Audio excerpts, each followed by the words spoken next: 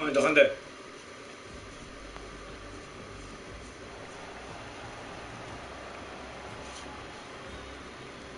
Ladies and gentlemen, this is the Fortnite World Cup Finals live from my hometown, baby, New York City. Where you at? Where you at? That's what I like to hear. That's what I like to hear. This is it, people. The moment that we've been waiting for. 10 weeks of competition leads to this. I'm your host, Golden Boy, and I couldn't be more pumped to be here because we're about to see the greatest Fortnite players in the world go up against each other in duos competition. Millions in prizing on the line, and most importantly, what's right behind me, the championship. Están guapos los trofeos, Un momento, gente, que estoy preparando todo. Fortnite World Champion. We're going to crown that today, and it's going to be awesome. And I want to know if everyone here in the Arthur Ashe Stadium, are you hyped? Are you ready? Saludos más, cariño, más, Miguel. Hoy me cumple, felicidades. You know what? Maybe Felicidades, Miguel. I think this will do some justice.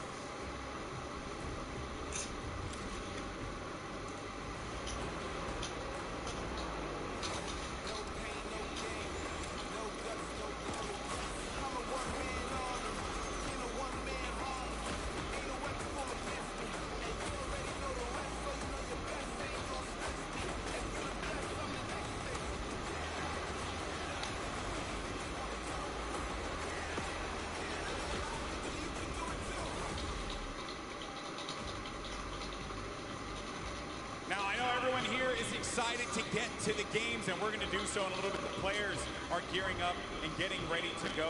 You know that each and every one of you inside of this stadium, you're just pumped. You had your opportunity to go out to the festival. You've managed to meet up with your friends and enjoy some great times here in New York City. And obviously, our players are here to win a world championship. And the good news is we have two players standing by with Jordan Fisher. Vale, Alonso.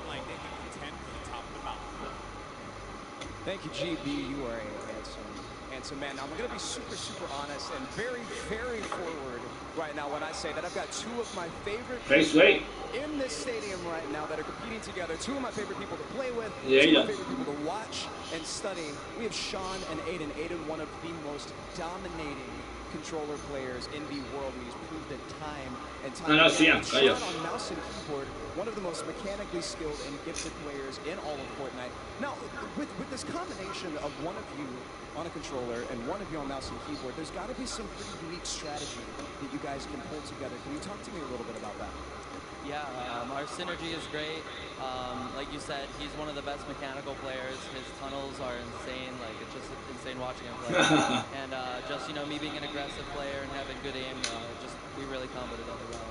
Hoping we're going to do good. 1000%. Now, Sean, you both competed in the Pro-Am yesterday, which was a lot of fun. We all know that was a very sweaty lobby. But your thought process, your strategy going into the day, tell me how that differs from yesterday and your performance there. I think yesterday was like super fast-paced. EDI kills to play well, but today we're gonna go for endgame, play super slow, and so we can kill endgame. Fantastic. We're all so excited to see you guys. GB, what do you have for us? Always a pleasure to hear from the Ghost duo. They're going to look to go to the top, and they very well might do that. Now, I asked you guys earlier, I said, are you ready? So I'm going to ask you again, New York City. Are you ready? New York City. Oh, no. I got to take the earpiece off. New York City, this is my hometown, and I know we can make some noise. So I'm going to ask you one more time. Are you ready?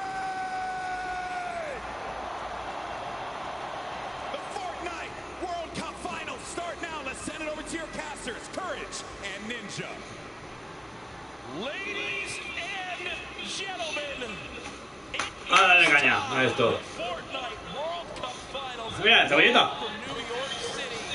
Everything on the line Cebolleta. today. My name is Jack Courage Dunlop.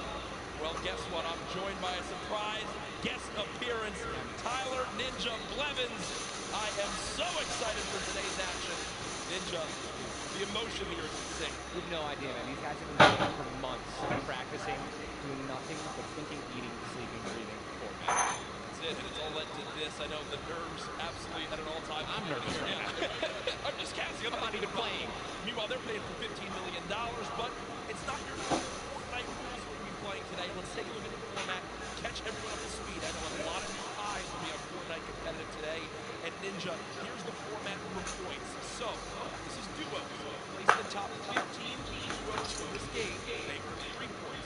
top 10, they earn 5 points. Top 5, they earn 7 points. And finally, for Victory Royale, they earn 10 points. Now, those points cannot stack, meaning in a game, you can only get a max of 10 Ya ves. points. Segundo 2.250.000. El primero 3 millones. Dios, qué burrada, colega.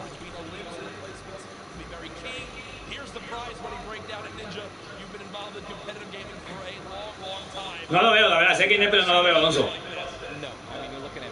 No lo he visto ninguna partida entera, lo he visto. Lo he visto en trozos que sale de por ejemplo, vídeos de estos random que hacen recopilaciones. Lo he visto ahí. Y aquí cuando comenta. No he visto nada de su canal.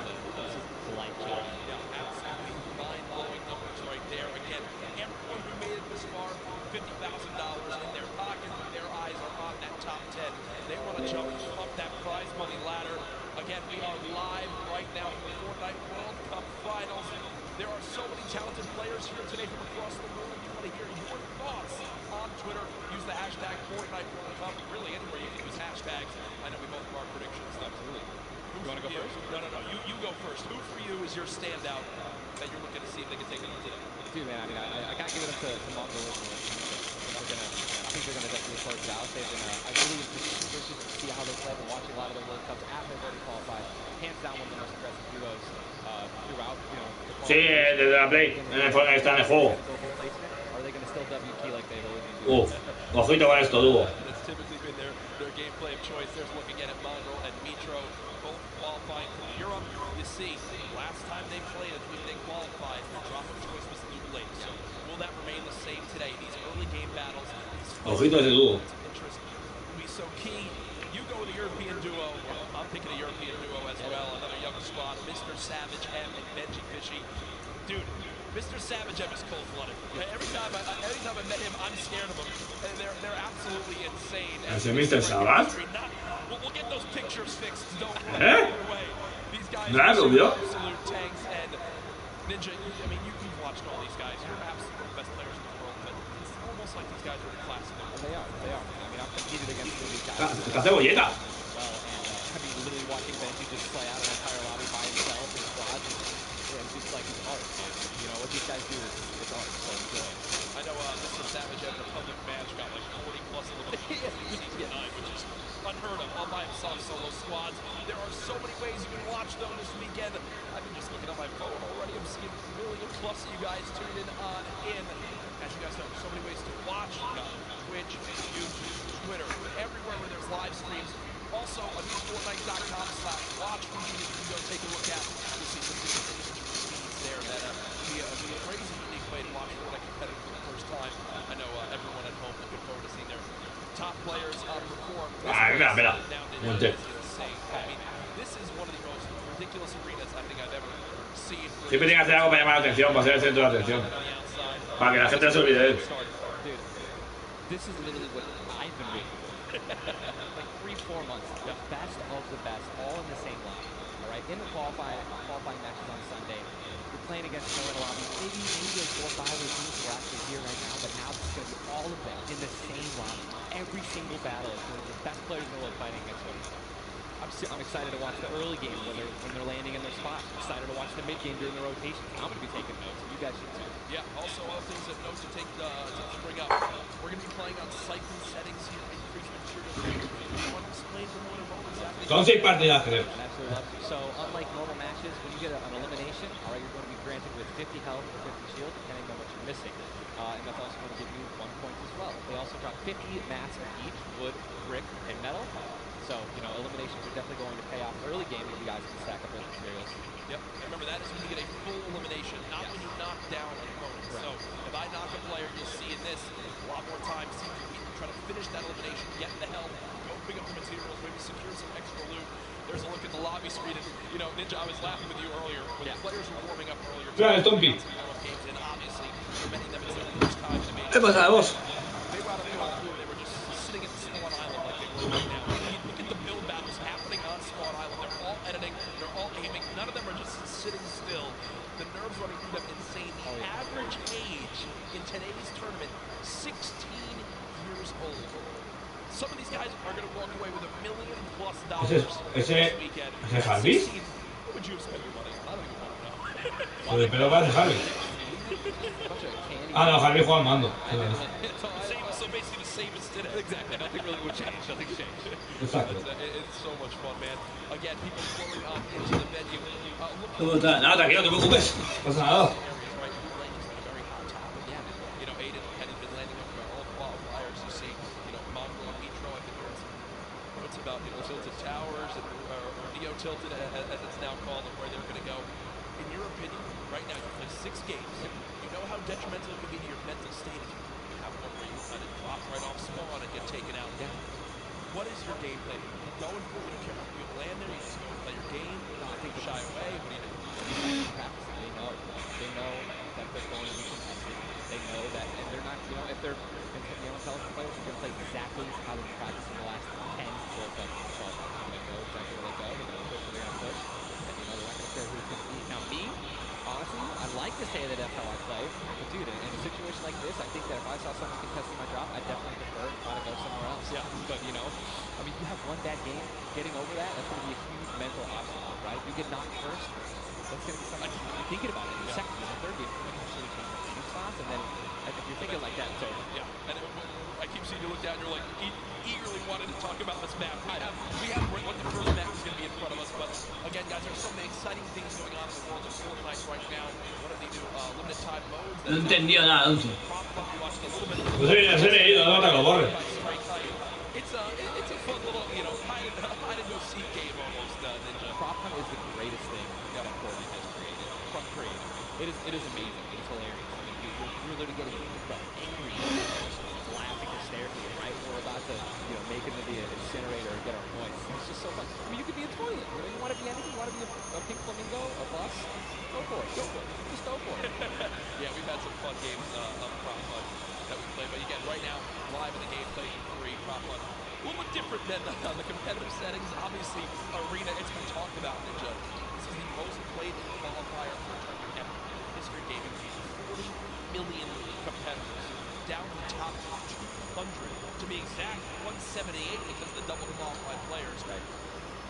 I guess you can't even put like your head just how insane those numbers are. I think it's just important to show and let everyone know that just Epic continues to change the game. They have these qualifiers online, and it just allowed so many of these kids to be here today because they've been able to play it, you know, from the comfort and safety of their home instead of traveling across the world just to qualify. Yeah. So I think this is one of the first times we've seen something like this, qualifying like this. I'm just excited to watch these kids dominate in the next freaking 4 hours, 6 hours. I'm ready to stay here all night. I'm down to see them all. I'm down to see the this as well. When we talk about LAN events, right, you have so much competitive experience. You've been to so many across different games and genres. The one thing that stands out to me, though, it will never be the exact same as it does. ¿Cuánto dura? 4 horas creo. What are some tips that you can share that they should kind of take into account as they're playing, maybe on LAN for the first time? Well, do what I always tell people when they're saying, you know, hey man, you're going to a tournament, any advice, right? You know, it's to do exactly what you do at home, right? You wear socks and you wear shoes at home.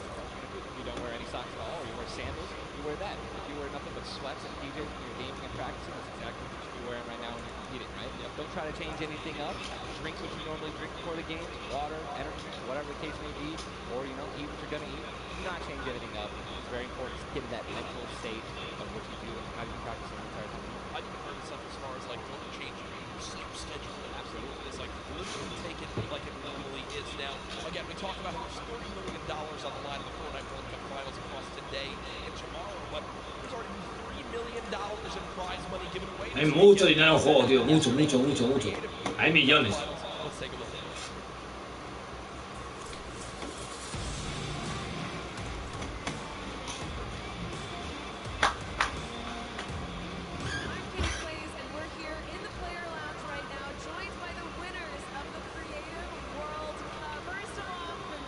Los que ganaron ayer el Mundial de Creativo.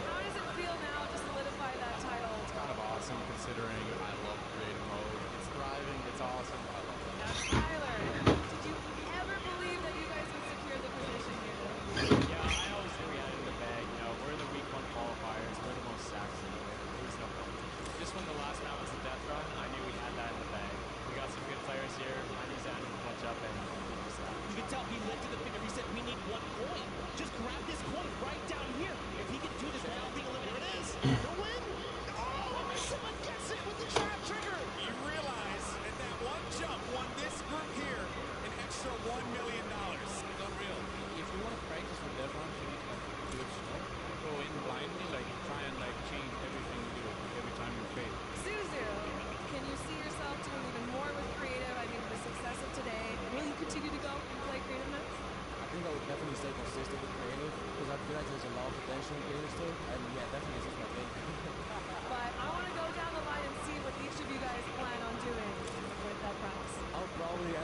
saving most of the money, maybe like some investments. He's 18, and he just won $336,000.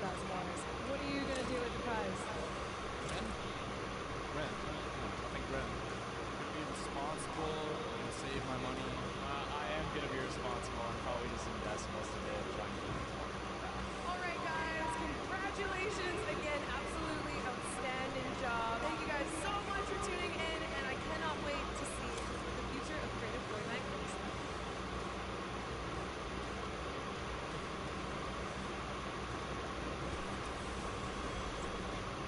The Creative World Cup Finals, so much fun yesterday. Again, congratulations to Scissors and his team. Dollars won. Address the elephant. It's not to the tabby. You didn't win that, Tyler. It's correct. It's actually happened. It's correct. No, we got 4th place, but you know, the crew that I picked out, man, Pal, Taco, guys, just a good bunch of kids, man. ¿Este juego Pokémon Go? No, nunca he jugado. And just a lot of passion for these guys, man. And you know, I was really happy that I was able to find me together as a unit. We pulled in 300 or 295,000. And little whips, man. You know, we were just killing it. Little ice creams, but that event was so incredible. And just another thing that kind of came out of nowhere again. That Epic changed the game with creative. You know what I mean? Kind of popped up out of nowhere. All these people, so many people, hundreds of people here because of creative. Yeah. And again, I know when I talked to Scissors about it too, he can't believe just how far it's gone. His original runs he made to now kind of inspired one of the 3 maps yesterday for you. What was your favorite? Was it kind of the prop one? Was it the run? Junkyard Gym, bro. Okay. Hands down, Junkyard Gym is the most fun game I've ever played. You're gonna go when Vas, Alfonso. Alonso, dejar de escribir y borrar. play with this stuff, just don't play with it. And it just goes into it. It's so much fun, man. What about should we get the squad together? Yeah, oh, holy shit. We get a massive content creation squad and just go with it. It'd be the most funny thing in the world. I mean, there's nothing greater when you're a little teddy bear and you're just walking around, like, trying to make it in. It's amazing. It's all fun and games. You're obviously the theme of this weekend. Things going on outside of the fan festival. There's also the Battle Pass redemption. Everyone here has got tickets, has the commemorative tickets. So many things to look back on and remember these moments. For a lot of people here, whether they're players or the individuals and fans who traveled, it's their first time in New York City. Such a legendary, iconic place to have. ¿Cómo estás viendo eso? ¿Cómo? Pues no, no es divertido. A mí no me gusta. Just getting some final things set up for the game so we can get it all launched for you. But trust me, we're all eagerly awaiting the start as well. No entiendo la voz de la pregunta. Represented throughout the weekend, and I have just received the word that we want. The game is ready to go. I'm ready. The first big boy, man. Who's it gonna be, guys? All right, I want you guys to scream out your Por la favorite play, por el juego. right now, man. Make some noise. Who do you think's gonna win today? Scream it, baby. I want to hear. Oh, it's gibberish. None of it makes sense. I think I hear Mongrel, Nitro. Here. ¿Empieza ya la primera partida? Ladies and gentlemen, the Empieza la primera partida. World Cup Finals duo competition begins right now. Vamos. Vamos a darle caña. Esta es la primera partida del final del Mundial.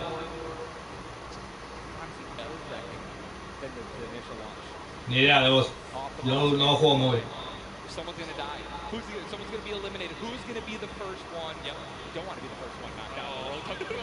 I mean, literally, I knocked him like, you know, the first game in the pro-am, and that was just amazing. You can't live that down. I don't want to be the first person not to miss. No, for sure. As now we immediately hop on. ¿Que quién quiero que gane? No hay ningún español en dúos, entonces me da igual. Pero que gane.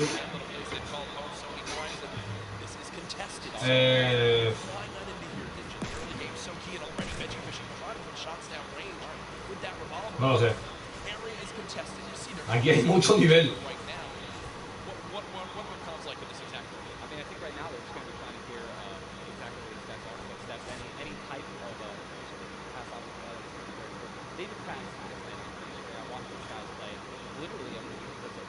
No, en dúos no. En dúos creo que creo que no se clasifica ningún dúo español.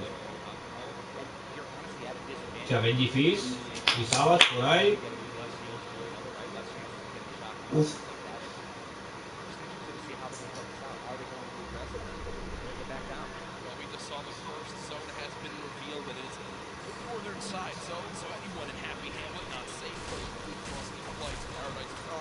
Ah, buena mierda el mayo esto. Y no coge el franco, tío. Yo hubiera cogido el franco. Las hostias que pego yo últimamente. Hostia, están peleando ya aquí. Hola, hola, hola, pero ¿cuánta gente hay aquí?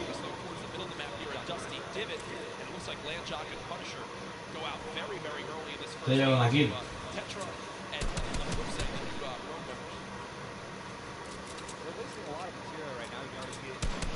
Bueno, Nico.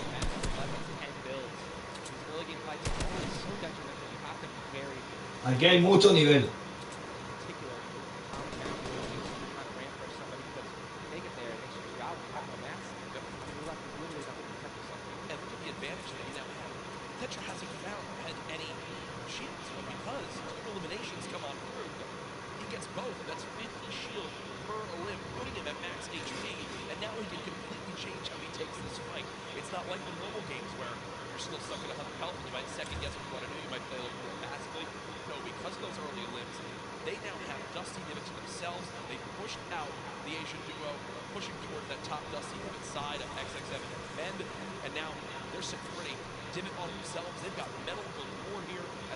No, nada, tú me puse a hacer cosas y me quedé dormido. No, a ver. Dejé el directo puesto y se quedó el mando sin batería.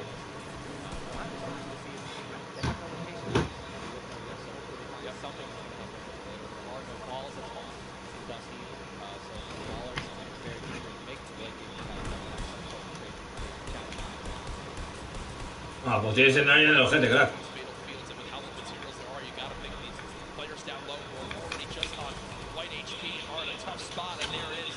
Que han puesto las cámaras ahí abajo, no se ve a quién matan, tío.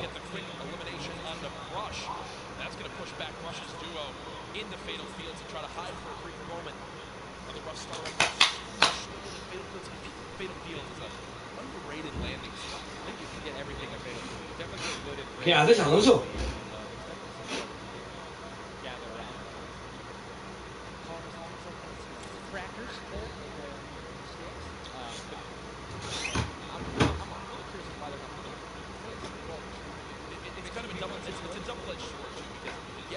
Aquí todo el mundo es bueno, Nico. Aquí todo el mundo revienta.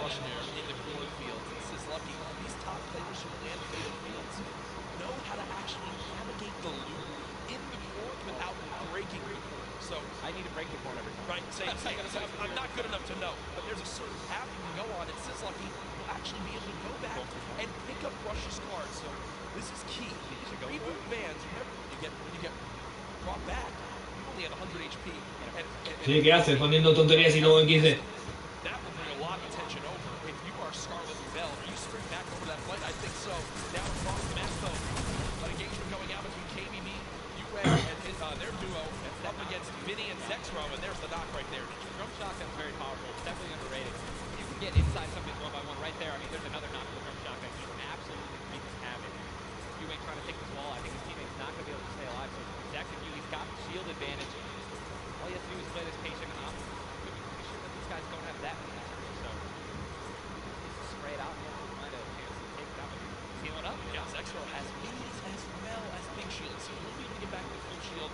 Está levantando al amigo normal, tío.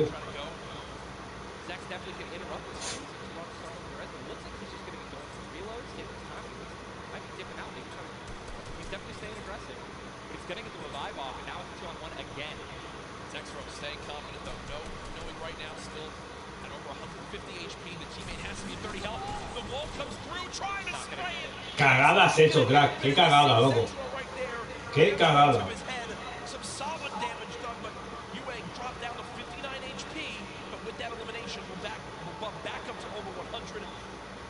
Me ha cagado, pero bien ese chaval.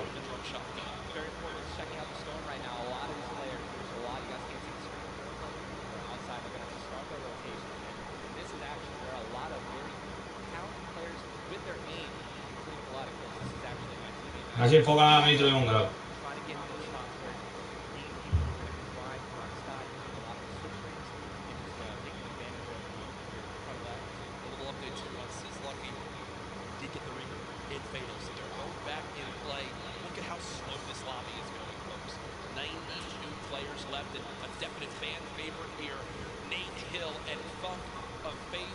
Esto va volando, está bugueado.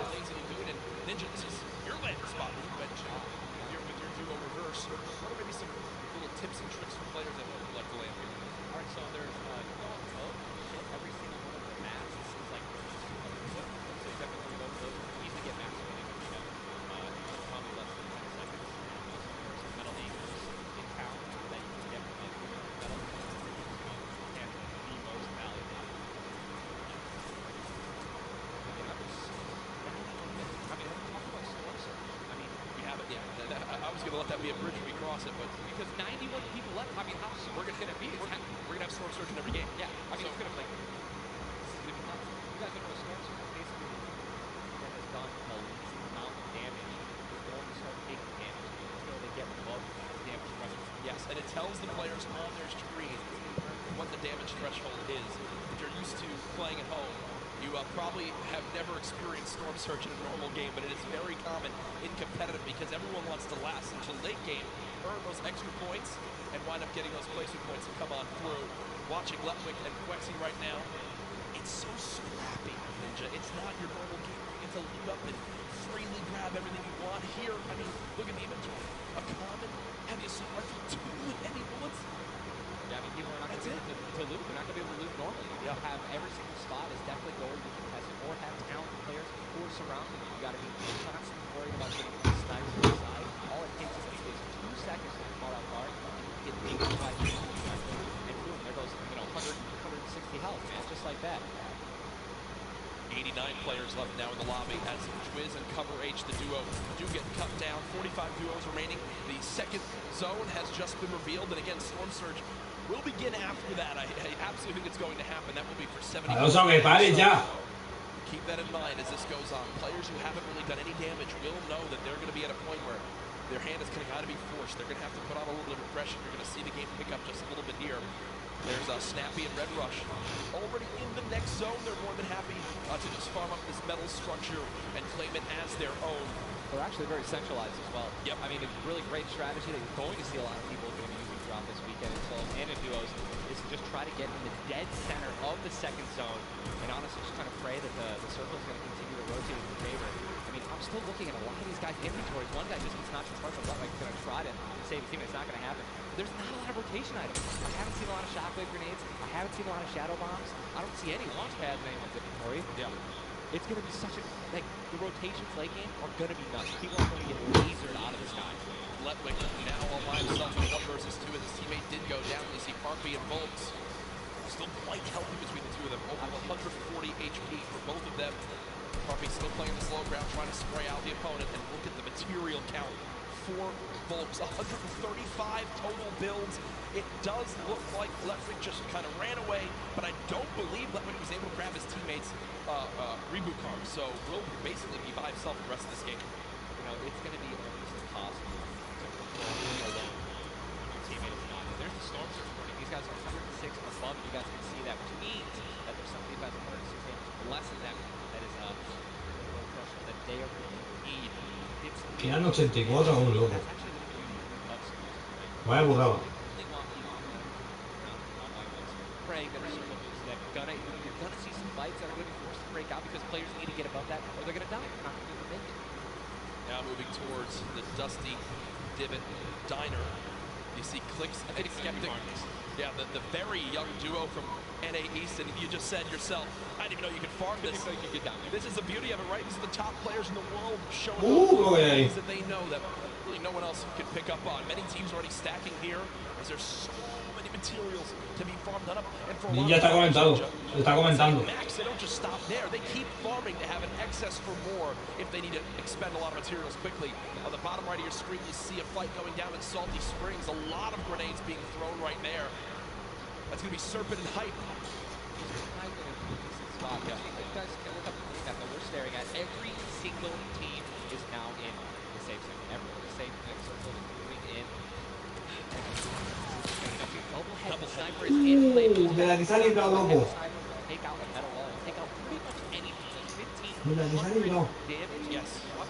So if you have 2 teammates who have double heavy snipers, they can see the team line up shot of somebody hiding them 1 by 1 and be able to take them out. And that changes the game completely. Once you hear double heavy, you can no longer sit still ever. Or if you know where they're at, you have to make sure you have at least 2 walls of cover on that side to protect you from the inevitable double snipe. And when we say double snipe, it's as far as 1, 2, 3, shoot. And they both fire at the same time and catch you off guard. Yeah, it's actually 0 time to react. One of you guys are talking about are the rotation items. You got 6 shadows for this guy, and they have a caller, so they're sitting pretty up. These guys are in a great spot. Absolutely. And you see the zone did just update towards the northern side of this current storm. Storm Surge is now in play, so players beginning to drop. Dejar el bolonzo dentro. Fatal, tío. No sé qué le pasa al juego. Now quite weak.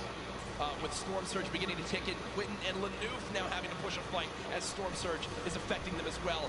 La tormenta está pegando hostia ya, este muere. Smites them down from the heavens, and there they go, getting dropped by Storm Surge. Unfortunate for them, but again, with not enough damage done, they do fall below that threshold.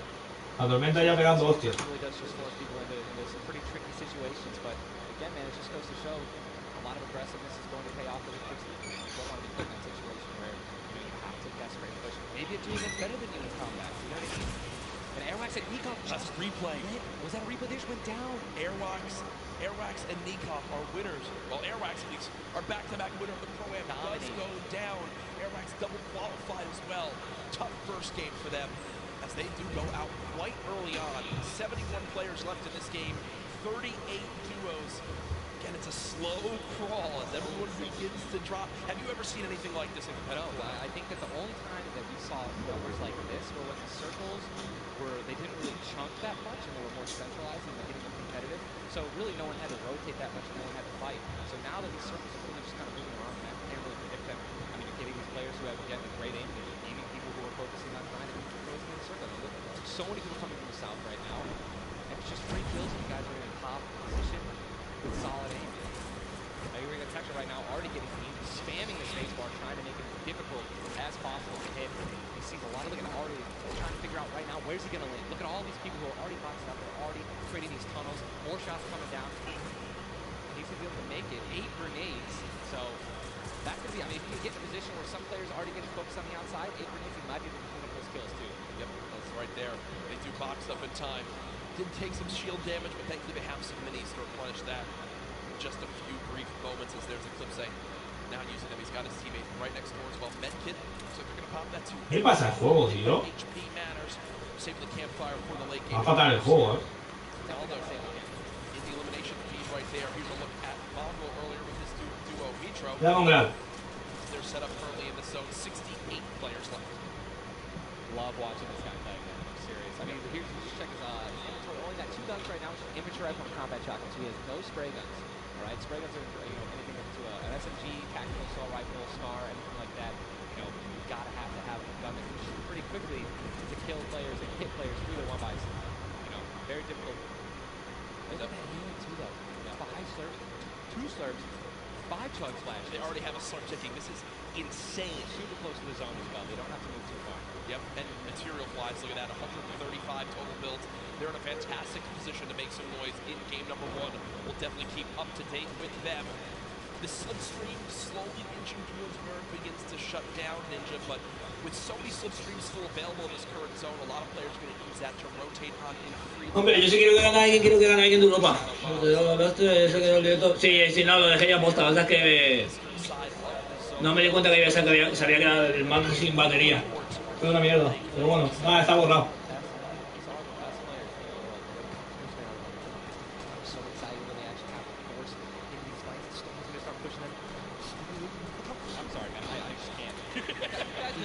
Stinks, man, these players are so talented. It's so hard to spray through their walls and actually do damage to them. So you need things like grenades, like stinks, right? Fart bombs, what I like to call them, to force people out of the 1x1s and try to shoot them as they're rotating away and trying to build new 1x1s to dodge the stinks. You see the stinks right now going down on Mongrel, and Mongrel gets immediately ripped in two as it seemed like the lobby began to focus him right there. His duo still alive. Ha muerto Mongrel. LOL. Definitely has a bunch to, to be able to play with. The next Storm Surge has ese es el otro, ese es el de la boca. 12 damage below. Will have to ha muerto Mongrel. The zone pushing as well. So in this position, with the zone at their back, Vitro's goal, spray players who have to push from the zone. They have one way they can go. They can't afford to take storm damage. They've got to push right out of it. Vitro knows that. Now begins the fire. Vitro tiene toda la presión. Multiple times in solos and then once in duos. They also have some great rotation. 2 ballers still intact. And here's the thing that you just mentioned, all these players who are going to be rotating in, being forced to rotate in. Everyone knows that. Very little ammo though. Look, these are the last 9 assault rifle shots in Dumba's inventory. Pues Mongrel acaba de morir. Getting scrappy, folks. There's the split. Hombre, si tengo que elegir a alguien, elijo a alguien de Europa, ¿sabes? Que gane. Que el primer puesto se lo queda aquí en Europa.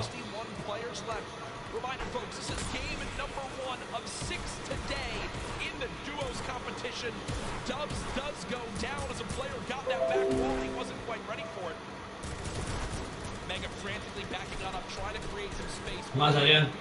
Trying to be aggressive. Oh, he's still below, right? He's going to be aggressive. He won't even have time to revive his teammate. Oh, his teammate got finished, actually, so he's got all the shields in the world. He can get back up to full health. Storm Surge is still ripping him apart. That slurp is barely... Claro, este gol de Face. Ah, Face Mega y Face... Vale, ya sé que sí. Nada máximo. Mega's hand has forced some big damage right there. Still below as players are continuing to drop all around. But Mega doing a solid job of keeping himself alive right now through the Storm Surge. Nitro ha muerto ya. Fantastic composure again, one of the young players on this stage looking to try to secure the title of Fortnite World Champion. No more dubs. The duo still Okay, down. so now finally above. Finally above, and guess what? The most important thing to realize, guys, look at that rotation. Yes, he's alone. Yes, No lo sé, pero bastante, por lo que veo, bastantes. incredible kid. En dúo, de momento he visto a dos dúos. O sea, bueno, a 3 jugadores creo. ¿Qué le pasa al juego, tío? Va como... a tirones. This Storm Surge is insane. It's still going on. Finally taken out 52 players left. And this is where things are about to get serious, guys. Thomas drops some ammo right there for his teammate. Inclusion, and you see Thomas, that epic infantry rifle, one of your favorite weapons, Ninja. What is so good about that assault rifle? It 100% rewards. En teoría son los mejores del mundo. Your marker, your aim is right on their head. Boom. You're going to get that headshot. You're going to get 80 points of damage. And there's now the upgraded version for Legendary and the Epic. Have 10 shots instead of 8. So, I mean, just packs a punch, man. It can really catch players off guard. And that's exactly what you're going to need when you're playing against these top players who will literally build and protect themselves. Todo práctica. Folks, there are 45 players left in this very, very small zone. We are now on our 6th storm. You see it's about to begin to move, and players will frantically have to go across the map. Zayt and Sap right now discussing exactly what they should drop, pulling up their map, looking exactly where they have to go. Bueno, que era mucha gente, 44 personas. No demasiado, después de la huelga. Ah, Nitro está por ahí aún. Very quickly, these people are going to potentially get stuck on their launch pads because there's so much frequent building. It's going to be nuts. And who's going to try to take the high ground? Because after this first circle goes, this is where people start to only try to use the high ground. We know high ground is everything in competitive Fortnite late game. Everyone frantically moving away from the common enemy of everyone, which is that storm circle. Macwood taking zone damage. Daedra as well. King slowly bouncing up through with the shadow bomb. And does land. Yes, but it's taking no storm damage, just playing right on the edge. Vale, tío, puto juego. The edge of the zone right now. We'll just stay boxed up for a brief moment. As now there's 36 players remaining, stomping the elimination feed. Arkham now goes down as well. You can see the elimination feed on the top left to keep track of your favorite players. There's so much is going on. This is what tunneling is. When you hear players mention tunneling, this is it right here. You move with the zone, you tunnel your way and give yourself cover, but not a lot of materials left. Only 22 builds, and this zone is stacked. But look who's on the high ground. It's Mr. Savage and Benji Fishing. That would be your 2 picks, so good for you. All right, I have to owe you a bet there, man. That, all right. Bongo, unfortunately, is still in with Nitro still alive. I mean, listen, people are dying left and right, being eliminated. Or Savage just using another shotgun command. He already had high ground, though. The question is, are people going to try Sí, no sé qué le pasa. if you really want a chance to win this, you're going to have to try to take the high ground off him or have a rocket launcher to just take him out of it. He's just so weak, and Mr. Savage just looks up and beams the player out of the air. It's all Benji Fishy and Mr. Savage in the elimination feed right Ni te sabe Benji Fishy para los primeros.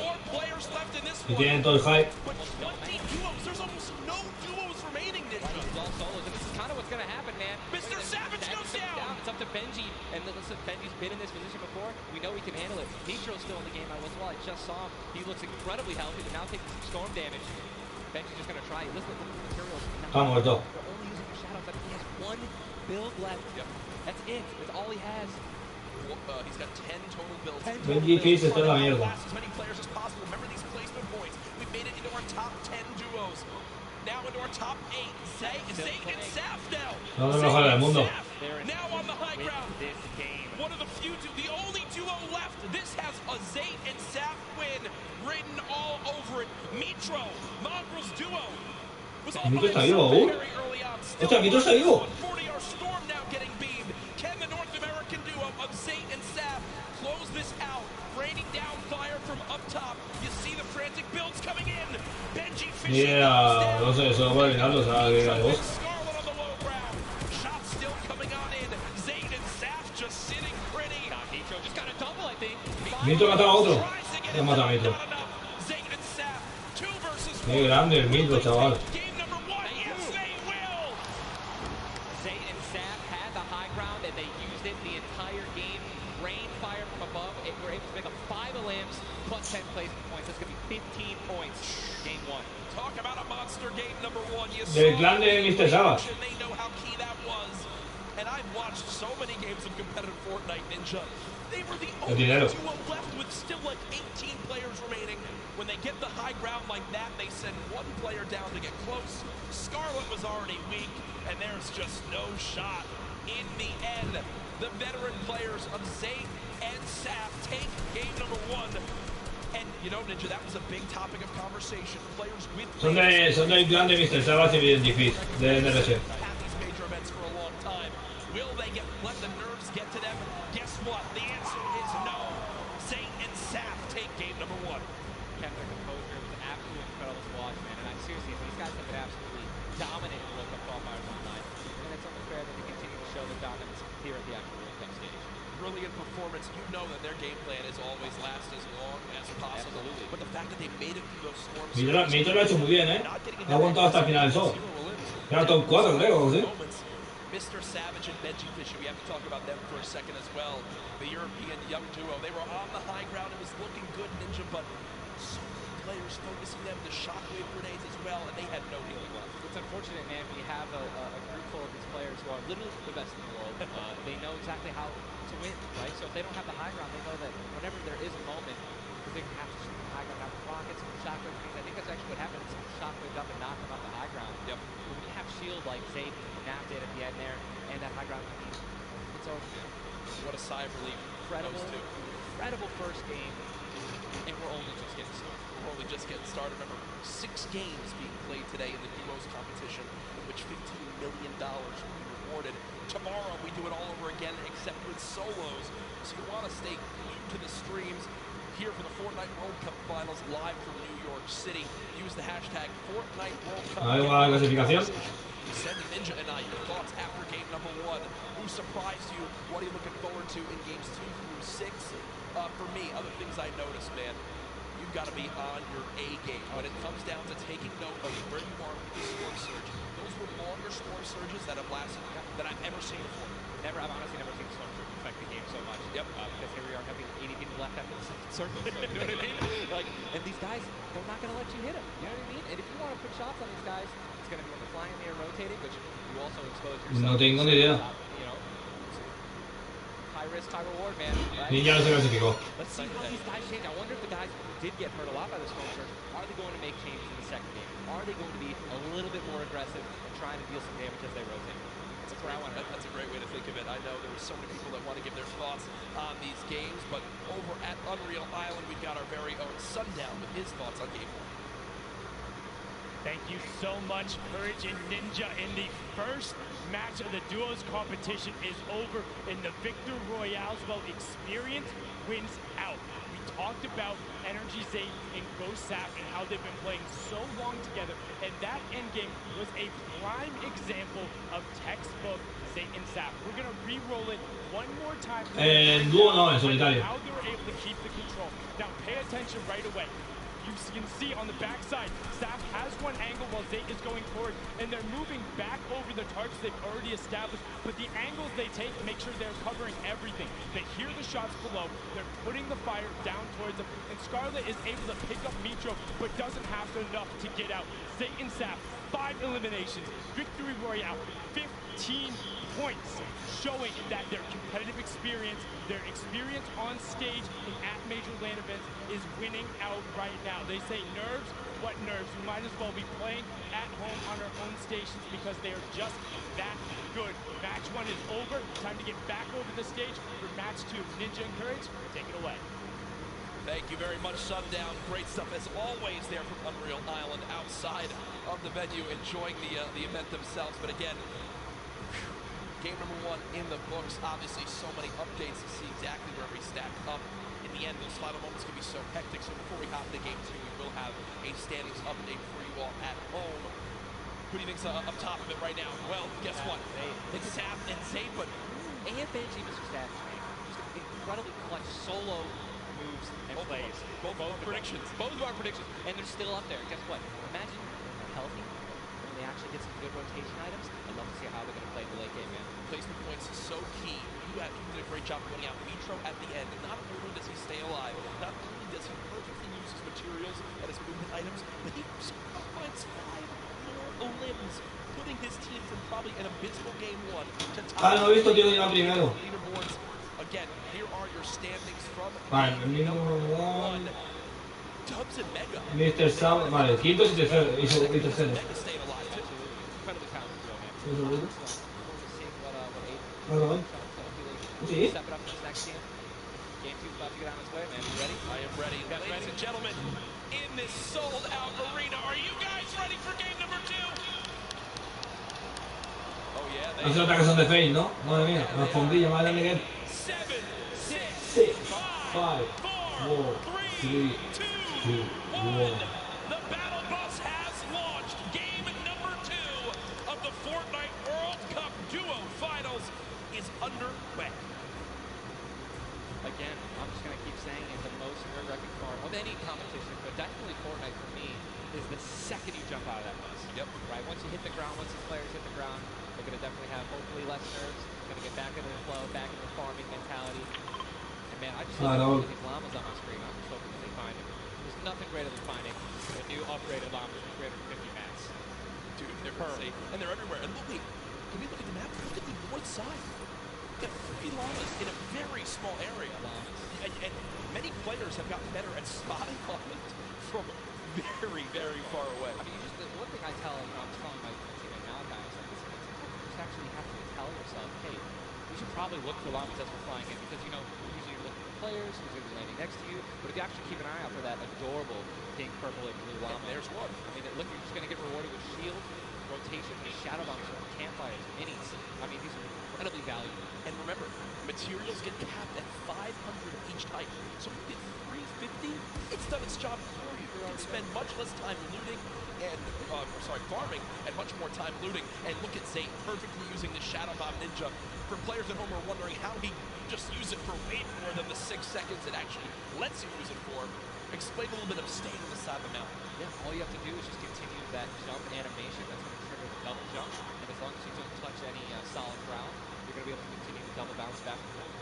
It's an incredible use of the Shadow Bomb. You're probably going to see a lot of players do something like that in the late game off of other people's builds. And it's just way more difficult to do that off the mountain, by the way. Sure, as we now take a look. Storm is far. This storm is very far. Great point to bring up there.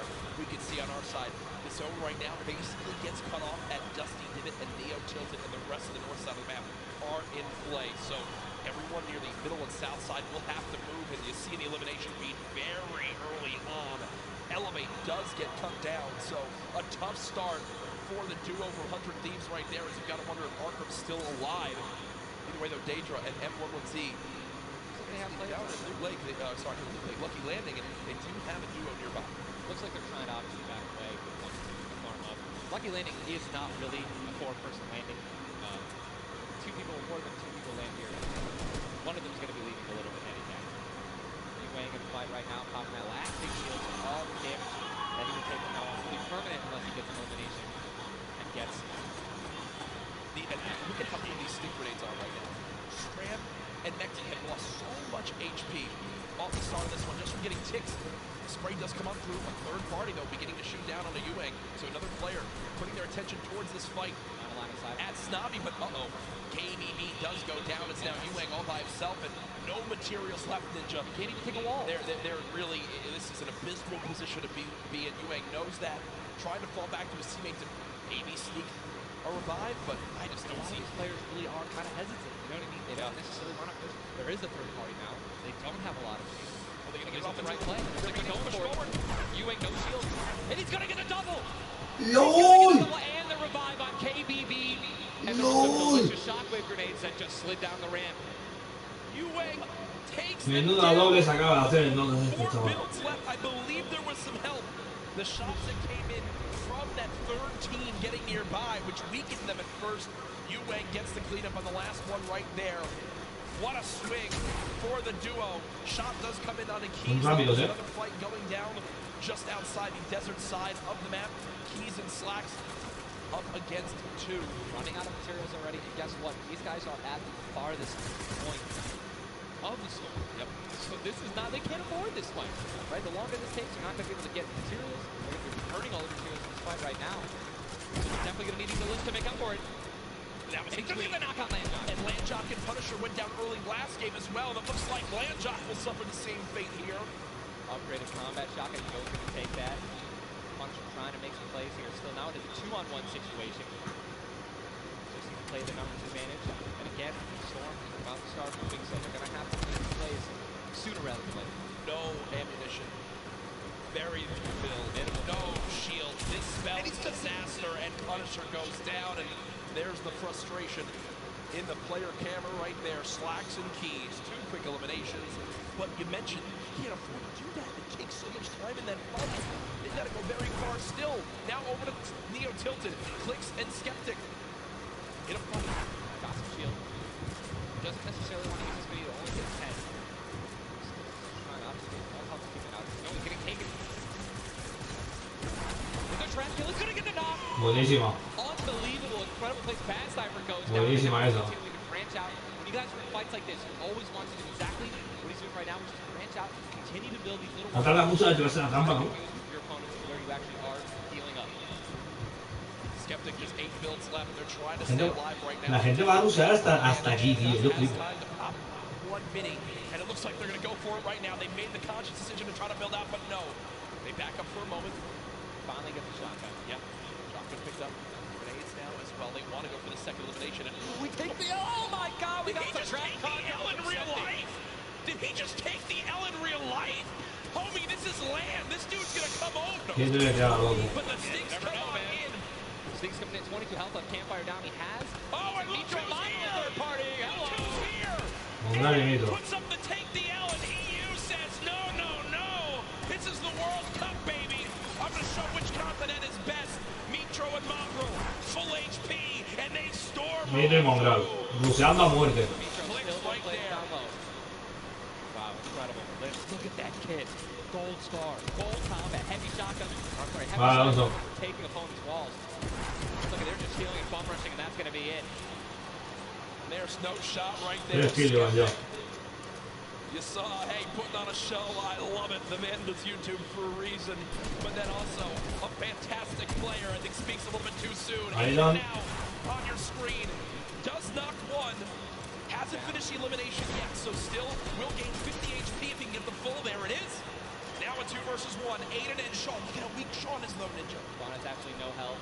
A little bit of shield. Hopefully he's going to drop some points here. 8 in the 15 days. He's calling it out right now. But it is also a 2-on-1, and they don't know. We don't know how weak this guy is right now. But if he is, we're going to try to trade it. There's a double shotgun shot from 21 White. The players no shield left. Are going to try to put the pressure on Sean. Has help, and look how aggressive they're being. They're both one hit. Look at that trap. They're going for it. They're saying, no, you would have thrown the trap down by now. And there it is. Grandísima. And look at the take from Aiden. Este chaval es buenísimo. Este chaval me encanta como juego. They'll be rewarded with shields, with materials. And look, Aiden actually, there was 2 big shields. Yeah. Aiden's got the full health. That's incredible, man. See the stats so far in this game. Vale, 434 damage, has taken 312, and he's near backup to max health. I know Aiden is a crowd favorite here. Every time the camera goes on, there's a big cheer from this sold-out arena. For those of you guys who do not know, the Storm Circle is about to update right now. We just saw our second one forcing everyone out of the north and east side of the map. And also, guess what? Every single llama was found. Yep. All 5 llamas have been found. So we have some probably high material players right now. A lot of rotation. Oh my god, I can't even. freaking out, man. You're getting into it. Looks like a lot of people. I love it. Yeah, we're looking around. They're all gone. There's only one airdrop that's left. There's a lot of players. It's very difficult, man.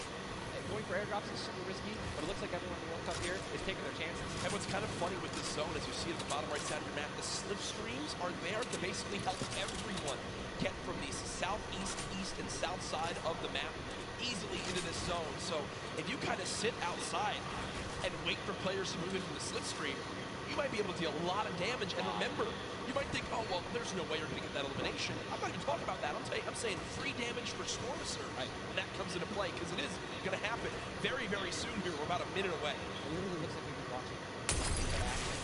But there's 84 teams, 84 players left still. Yep. I guess that's a testament to our observers backstage. Great stuff to them. Says Lucky. Does take a bit of storm damage right there. Chug splashes in the inventory. And Ninja, like a doll. Chug splashes have came into this game and they've completely taken competitive by storm. Are they the best healing item currently in this meta? I think that, there's a lot of items that get added where not everyone is all unanimous about it, right? Some people do not like it. But let me tell you something about these splashes. I don't think I've ever seen more positive, reactions from an item being added than with Chug splashes were added. I mean, nothing but positivity on Twitter. It was absolutely incredible. I woke up to just delightful posts. Delightful posts. Yeah. You guys who don't know what they are, each one splash, they come in packs of 2, stack up to 6, they give 20 health, full shield, whatever it is. And they're instant. You throw them down the ground, and they can be used to heal you and your teammates around you, as well as if you really want to be a troll with your enemies that are not. Here are Mongo and Micho in the zone, and you talk about this inventory. I'm going to come out and say it right now. There is no way someone in this lobby has a better inventory than what Mongo has right now. And when you come into this, they were already in your top 3. So they're in a position right now, Ninja, where they have a pop-off performance right here. With only 6 games being played after the first 2, they could be your leaders. Absolutely. I mean, they were only 2 points away from first. Yep. They didn't even win the game. And Mongo went down early before placing points rewarded. So Sean and in another fight with Quentin and his squad. Sean trying to take some walls here. And he's out of light ammo. Out of materials. And he's out of materials. So he can't even spray right now. You can spray an AR, and that's not really going to be effective against top players who are actually trying to take walls. Well, the player tried to drop a trap down low to bait Aiden, but Aiden does not fall for it. This seasoned veteran trying to cover his back. Players beginning to spray on through. Stink bombs dropping, and there's one of them. Another shot comes in. Gets his shield. That's why he went for the thirst. Yep. And grabbed the mats. 365 mats now. He is on more than that. He's got to get out of the stinks. They've got to get out of the stinks. So weak. Look at how weak they are. And don't they can get both Sean and Aiden. I think that's exactly what they should be split up. Now he's trying to take them one by one. Get pushed by more than one person. Quick reaction from Aiden, but this looks like it could spell disaster for the duo. Damage dealt 639. He does go down a little quick. Ah, pues sí, ahora ya, tío. Now it's up to Sean. Can he clutch it? Y si han estado en la mierda. Picked up some ammunition now for his minigun. But it looks like Space is just way more healthy. And obviously there's 3 other players to go around as well. So it's going for high ground, smart play. No tiene materiales. It's got what he's got. We both freaked out. Put himself in a nice pyramid. For you guys who don't know what a brick or a metal pyramid. Big thing to know. Look at his own. He has to push. That's it. He has to push. He has 52 health, but the zone is right at his back. He's got to go. Don't even worry about Storm Surge there. Hostia, qué tirado la acaban de meter. This is not going to be taken down. I mean, that's just the worst position to be in any competitive game, is being weak, low materials, low health, and being forced to push in. Every time you watch Aiden, and whoever he's playing with, they are always the most aggressive, it appears. Yes. If you remember the famous moment, I think for me, arguably one of the most famous moments in Fortnite competitive history was the Nick Merckx and Aiden duo, where they made it into the big bonus. Puta, tío. Uno de mis dúos que me apostaba yo era por ellos. Porque uno te mando. Scrappy getting into eliminations here.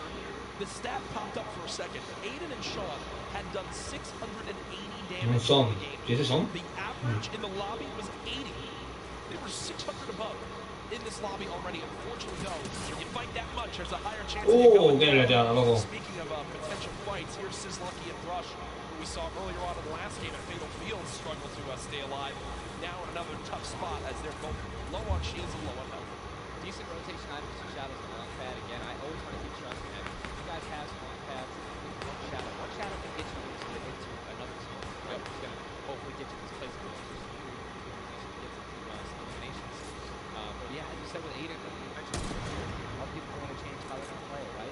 Are they going to do anything different here in the World Cup? But guess what? I'm pretty sure we can say that Aiden's squad squad is not doing anything here. They're being incredibly aggressive. They're putting the damage down. And unfortunately, there's too many players to take advantage of what they were doing. That was the top 5 leading into this game. You see it updated again right there. Mucho más gallos de skills, van bien, de loot, de todo. Wow. Esta partida pueden hacer mucho daño.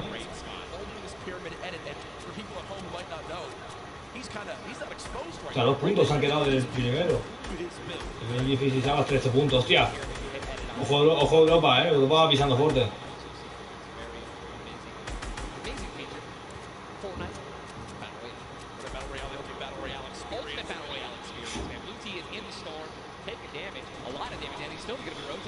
Un segundo, gente, ahora sigo comentando.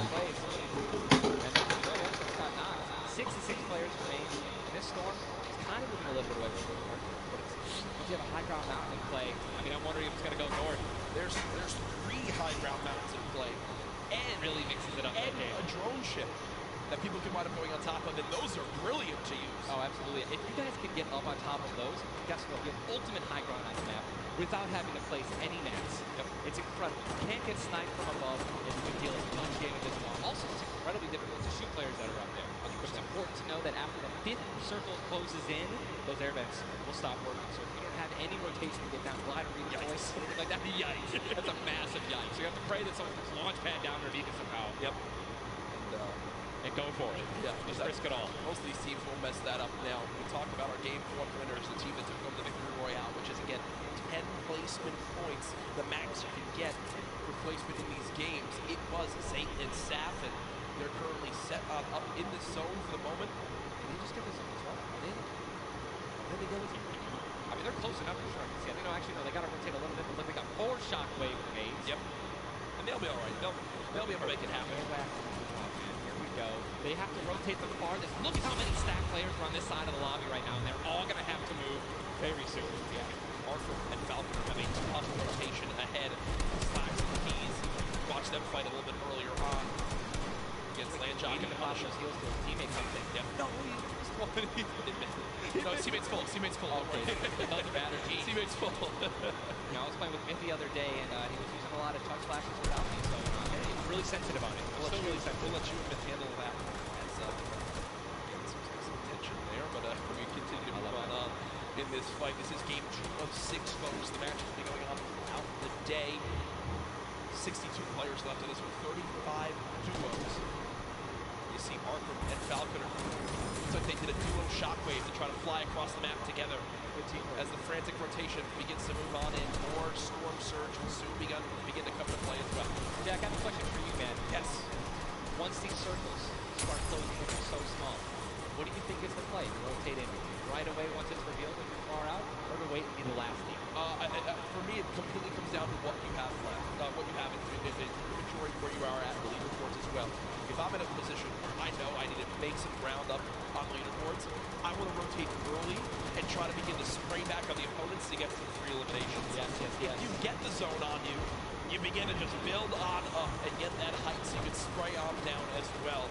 In this one, though, again, all comes down to rotation. If you have nothing to rotate with and you're far away, I think you play late and hope someone else drops a launch pad near you and use that community pad to your advantage. Yeah, we're looking over here doing 3 eliminations, sitting here with some very good materials, and it's definitely a very delicious loadout. Anyone with a heavy sniper and a blue SMG in a combat. And remember, he started the game in Snobby Shores with that clutch when KBB did go down, so they're still in this one because he has that beautiful blue combat where he clutches it. Yes, he does, and all materials you could ever ask for, nearly 100 builds in this one. See, they're marking right now. I think they have a double heavy sniper combo. They're either marking double heavy or they're saying focus this, the zone's closing there. We're going to find out soon enough. It literally looks like he's marking exactly. He's trying to look and see. Yeah, they do a double heavy sniper. And Ninja called it, the man knows. They see one, and oh! You guys saw the pyramid. This is exactly what Jack talked about earlier. You need 2 walls, 2 layers protecting you from those walls so that double sniper will not take you down. But they've got the tools, the key to open all the doors, as I put it. And this zone, Ninja, it just moved over a mountain. It just moved onto the side of the mountain, so high ground will be in play. But at the same time, Ninja, half of the low ground still in play, so it's not as bad a position for the low ground players. Here's a look at Mongrel and Mitro. Remember, Mongrel did go down early on in the last game. He's got to back on up because he's burning through materials very, very quickly. They're far above this Storm Surge, so they're good for the moment, and there's the replenish from his teammate in Mitro. total builds left. Always see them doing this. They always split half and half match to another, and then they go like Por ahí. making sure the guys have equal material. Look how big Sap is. Sap just sneaking out through with that shadow bomb. The spray coming in from Mongrel. Stink bomb is very loud. Everyone focusing these players on the outside. They've got the minigun firing too. The lobby now picking up quick as we move into our pit zone. The storm is closing in, and that could be forcing everyone to get into where the safe zone is right now. 14 años creo, 14, 15. This is absolutely insane. 51 players still remain, by the way, in a circle this small. They're just trying to get as many limbs possible as people are rotating in. Mitro on the bottom right of your screen with that minigun has 631 bullets. Just sprayed down with Mongrel in a fight. Gets one player ring, but does have to back up. Get the clutch. Someone else stole the kill from him. Mitro gets chucked as well. Still have a launch pad, but again, when you're in a situation like this, Sprayed with nothing but grenade launcher shots in Nos front han of matado, them. tío. Ah, qué putada, Going to tío. be eliminated, and Mongrel also, Airwax just went down as well. Cease the elimination feed. Like, remember early on, Elevate did go down there. Han quedado muy mal esta vez, esta partida. Do they do it? Did you go for the launch pad there and so many materials? This is game-changing loot right now. They've got the builds to go for it if they want. They're going to do it. They're going to make the play. A gold combat shot there too, yeah. Zane and Sap. Pues eso nos cagan antes. One of those risk versus reward plays that can help set them up for 2 victory royales. Este dúo ha ganado antes, la primera partida. Y ahora van bien, van bien. That was juicy loot. They're making a statement saying, listen, we're from NA, we're here to play. Taking out the Eagle, I don't know they took them out, but they're definitely taking their loot. Yeah, for sure. As they're still above. So rotation items too. They both each have a launch pad. Both have 2 shotgun grenades, and they're going to go. He didn't get it though. They try to get both at the same time. Going to be flying, and this is it. Another massive rotation going to be taken to the center of Pleasant Park. They're 167 damage above the threshold, so they're looking pretty good right now. The question is, are they going to keep mid-ground, go for low ground, high ground? What's the play? They didn't get by the launch pad. He might have to use his own. Yes, he does again, and that actually works out. He hits his head on something. Vamos a modos, Takes him down from having to, fly all the way up when they get beat. They're going to challenge high ground right now. Zane and Sap looking to do what many would think was impossible. Muy bien, tío. Back-to-back games in the stat lobby. Just saw Falconer in the feed as well. Harper with an elimination too. 19 duos left as we're moving towards some placement points, Ninja, and these duos know exactly that. 3 points if you make it into the top 15, which could be the difference between first and dead last. What are they going to do? Are they going to prioritize rotation in and not taking damage, or are they going to try to play it a little risky and go for the limbs? You're going to be going for limbs. Definitely open up to a lot of spray, shotgun shot, AR shot. Someone suddenly taking the high ground on you. So it all depends on how they're going to play styles. Ya, comentazo la metido, chaval. 4 duos remaining in this game, unlike the last one. Safe with another elimination right there on a KBB. You got Snappy and Red Rush on the high ground, and Sap over the play. The high ground play. The high ground take. Will he get it? He's gonna get it. Así se mira high ground. He's got high ground. Zane has high ground as they go to try to push for 2 victory royales in a row. Sap is there as well, but Snappy just appeared right behind Sap and shotgunned him down right there.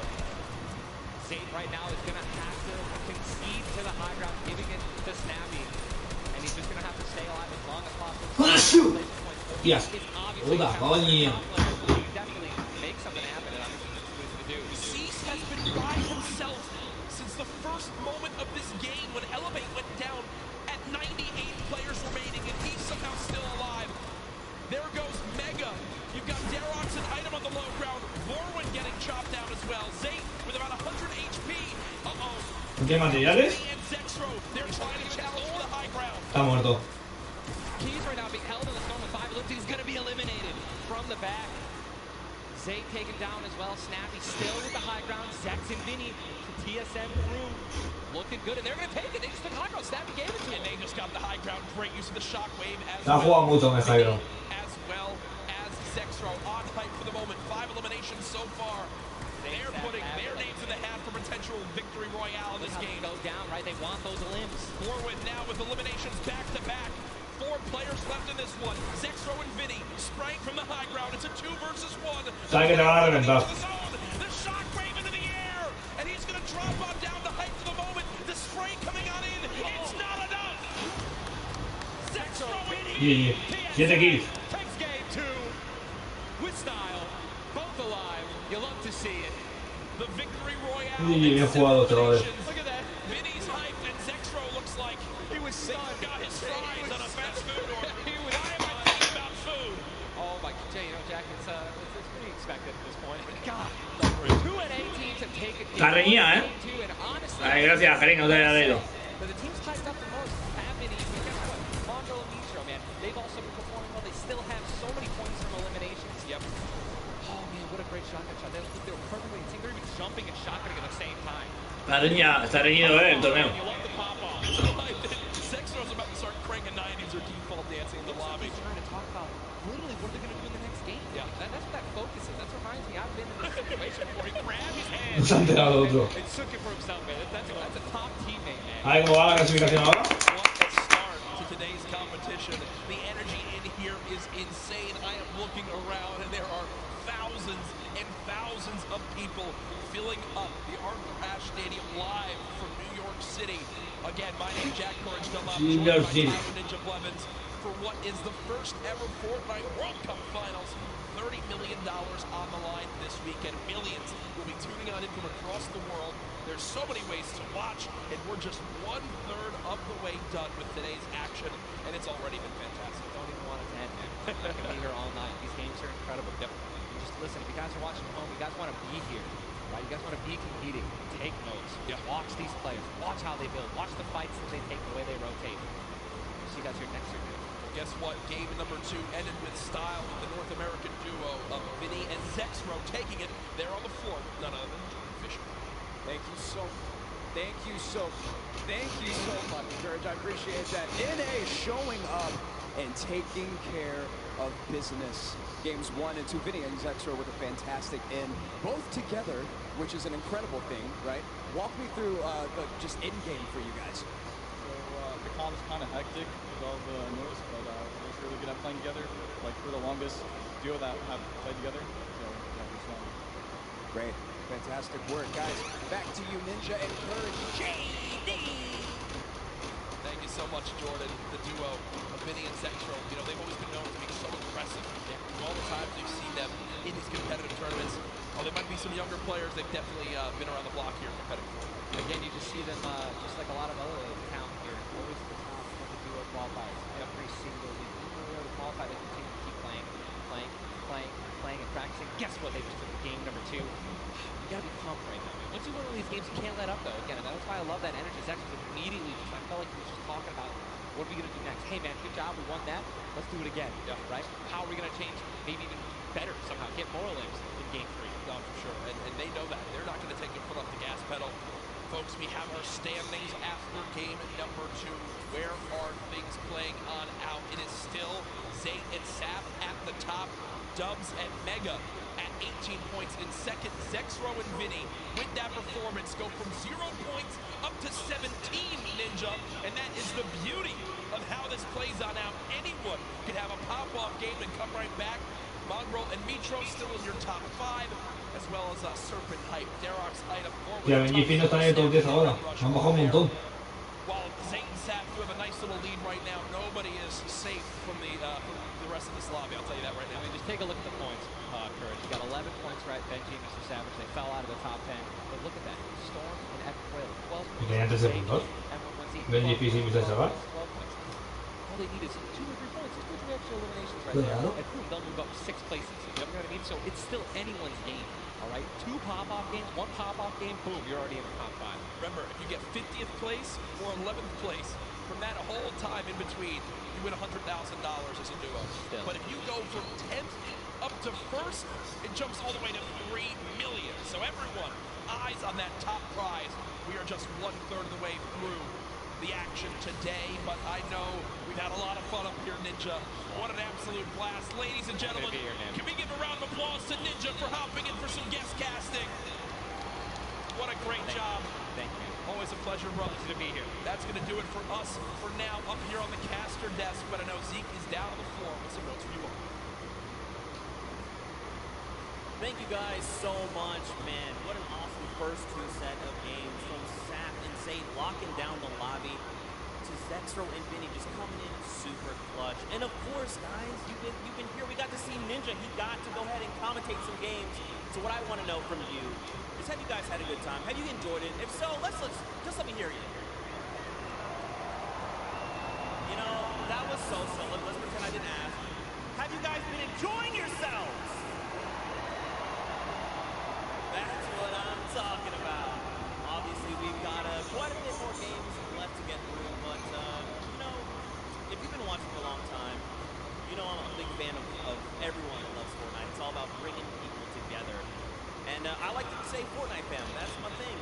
That's what I do. You know, there's actually a lot of people from around the world that come here to compete, to watch, to be part of all of this. And I thought, what better way to give back to you guys than to teach you how to say Fortnite from all around the world. So in just a moment, we're going to take a look at the video, and I can't wait because this is actually the first time I'm seeing this. A lot of work went into making this happen. So I can't wait for us to watch this together. Let's take a look.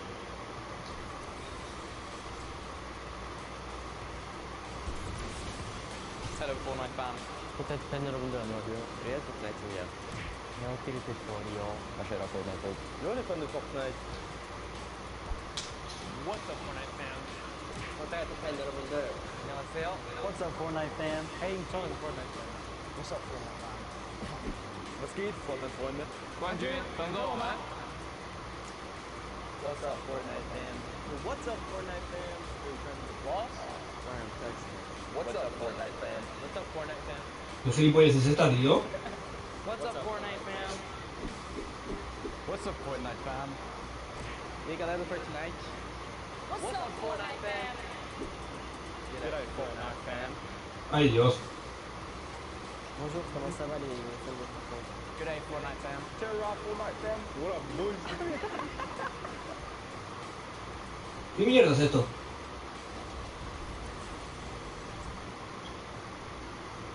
That was even better than I thought it would be. Just embrace it. We, as a collective, get used to it. We're here to stay. Now, guys, you know, there's a few more things I want to take a look at before we hop back into the next game. One of the things to kind of do if you're here or if you're at home, you've been watching, Ninja actually had a pretty dope hoodie, a World Cup kind of exclusive hoodie. Would you like one of those things? Would you like one of the crazy World Cup shirts that we have? You can totally get your hands on one. Head on over, retailroad.com. Get yourself a nice shirt. We've got some hoodies. We've got hats. We've even got the little drone that's the battle bus. It looks amazing. The top balloon is actually the drone, so you've got the bus that's literally flying around. You best believe I'm going to pick one up and mess around with my family. They're not ready for it. But there you go. There's some on the screen. Also, that drift shirt, by far, my favorite piece of merchandise ever.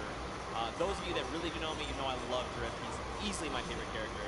But just some cool things. If you're looking to get some World Cup exclusive thing, go ahead and take a look. Now, for those of you who have also been watching kind of all time, Hola, Daniel, ¿qué tal? you know we love Ya terminó, no, me van por la segunda partida, quedan 4 aún. things specifically he was kind of telling people as we were going through interviews. And that was, hey, when we get to New York, you're going to be in my hometown. Let's catch up and get a slice of pizza.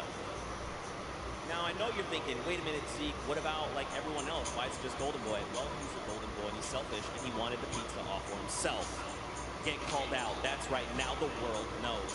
But a few of those players actually took us up on the offer. They went out for some pizza. They had a night on the town. So let's take a look together. Check this out.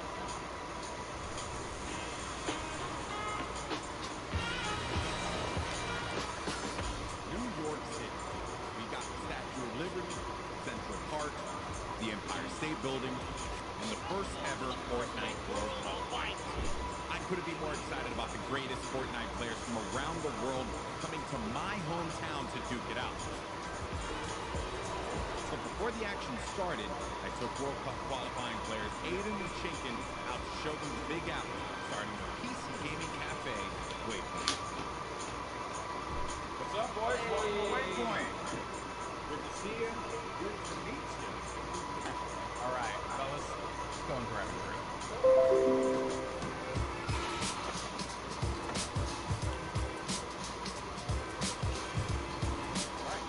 Eso lo hago yo. 2 cafeteros.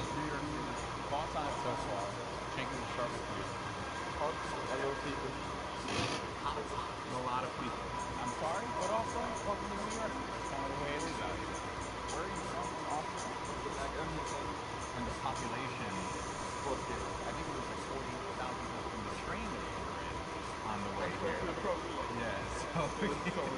Now, I want to talk about the competition at hand because obviously this is going to be the biggest opportunity, I would imagine, of your lives.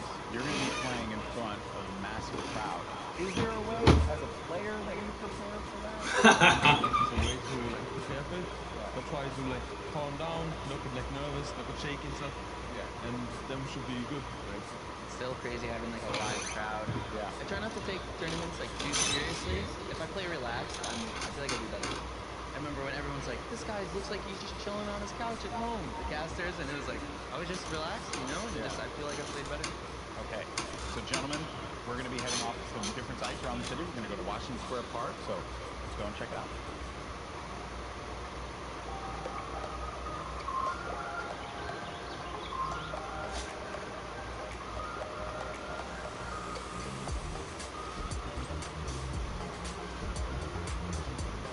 So now here we are in Washington Square Park, and I love the fact that we conveniently set this up. I don't know what the piece of the symbolize. I'm not too sure. Is it like king or queen? While we have this here, let's talk about competition. You guys are potentially going to be facing off against each other. Have you thought about that now? I just don't want to be there. Oh, you don't want to feel the altitude? I've watched them play a little bit in Zombie. I've seen them play aggro before. It's pretty scary. So if you have chemistry where you can play without even talking, you guys know what you're gonna do. That's like a team like that's gonna be. So. Well, you guys are gonna experience this weekend. This is the first Fortnite World Cup. You're gonna be playing for millions of dollars, essentially. Has that even set with you guys yet? Even if it's not me, I'm thinking there's gonna be millionaires after this tournament. There's gonna be millionaires. I feed your money. I try not to be, I'm not like greedy about it or anything. It's really nice to see like people that nobody knows and they can just blow up. All right, I'm going to dive more into that, but I think it's time to get a slice of pizza.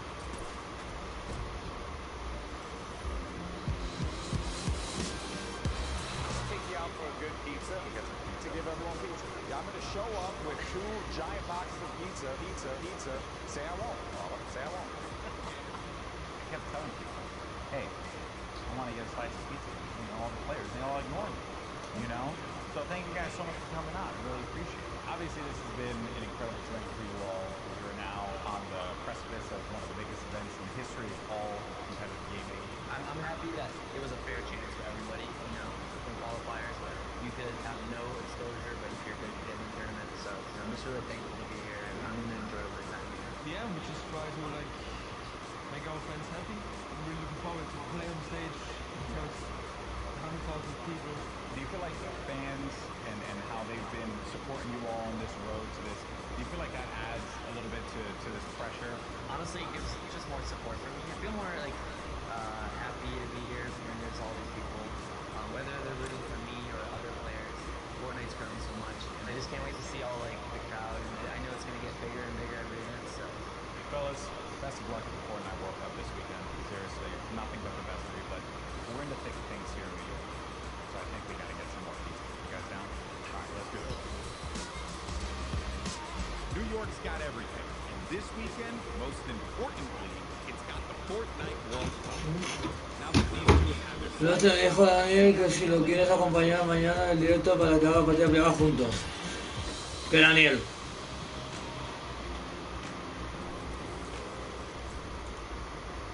Good guy, golden boy. You gotta love him. You can't not. He's just the best, and it's really cool that you got to go out, hang out with Aiden, get some pizza, and just tour New York. You love to see it. You love to see it. Now, guys, there is actually a dynamic.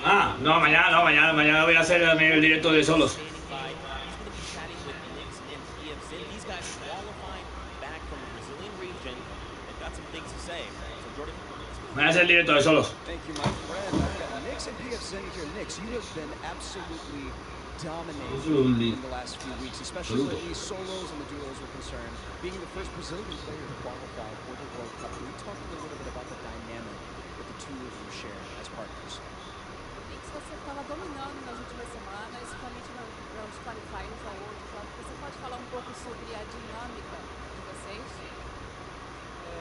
O PFC costuma jogar bem agressivo e tentar pegar o máximo de eliminações possível. Cejas. Dime, cejitas. Cejitas, dime. Dime, cejitas.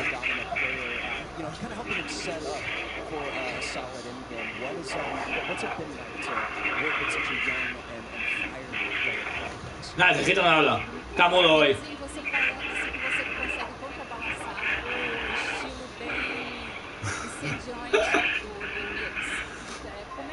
Y cuelga el inútil.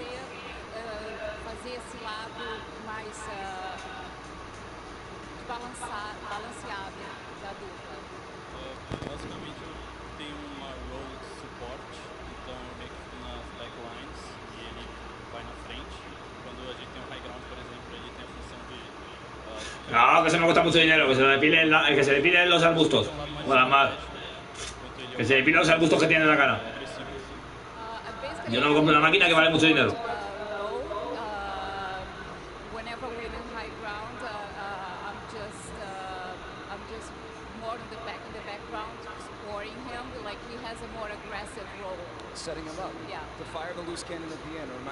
Es que se piensa que me molesta o algo, inútil.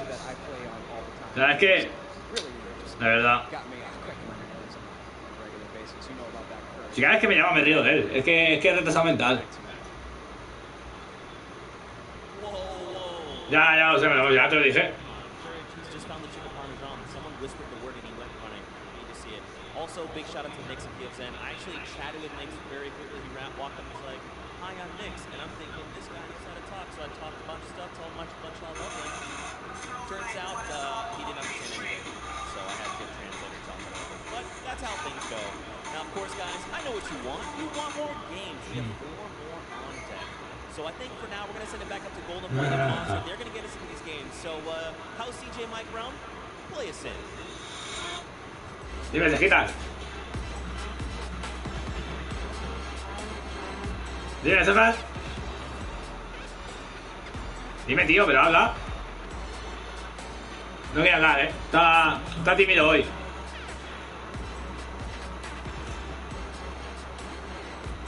Cejitas. Hombre, por fin hablas, cejitas. Pero escúchame, ¿estás depilado ya?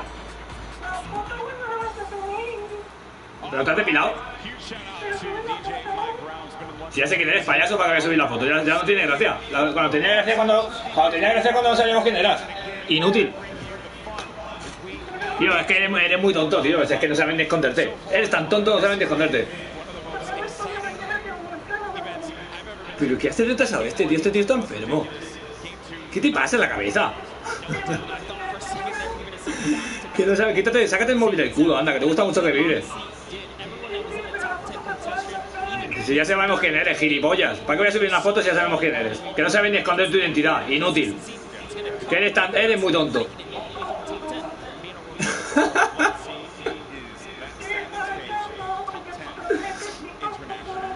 Este chaval está mal de la cabeza, tío. Haberte lo currado un poquito más y haberte escondido más, inútil.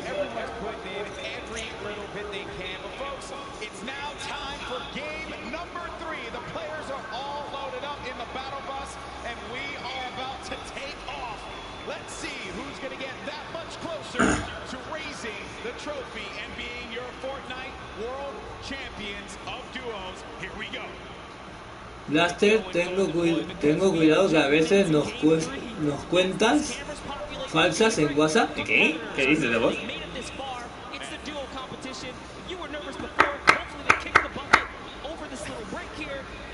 Son cuentas falsas. Pues que me llamo con su número de voz, el gilipollas. Es que hay que ser tonto.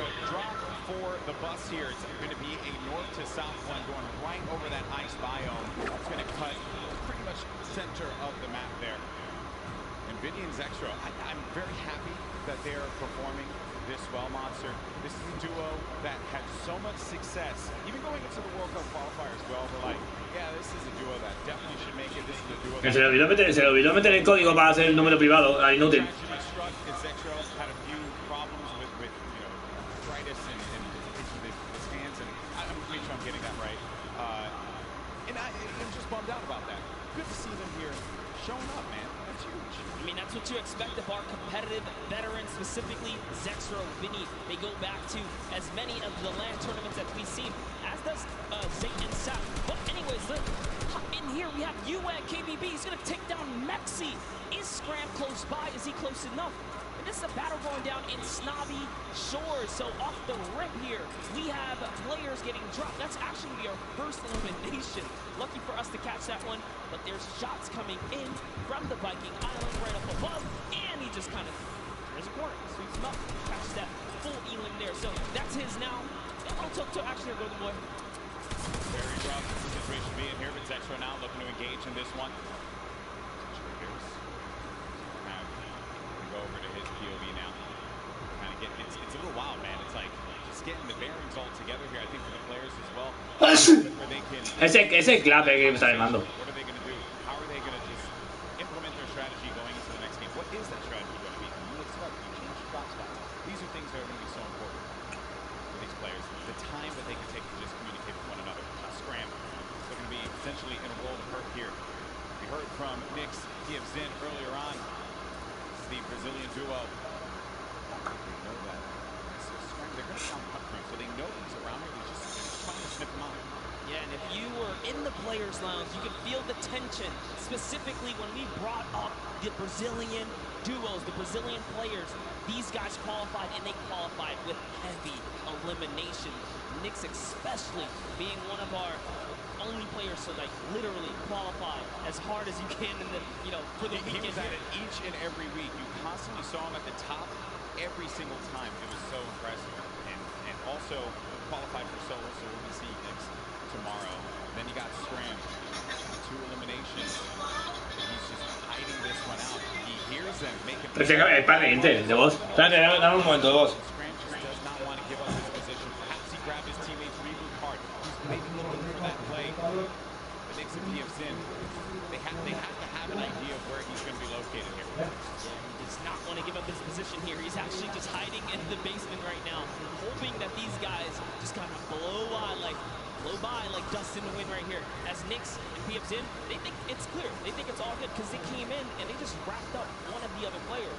They actually didn't initiate the battle against Mexi and Scram here. So Scram might just get lucky and be able to kind of sneak on by as he hears this powerhouse duo, this Brazilian duo, kind of loop their way through and make their way to the zones. And loop they definitely will, because they're getting a lot of resources out of this. Scram over in the distance. He's going to be out of there. But now we're making our way over to the action that's happening. The 7SSK7. Got Spades and Crim. Now looking to push on for this fight here, potentially. Got some shots going off. Crim is going to play that overlook position. Getting challenged there. And trying to use that advantage from the down low. A little bit of that right hand, right? Just see if we can get a peek in there. Let's get tagged up, Crim. Guy does back away there. Does manage to build out. Spades is going to force him out. There you go. So they're just right now playing for that positioning, and I like the fact that they're using these the natural high grounds, right? Get to the top, hold it down. Don't really focus too much on just trying to get in their face quite yet. Give yourself that moment of opportunity and really get a lay of the land, and then going for the engagement. Yeah, absolutely. The best duos will try their best to isolate their opponents, really force them into, you know, very weird situations like this, force the 1v1s, and hopefully get those free shots, and then pursue the push here. So again, look at how now they're split up again. So Spades and Crims are doing a great job here, pressuring and isolating their opponents right now. And so far, they're definitely dictating the pace of battle here. Yeah, that's what they want to continue to do. They're suffocating them, but plain and simple, right? Not letting them get any kind of movement there. Jam side and 7SSK7. They're looking, they're having a conversation of what the play is. What is the movement going to be? But Crims and Spades are not going to allow them that opportunity to breathe. That's going to be the down there. Crims managing to knock down Jam side. He's looking for 7SSK7 around the corner. And that's going to be the elimination registered. Both players are going to be out of there. And a big win there for Crimson Spades. What a clean push right there. Crimson Spades have so much to prove here, because when they qualified, they were kind of looked down on like, wait, wait a second, was it luck? Was it not? No, they're here to show it off and show why they're at the World Cup Finals. But now, hopping back with Miz and Daedra, we saw them have a great game one, came out top 10, and they're still in the running. They're in about the top 10 right now as well, based off of eliminations. Not necessarily picking up too many placement points. They're heavily dependent on just piping up these players at these points of interest, and looks like Lucky Landings is theirs right now. They'll have that, but let's see. It's Daedra. I love the fact that when you look to this hot spot here, so there is going to be a bunch of free items that you're going to be able to pick up on. Also, you're going to have that circle advantage. It's right there. You don't got to worry too much. You can continue to focus on looting. High ground has been lost, though. Miz, just be careful. There's Daedra. He's going to be right next to him, trying to get these angles. You have to stick together. Looking for the sound cues right here. Can they find their opponent? Catch a nice little low ground peek right here. Low ground is definitely underrated. If you can just kind of peek out, catch a big shot, you're almost guaranteed a headshot, which is a big multiplier. Yeah, players don't really think about that. Like you always see players go after the high ground. Eso es. Me dijiste solo que en el chat. Ya, no sé. Es que empieza muy tarde el directo.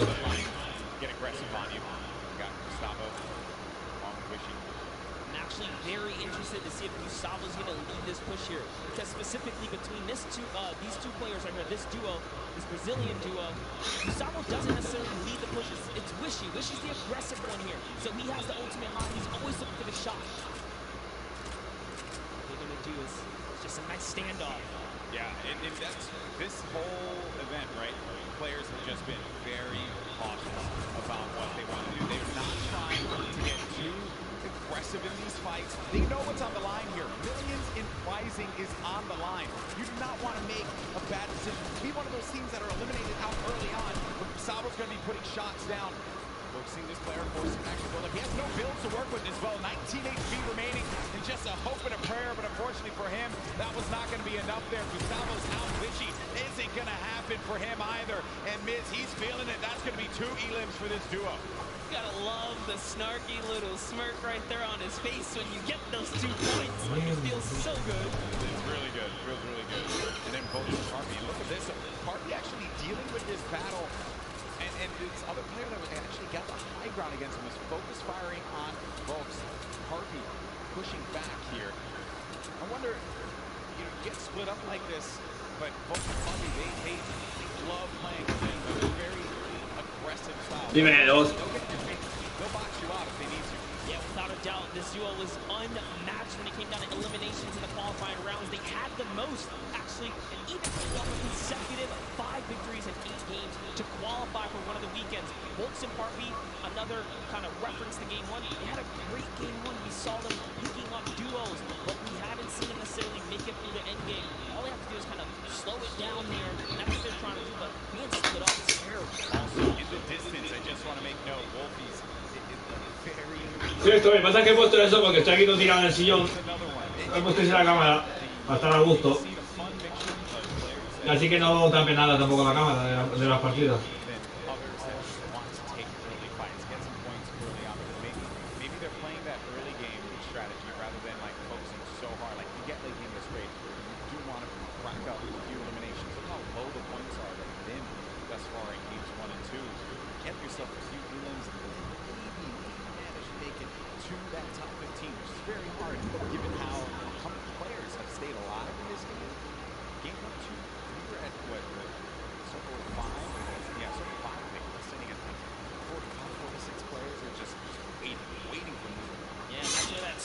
Surge kicks in, right? Does damage to players. That's feeling battle up.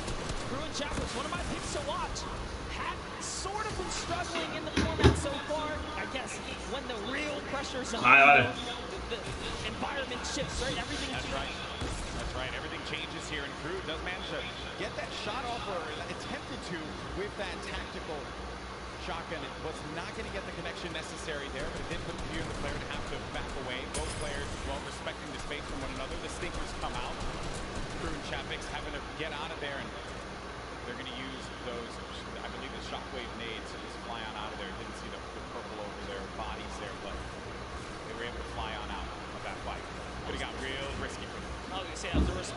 disengage.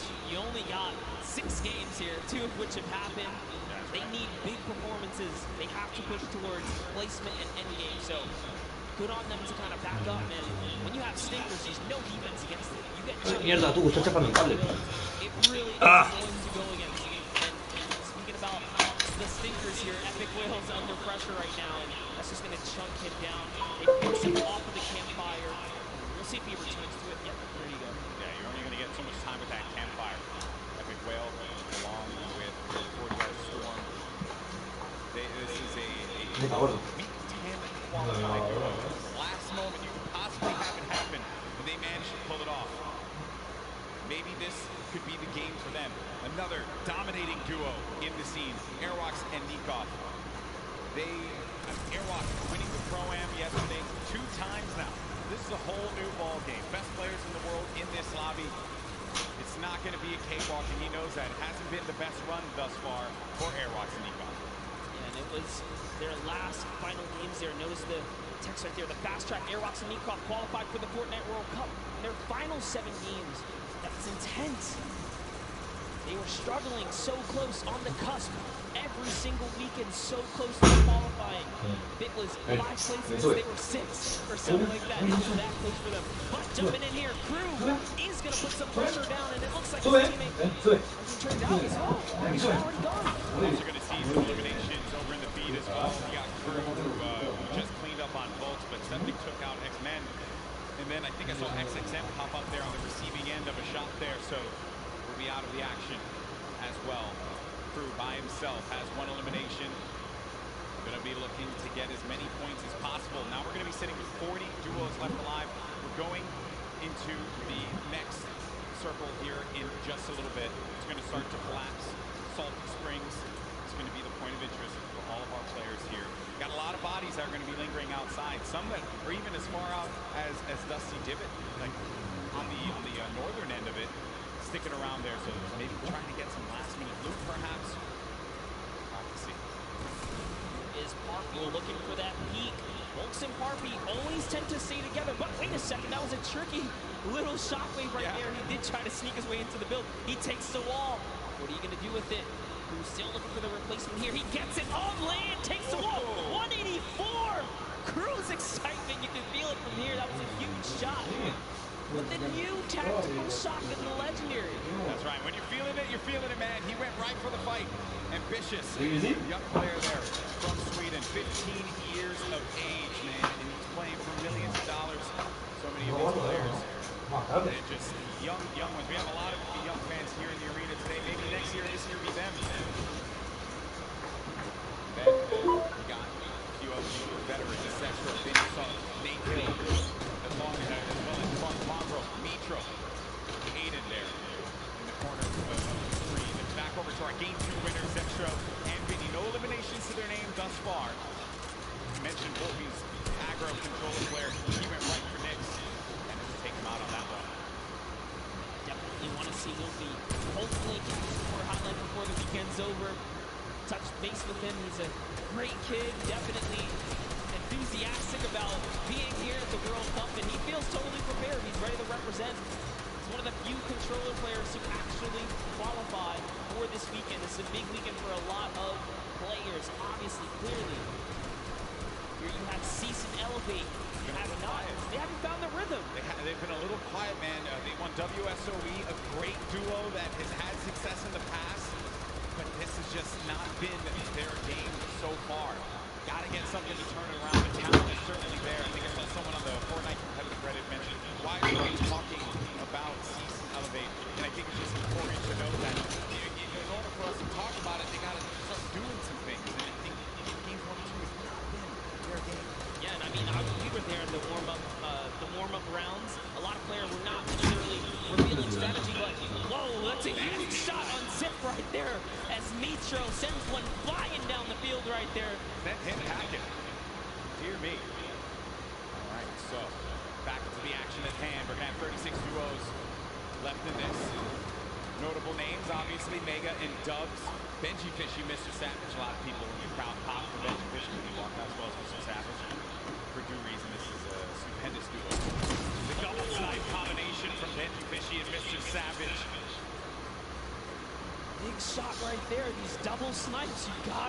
careful. There's no standing still in a box here because you might eat one right there. They line up another. Right. Not quite successful that time around, but hey, all damage matters. Storm Surge, you want to be dealing damage. You cannot stay idle. There are no free passes at the World Cup. That's what happened in game one, man. Storm Surge claimed a lot of victims. You have to be engaging in fights. You cannot stay still. Here's Flexi and Letwick on the move. Night Rock right behind him. Organization. Benji Fishy's going to be down. Just saw that one off on the side. Mr. Savage now having to deal with a player that had engaged on him. Get built above. He just needs to wait this one out here, but Benji does get cleaned up. Yeah. That was going to be Flexi. And that was such a sneaky ambush right there. He used the shadow bomb, pushed up. Notice Benji was kind of over-peeking, harassing players with that sniper. You cannot hold down scope right there. He ate a shotgun to the face, and that's why Benji goes down. And I love what Savage did here. He just went for high ground. He had to immediately get out of there and leave his duo behind. So what can Mr. Savage do? One of the best mechanical players here today. What can he do by himself? It's not going to be easy. Not with a lobby like this. At this point in time, he's really just looking to play the keep away game. Maybe he can pick off the player with that heavy sniper, get elimination for himself. They only have 1 point right now, and they're nowhere near getting the placement points currently. He's still looking to harass some players. There's pressure on them. Now you see that happen. Half-outs are bonus. 2 duos are going to be inside of there. So everyone's going to have to start to move over to that east side. It's going to be a struggle for so many players. They're starting to make the moves right now. They want to try and gatekeep, prevent these players from getting inside.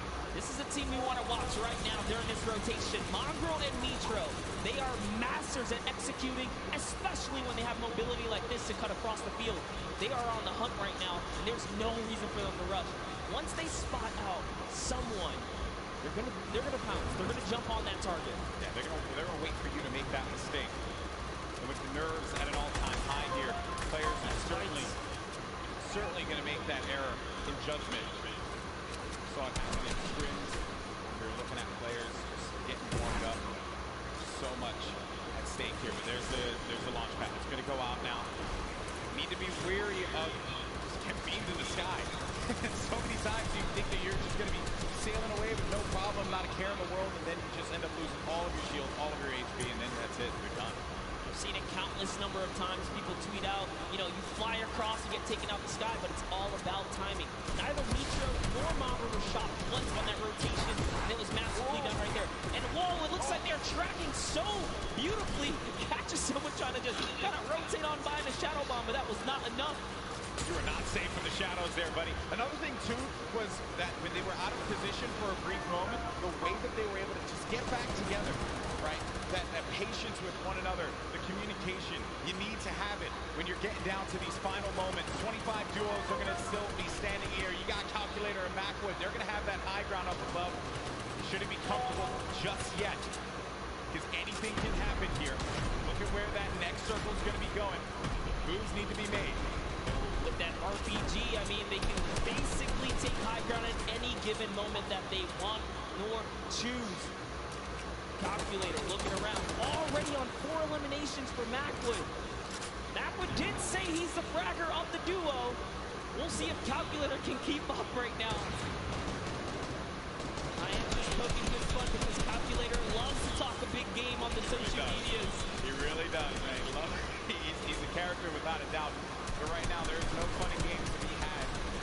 This is game 3 of the Fortnite World Cup Finals. It's time to put up or shut up for a lot of these players. Look at that, wasting no extra mats. They do not waste more than they have to. This was earlier on. In elimination onto Mongrel and Nitro. There you have it. Out of the game once again. That duo, European powerhouse, gonna pay there to Dub and Mega. So good. Maxwell's again holding this positioning right here. He is going to get blocked up his teammate accidentally, but it's all good. This is still his ground to control right now. They have clear control of the skies here. And they have a ton of builds to work with as well, Monster. 4 eliminations for Backwood. A great game for him thus far. That's 4 points for this duo, but he's going to be taking some shots. Have to be careful there. There you can see the lay of the land, Monster. Yes, the placement threshold will be divvied out soon. There goes the Storm Surge already ringing down on players. Jay has to make a big move. Doesn't matter. shots are flying. And you can just look at the overhead, the chaos that's going on in the mid-ground specifically. And look who's still in this, Sap. They're going to be in first place. If they keep this going, another dominant game for them, another high-placing game could be the difference maker to keep them in that first place position. Up on the high ground, Calculator and Macwood putting down shots yet again, not giving players any moment to be comfortable whatsoever. Look at the names that are here, though. The Rockets now starting to fly by Wolfies. Wolfies having to defend himself. Sate's going to be out of this one, so now it's going to be up to Sap. And Sap, he had to see his teammate go down, but his back's going to be to the storm there. Now looking at Mega, who's waiting this one out. He knows on the right side of the screen, you can see it down low, that these players, they're going to try and force their way into his box, so he has to play defense. He has to disengage. And there's Sap, who just lost his teammate Safe. Now he's going to be running this one solo. And then up above, it's Macwood and Calculator. This whole time, they picked up 3 eliminations from that whole exchange, Monster. That's exactly where you want to be. They're still putting the pressure down. And Zap is looking for one, but it's Vinny who's going to take him out right there. So Vinny's going to find his first elimination, and he has so much help. He is in the game right now, although by himself, because Zextro is down. And now Oslo, Bad Sniper, one of the few duos that are still left in this game right here. Arkham somehow, with a masterful rotation, he's still in as well. Bad Snipers at 11 eliminations with Oslo here. Wow, unreal stuff. Bad Sniper is going to be out of this one. Macwood and Calculator still owning the high ground on the mid. Down below, Dubs and Mega, one of the premier duos here at the Fortnite World Cup Finals. Could they get the high ground and wrestle the control away from Calculator and Macwood? Oslo waiting for Vinny. You can see that engagement down low, but we got to focus on what's going on above here, because Macwood and Calculator, they have their eyes on Dubs and Mega. They do not want to give them that freedom to dictate where they want to go. They want to try and pincer them. Arkram just eliminated Vinny on that, and it's going to be Oslo and Arkram down low, but you're going to have a clash, a 2v2 in the high and in the mid ground, and Dubs and Mega feeling that pressure, needing to just dial back here, wait a minute, because I think what they're doing is they're just trying to see if they're going to run out of builds. Essentially, I mean, the play here certainly has just been defense, defense, defense. Yes, that's right. Oslo's now left by himself. All he has to do is time this fighter fight, so long as he doesn't bother them. But Dubs and Mega try to go for the high ground and make a fatal error and fall to the low here, Golden Boy. This isn't looking good there. Mega and Dubs, they have the low ground, the ultimate low ground. Oslo's going to be outside, but they get the elimination. Calculator and Macwood, they're holding the high ground, and that's the victory royale. Macwood pops off in game 3. 7 eliminations for him, 2 for Calculator, 9 total, plus the victory royale. 19 points for that duo. Crushed it. There was just something about the loadout. Seeing that RPG once they already were holding the best point, the high ground. You just need pressure, and that's what Macwood did there. What was it, 7 eliminations? Hey, shout out to Calculator too. He got a couple at the end. Yeah, he had his back. Most importantly, Dubs and Mega constantly playing that defense. Credit to Macwood and Calculator for the way that they continue to apply the pressure. And then it was the shock, sending them down low, forcing them into that engagement. Credit to Oslo now, who took traps instantly to see maybe he can get a GP trap elimination. Didn't work out for him there, but a top 3 placing for him.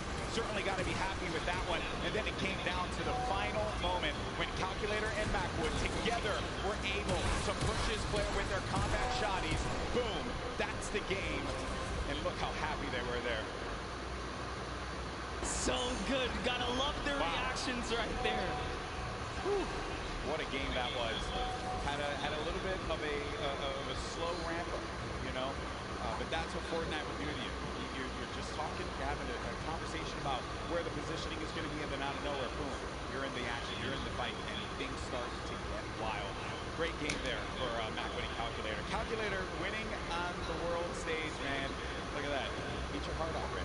I gotta say, you know, I'm sure he's proved a lot of people wrong, and you have to respect it. Yeah. But, Golden Boy, I want to see where we stand here. Where are we right now? So at the top, it's still going to be Sap and Zate with 38 points and that victory royale from game 1 and 16 eliminations. Mega, Dubs, second place, looking pretty. No victory royales for them thus far. We saw Zextro and Vinny do the same thing, but it's Calculator and Macwood that jump up to 6th place. They have 22 points total, 12 eliminations in that game. And they're finally in that top 10. I want to take it one step further. Bad Sniper and Oslo, jump up to 13 total elimination. They didn't have anything up until this point. They just had one great pop-off game. Yeah. Suddenly, they're in the running here. It is anyone's game in the top 10 because you have to be consistent. And again, there's always those wild cards, those pop-off moments. And here's a look at page 2.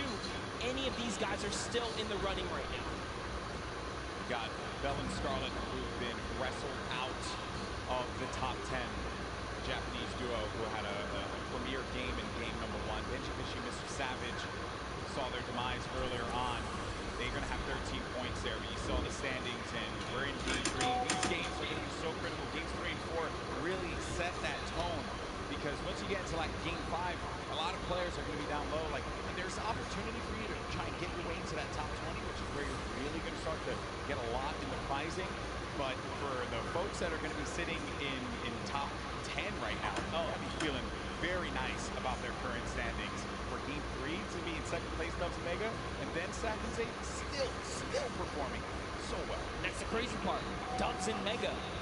Everyone has been rooting for them. They're like that wild card that came out of nowhere, and they really swept the competitive community hard lately. Yeah, that's right. So I did get word. We have Jordan standing by with our winners from game 3. Jordan, take it away. NA really showing up and showing off today. It's amazing, seemingly tapping in that nail on the coffin. Such a please pardon the pun, I have to say, calculated game here from Calculator and Matt Wood. Guys, well matted, well utilized. You dominated high ground, seemingly all of that in-game there.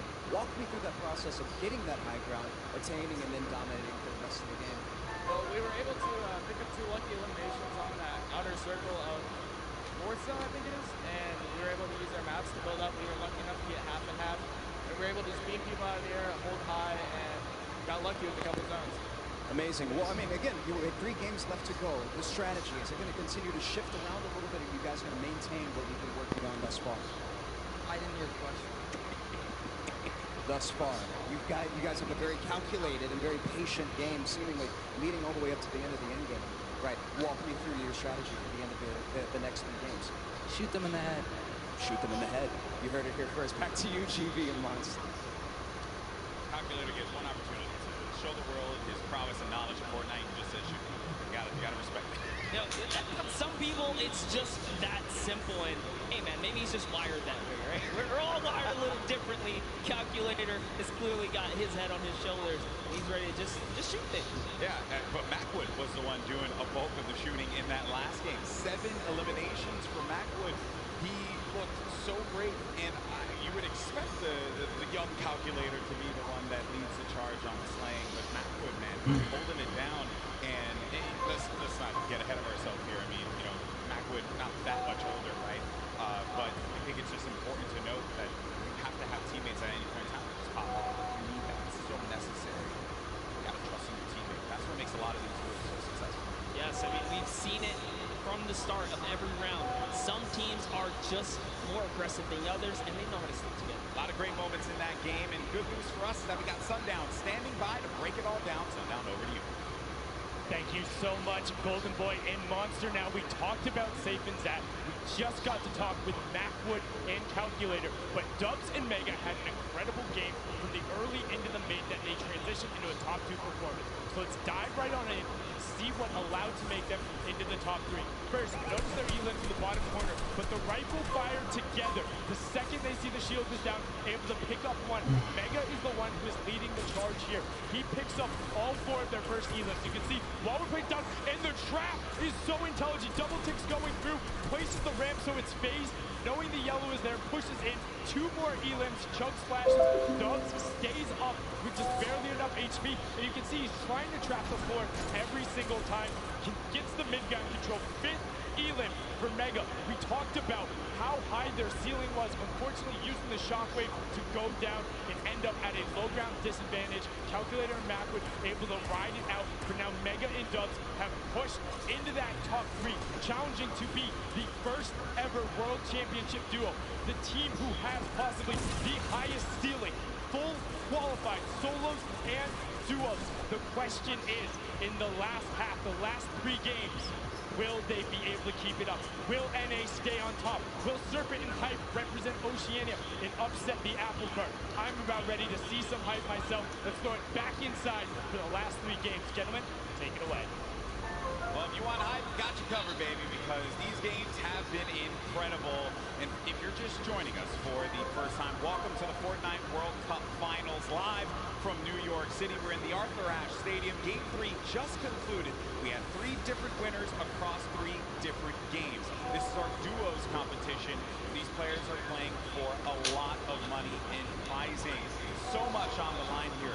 Lives will change forever after today for those players that are on the stage. Some of the folks you're seeing on your screen right now, in, I would say, in different situations than they would find themselves in. We got Vinny and Zexro, they're right there. Zayt and Sap, 3 games in, still holding on to first place. It has been wild stuff. Welcome on Golden Boy alongside with Monster D-Face here, and it's been a great day. Really, there's nothing more that you could possibly say about it. And as I had mentioned before, the prizing, the money that these guys are battling it out for, this is it. First place will take home $3 million. Second place gets $2.2 million. Like, that's just absurd. You get in the, where is this here? 4 millionaires, 4 millionaire duos before the weekend is over. Not to mention all the fame and clout that comes with it. So I think you'll be pretty well off at that point. But everyone's a winner here. We're here to celebrate all of the competitors that made it this far to the Fortnite World Cup final stage, because those 10 weekends of qualifications were not easy. Yeah, when you get into 10th place, that's where you really start to rack up the coin. But game 4 now about to begin. Here we go, folks. Let's see who's going to come out on top. We've had 3 different winners, but our top performers have been consistent through and through. Are we going to see a repeat winner? Are we going to get a new one to add to the list? It's now time. The battle bus is loaded up. Let's start game 4. And you know what? Every game so far, we've seen a new winner. I love that. Same thing with the Pro-Am. There was always some new duo showing that, hey, we've been playing this game. We're ready to take a victory. Everyone here has the potential to come out on top, and you see it unfold in those final moments. Throughout the weekend, we've been doing interviews, meetings with fans, and talking to people, and a lot of folks have asked, who do you think is going to win? And I know it sounds like a cop-out answer, but I'm very real with you all. I have no freaking idea, because it truly is up. It's up in the air. This is a battle royale game. At any point in time, you can have Mac with a calculator just having the game of their lives in game 3, and now look, boom, they're going to be sitting in the top 10. I mean, how do you even predict that? We nearly saw it with Zayt and Sap. I think anyone with good logic can clearly put their money on people that had prior experience, but even that is not enough, because Macwood and Calculator is showing that, hey, you know what? We don't even need that. We're here to slay. Dubs and Mega, they're in 2nd place. They made their names in these qualifiers that led us up to this point. We did not find themselves in the This is the first time these young men are up there playing on this stage. When I was their age, I couldn't even believe that I was capable of doing something like that. And they're doing it, and they're doing it in this style. And then to make matters worse for everyone else in the server, they've been so consistent. Deadly true. Yeah, that's right. And they're in 2nd place, no victory royale. So just showing that if you step to their box, you're gonna get hurt. We saw Mega with the massacre, and I mean, beautiful performance under Storm Surge pressure. He didn't even blink an eye, still fighting other players, fighting his way out of that desperate situation. Volks and Harpy, let's just hop into this duo right here. We'll talk about him a little bit. They are known for sticking to the hip in PvP. Earlier today, we saw Volks get traded out, but it wasn't just like an easy trade. They were actually winning the engagement up until that point, just showing that they have the skill. And that's the OCE region, right? One of the most feared regions here at the qualifiers, because of the fact that you just had to get a ton of heroes. You had to be #1 in the region. When talking to players, I would ask them, what are you looking to avoid? And every time it was, the NAU players would say, I'm just trying to avoid OCE or so. I don't want to have to deal with that. Because they play hyper aggro style, and they just don't care who you are. They're going to go for the fight. I mean, you saw Scarlet and Bell in that first game. I truly thought they were going to take the whole thing. It was so close. Even sitting on the Pro-Am yesterday, another top player Finished second. Finished second. he was just, I know it's a pro-am, obviously a different competition there. But he was just going in the box. He didn't care. Not a care in the world for them. Now, Volkswagen Harper, he's not a player. But you're not to projection. He hit him once for whites already, so that means there is no shield on that player. You can have up to 100 effective shield. That player's dangerously weak, and let's just keep an eye on him. He doesn't know if he slipped out already and says, you know what, I'm going to go back to my teammate. It's a little too risky getting split up here. Play for the mid to late game in this situation. Now the 7SSK is going to be dealing once again with Spades and Crimson. Seems like it's a constant for them. They cannot seem to win out on this fight. Crimson's going to be down though, so the advantage could be going in the favor of Jamside and 7SSK. Spades going to have the high ground, now having to deal with a 1v2. Does he have what it takes to pull this one off? He doesn't own that wall. He has no more builds to work with as well. They're going to push out, and Spades couldn't deal with it, and that's going to be the win there for those two. You would think for Jamside and SSK, like, hey, you know, we've been landing here, haven't been successful. Do you mix it up? They say, nah, I'm going to stick to my guns here, because everyone's a winner, regardless. VP boys coming out on top. Week 6 qualifiers for them. They just need that game, that one game. So many of these players in that one game that catapults them into the top 10. And then the momentum shifts, the confidence starts to rise up. You think to yourself, I am capable of being able to do this. Girls looking for it right here. Love this dual perspective right now. Mongo's actually looking for a side angle. He's going for the offense, pushing out. Is he tracking this player down? It's really hard to tell.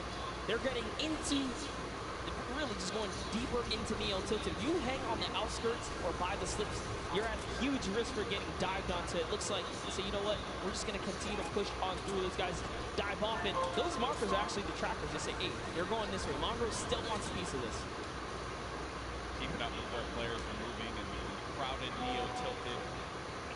New area that was introduced just a little while ago. Some players made Tilted Towers their home. This was the drop spot for so many, likes of Nick Merckx, Aiden, right? But it just, ever since it changed, you started to see players second guess whether or not they wanted to go to the new Tilted.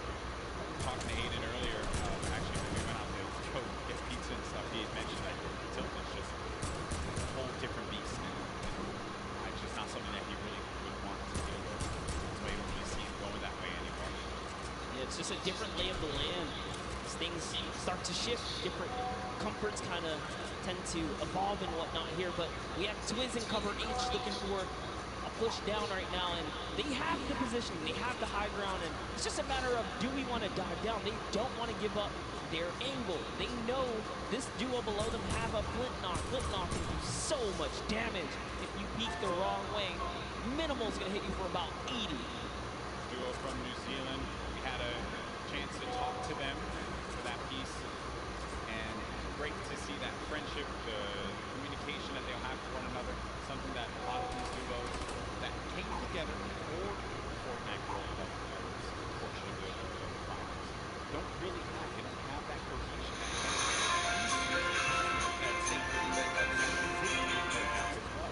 Crazy to think there's 89 players in the lobby and 48 duos, so a lot of disengages, a lot of solos out there right now. Keenstar and Hunter looking to defend themselves right now, and it's just a cat game right here, cat and mouse game. What are they going to do? They actually shockwave on out of there, and into the slip they go. They're out. They're trying to get away. That was a shadow bomb right there, and he's gone. Yeah, I was a little worried about that duo that was coming in, but the storm is creeping up now. This is only phase 1. Nyx gets knocked by Zexro. Saw that in the elimination feed just a second ago. Item and Derox out and wide open. Looks like actually they saw Mend right there building by himself in a one poor wooden shack, and they're pushing the shack down. So Twiz is going to hear these shots off in the distance, but looks like we're hopping over to the Loot Lake area where it's Macwood and Calculator. Danger and Miz. This is a top 10 contenders right here. The Game 3 winners now have to deal with Danger and Miz. Shots as well. Snipe shot. You just heard that one. Sweet by Danger. Need to be careful there. There's more shots being laid out. Disengage as well. And they're just really pushing them away because he's got to get to that safe zone.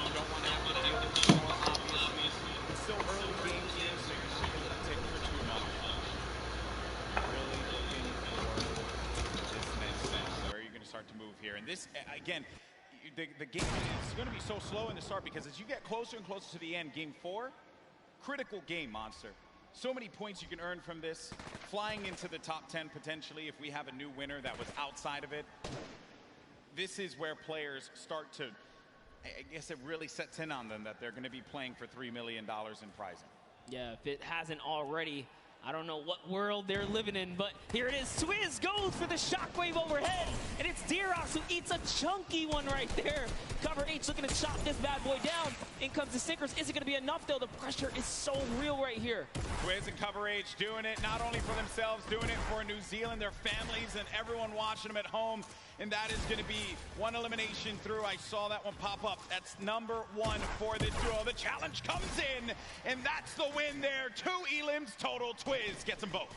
He tried to get out there and play the trap play, but it was not enough. 7 SSK and Jamside have rotated in from Paradise Found. Oh, no. Oh, no. Down comes the build. Oh, no. They should be close enough. Yeah, he is going to be able to catch himself, and the build battle goes off, Golden Boy. Cover H is going to be down. Jamside. 7 SSK 7. You're looking at Jam's perspective here. Going in for the fight, and after winning that one out, it's going to be Jam and 7 SSK 7 that get the better of the boys from New Zealand. They found their stride coming into game 4 so far, and that means they're in the running right now. 4 elims is enough to put you on just about page 2, top 20, and we talked about it. If you can make it to that top 20 bracket, you're still in the running so far because there are several more games left before this thing is over here. This Calculator finds himself very high in the sky right here. He's got a nice little base. They're just waiting. Yeah, waiting it out. Norwood's going to be beneath them. And those are the players that were forcing him out before. Oh, no. Starting to hear the explosions, knocking him out. Wow, he actually sent a shot when the Splode came in and hit Cease with that? What? How was Cease knocked right there? Just, again, when it comes to Fortnite, you never know what you're really going to expect here. Players will always pull something out of the hat and surprise you each and every time. I was looking over at Macwood, who's playing defense. Calculator now really having to deal with 2 players angling shots at him. Macwood back into a fighting position, a fighting posture to help his buddy out. Yeah, and it's so unfortunate because they were just about to push to seal the deal on Elevate there, and that third party up on the mountain ruined that push. Slows things down. Elevated Seas having to deal with the Stinkers will be moving out of the fight now. I love it right there. He uses the Stinkers to back him off, and since he doesn't take friendly damage from it, he pushes right into enemy territory here. He's so offensive. He's on the enemy traps. Oh, man. Macwood gets owned right there. Not what you wanted to see happen after winning game number 3, but Elevate and Seas, he mentioned them before. They just need that moment to pop off so everyone here in New York can see what they're capable of. Such a great duo, but now having to deal with another fight. But to Elevate, what a shot there on Calculator, sending him packing. Calculator did a great job, though. He did win his straight off against Cease. Ronaldo and Zip are just nearby, though. Looks like they've heard the commotion. They're getting closer, and it's Norwood. Norwood's lurking about. He was like, you know what, getting closer, trying to see what he can do here, and Zip's going to fall down here because of the shockwave. Yeah, Norwood was the one down low, hearing all of the action happening. Zip and Ronaldo now in front of us. They managed to get this wall, just get ownership of it, but the ramp is going to be placed, giving him time to wiggle out of that moment of time. And Norwood actually used all of his shockwaves there to disengage. Yeah, it's not really worth it. By herself, evidently. Oh, man. And that's Norwood. Norwood tried. He didn't get far. He did not get far at all, my friend. But there's the other duo right in front of him. Zip and Ronaldo have him in the sights. Ronaldo's going to be on the other side now. Engaging in the fight, not taking any damage. Such a good job, though. Good job by Zip here to come in and back up his teammate right now. He is trying desperately to get to his teammate here. This is great teamwork. Now they have the pinch lined up, and the trap is down. That's a siphon for Elevate right there. That siphon could be the difference maker for him. Zip doesn't have any shields. Needs to take a moment to just pop the minis. It's a little bit of a reset here. He's still in this too, so he didn't get knocked. He's not full eliminated yet. Which is rough. You don't convert the Elim, you don't get the point either here. As Elevate is doing a great job on defense, but the Campfire heals down players as well. This is actually really, really smart of them to sit on the Campfire right now and just wait and buy time. Always looking to set up the phase through right there, trying to get through the build. Some shockwave comes out, and Close but no cigar. Such an intense fight between these two. Oh no, someone thirsted. Snappy, he went for the shot from the distance. There you see him right there along with Red Rush. And then Zip down low on this island using not only the rocks but also this metal that he had just built up for himself to get out of this. Zip is the target of the server at the moment, as everywhere he moves, he cannot seem to catch a break, but he is going to find a little bit of that high ground real estate right here and hopefully ease up the burden, but nope, has to change layers again. And now let's go ahead and take a look. Oh, and Zip is out of here. Funk, it's... I could have sworn I saw Funk there, but no, I think it was, that was Elevate. Apologies, that was Elevate that did get that. But the secure was there. Moving on now, taking a look at the other side of the map. We have Stompy and Shinken still in the game. Mongrel and Mitro, Benji and Savage, Aqua. All of these duos, very, very powerhouse duos here. Yep. Close by right now. 4 eliminations for Benji Fishy. 36 duos remaining. It's going to be a loot late circle. So some water. Players will just have to build over. Nothing that these guys can't handle. Oh, a lot of open air though. Lots of open air. All right, Benji's at 4 eliminations here. He's been having a good game. They've been playing well. Playing very good. 4 elims. Just the final moments, right? This early in the game to have 4 elims is actually huge, and I love what they're doing right now, just fishing for damage, because Storm Surge, you never want to be under the pressure of the Storm Surge. They know that with 50 players in the lobby, dependent on the zone, Storm Surge will activate, excuse me. So Force Sinkers is the perfect tool, perfect utility to have. Can take some damage down on any of these players, getting comfortable inside of a box. Now looking at this, got Vinny down low in a campfire. Saw Aiden and Sean there too. Had a few good moments for Aiden and Sean. It hasn't really been their event so far. Dude. 6 elims. That's insane. Having 6 eliminations already. Take a look at this stat right here. Damage dealt, 842.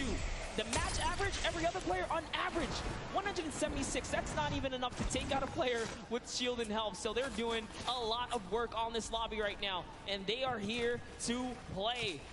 Looks like they're going to find themselves another spot. This is actually an interesting spot, but it's all good because they have launch pads. They can get up and over this cliff lip right here, and they're backside safe, so all they have to do is protect their forward angles. I understand we did get some moments of Mongrel earlier on as he's trying to see where players are going to start to make some moves. Let's go ahead and take a look at that, and we'll come back and see where they are currently.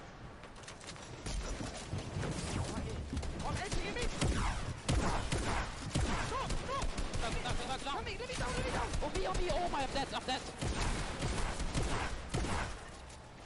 Nice! Nice! Oh my god, nice!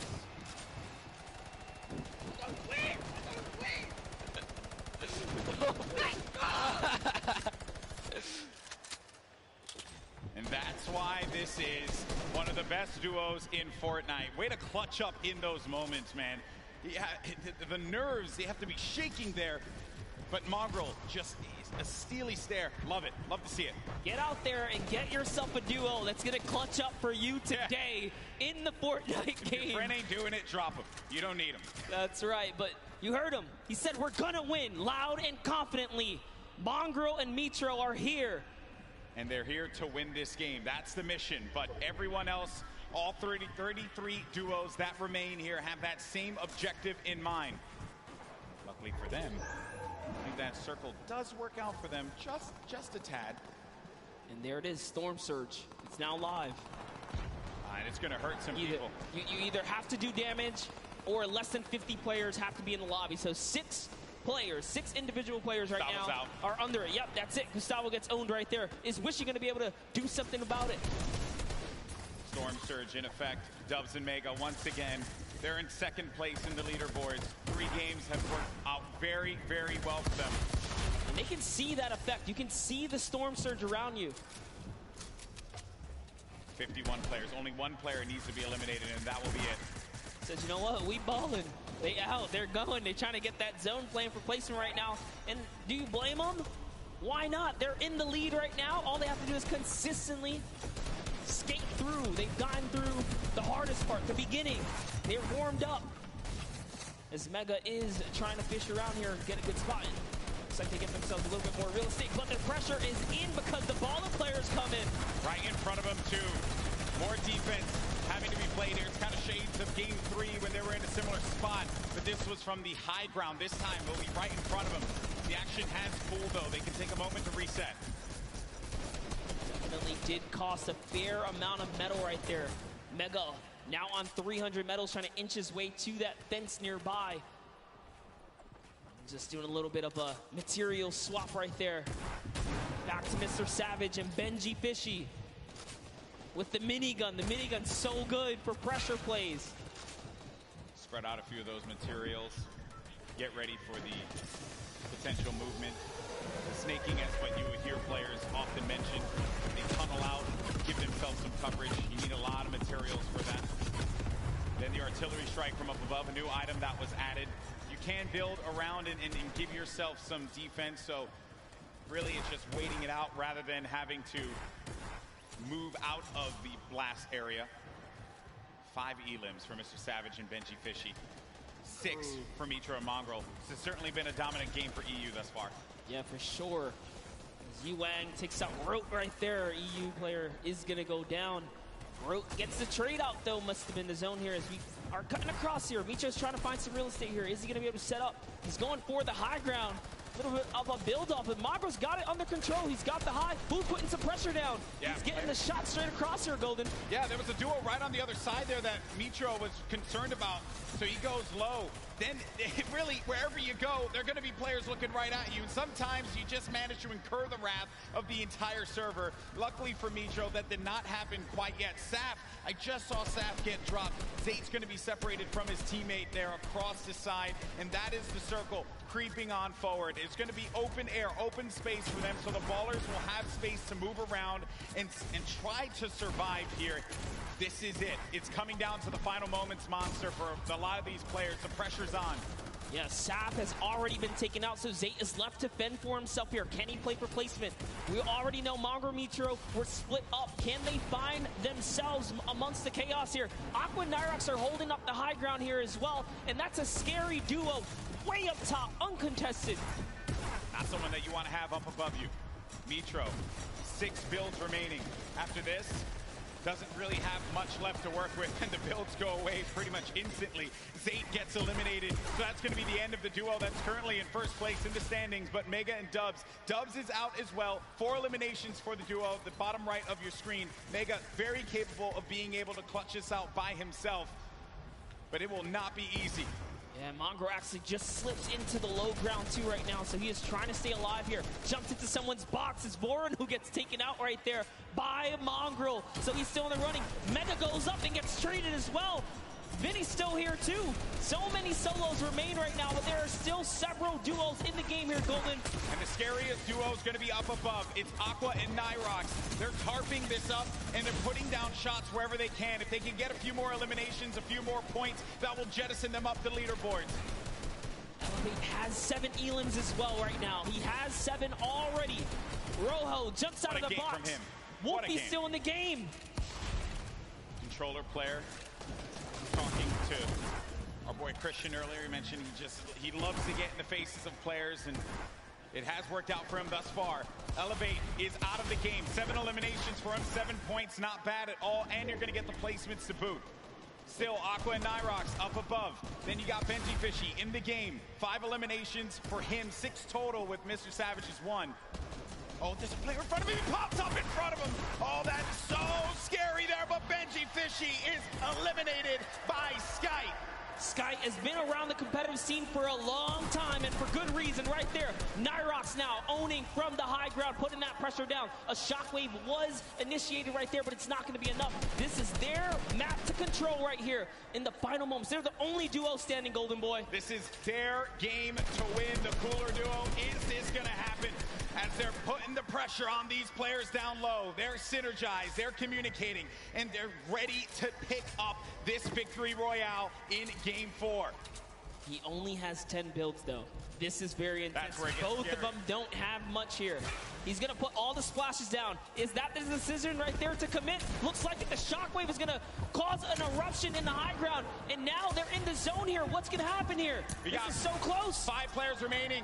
Few left as the shockwave is going to send him all the way up. Nyrox takes out Falconer down low, and he's wrestling with everyone. But Nyrox is out. Oh no, he does manage to get the elimination, and in the storm, he gets the victory royale. 7 eliminations for the duo. A big, big win for Nyrox and Aqua.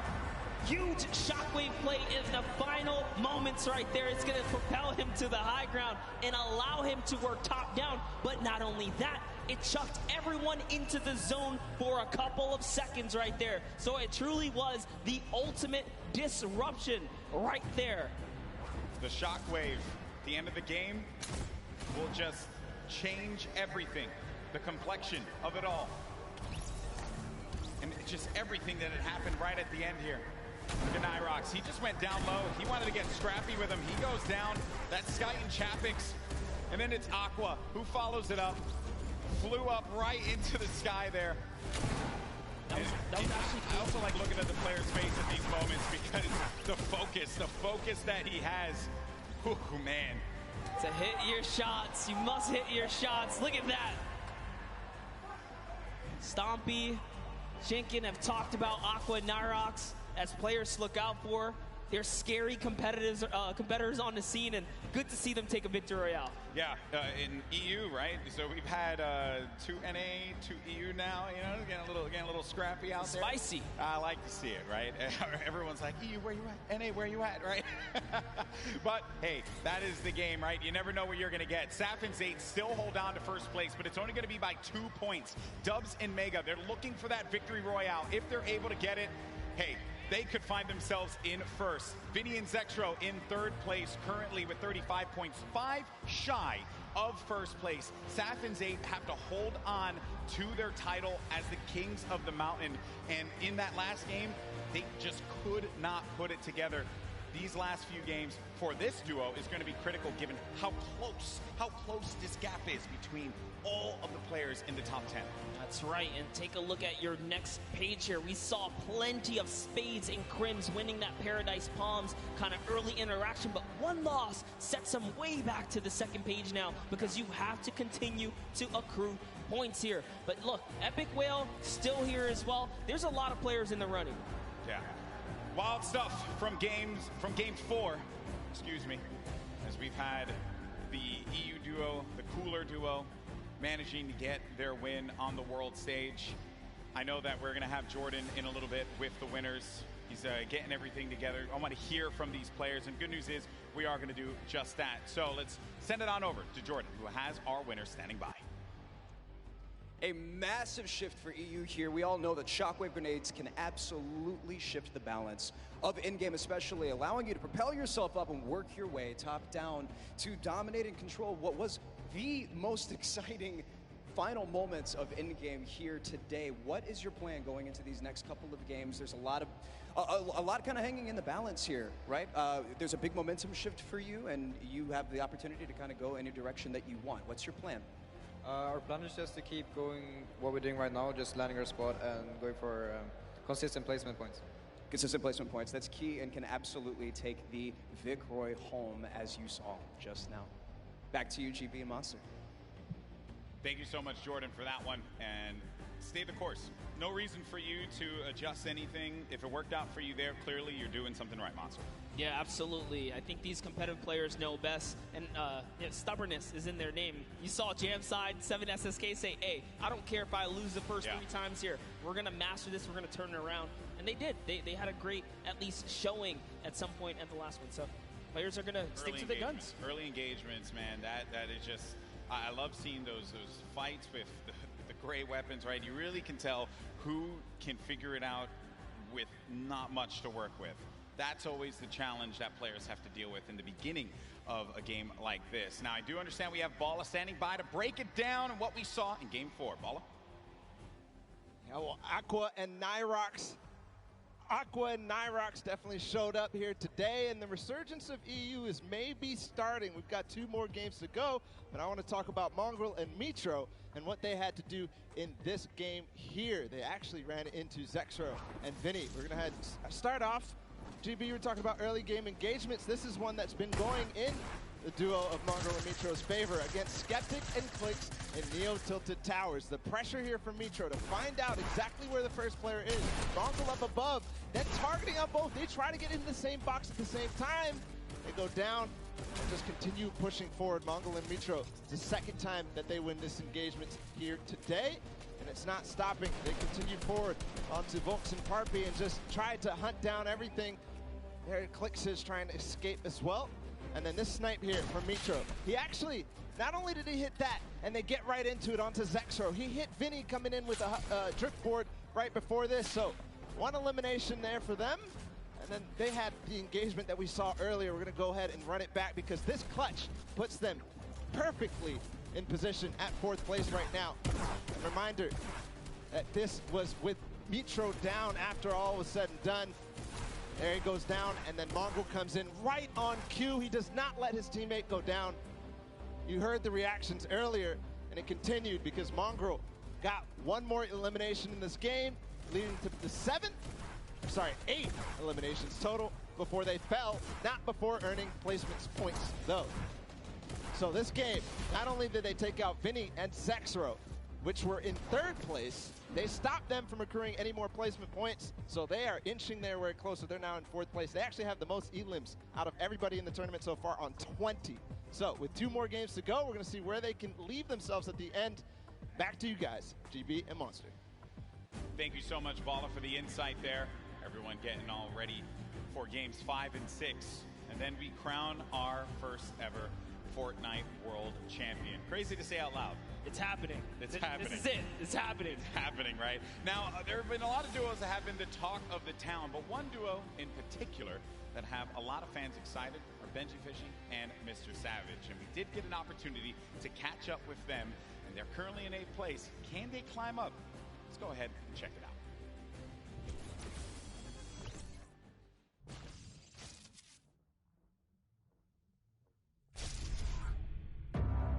This is a scary duo. Benji Fishy and Mr. Savage. Our communication is probably the best in the world. I'm gonna rift us. Yeah, go. I just think we're on another level. Behind you. Double RPG, 3, 2, 1, go. Absolute destruction there. This dual partnership has changed our lives. We've been able to accomplish so much more together. Let's go! He encourages me, I encourage him. We're best friends, we're duo partners, and it makes me smile. Yeah, it's a good feeling. Check me again, bro! We're Savage. We're Benji Fishy, bro! My name is Martin Floss Anderson, and I go by the name Mr. Savage. My name is Benji Fish, and my in-game name is Benji Fishy. One of the most terrifying duos coming out of Europe, period.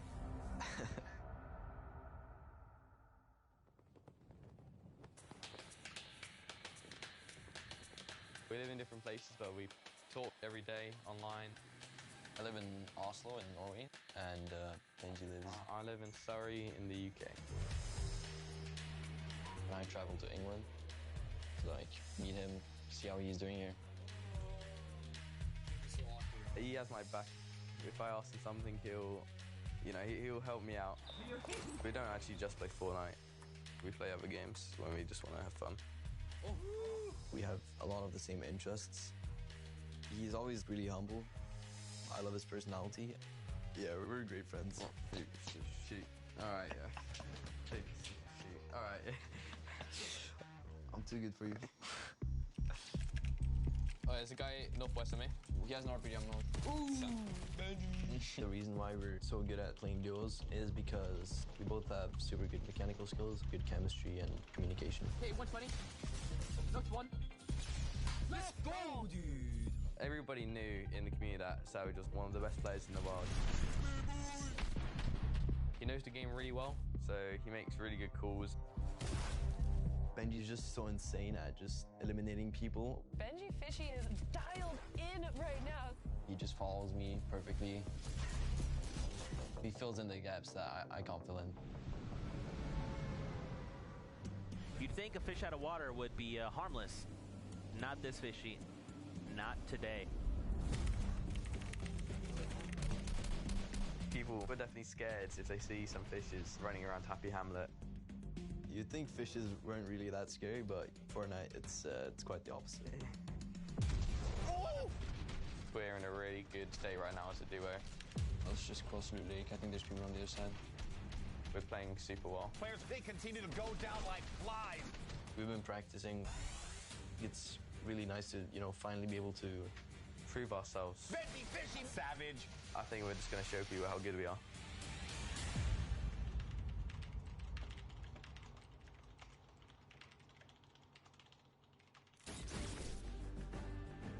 Hey, look at that right there. Some fans of Mr. Savage and Benji Fishy, they were diabolical in the online qualifiers. And maybe, just maybe, with these last 2 games, they could pull it up and get themselves into top 3, maybe even first place. How crazy would that be? Let's be honest, we've seen them do very well so far. Maybe not the performance they were looking for. I know they want to pull a victory. They have everything it takes. They can muscle up from 8th. They'll be up there. It's going to be a challenge for not them, but every single player. But we're going to go to a quick break. When we come back, games 5 and 6, and then we crown our first ever Fortnite World Champions. We'll see you on the other side.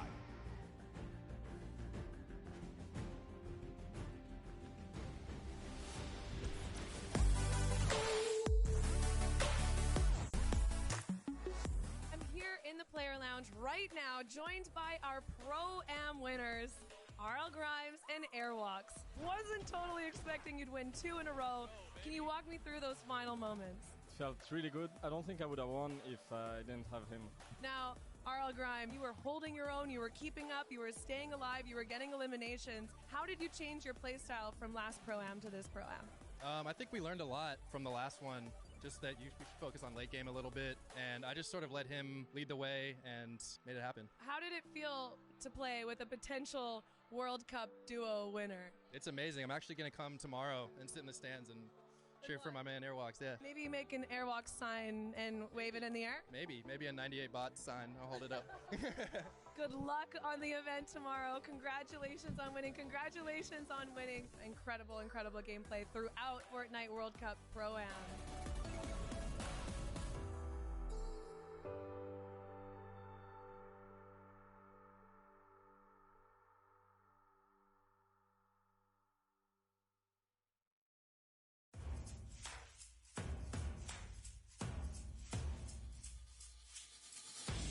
My name is Hype. My name is Serpent. We qualified on the last week. Week 10, duos. It was pretty crazy. We knew it was the last opportunity we had, so we were just completely focused the entire time, and it was just a huge relief after we qualified. Yeah, it was such a relief. I was waiting for this moment the whole time. Well, before the leaderboard updated, we was almost positive. We was freaking out, and then when we finally saw the leaderboard update, we just started screaming the entire house down. We started playing back in season 3 of Fortnite. We just found each other through a Discord community and joined a squad team together, and we just stuck with each other ever since. Yeah, pretty much. I've never ever played with another duo besides Serpent, so since day one.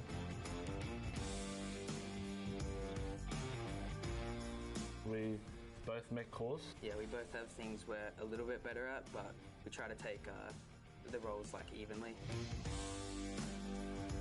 I'm just really excited to play with everyone from all the regions.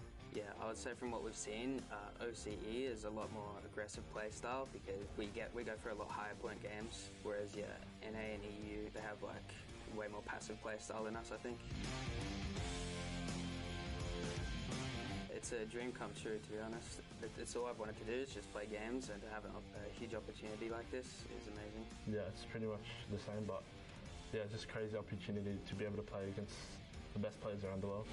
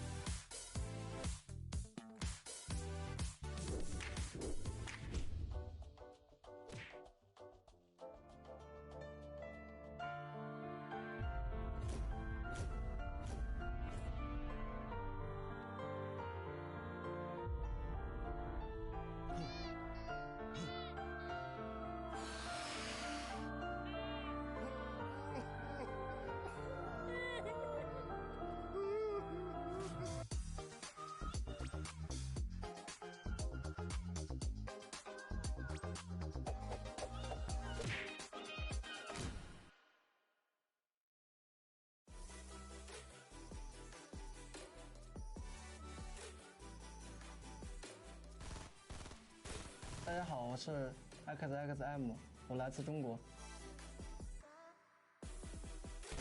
The rocket's gonna come up through. Are they all coming down? Moon PPO. 我叫小蒙德，我来自中国。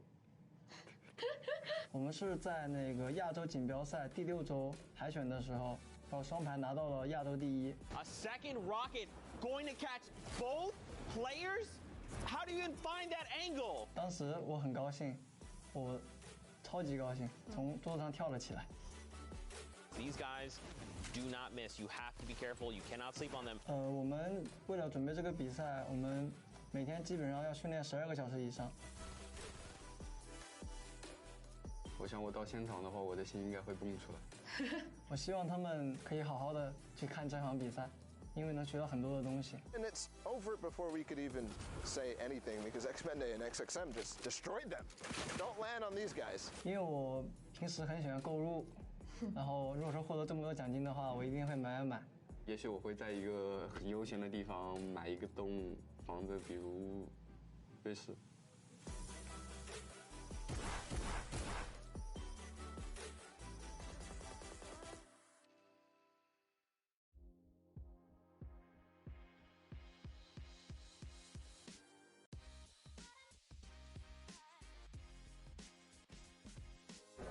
There you go, bro. Nice to meet you. Enjoy your weekend, okay? Thank you. We found respect. I see you guys play yesterday for the first time.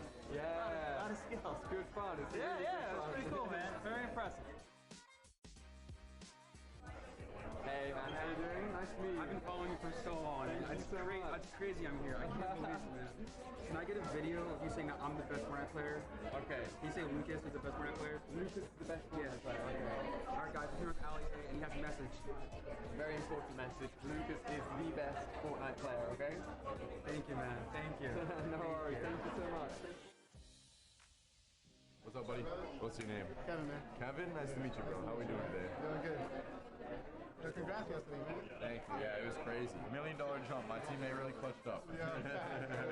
Have a good one. Yeah. Boom. There you go, buddy. Yeah, thank you. I appreciate it. Have a good one, man. You're with my brother. That's your biggest fan. Really? Yeah. Awesome. Love that. Love that. So, man, what's your name? James? And Justin. How we doing, boys? Sign right there. All right, cool. Having fun at the event? Good. That's what I like to hear. Yeah, it was fun.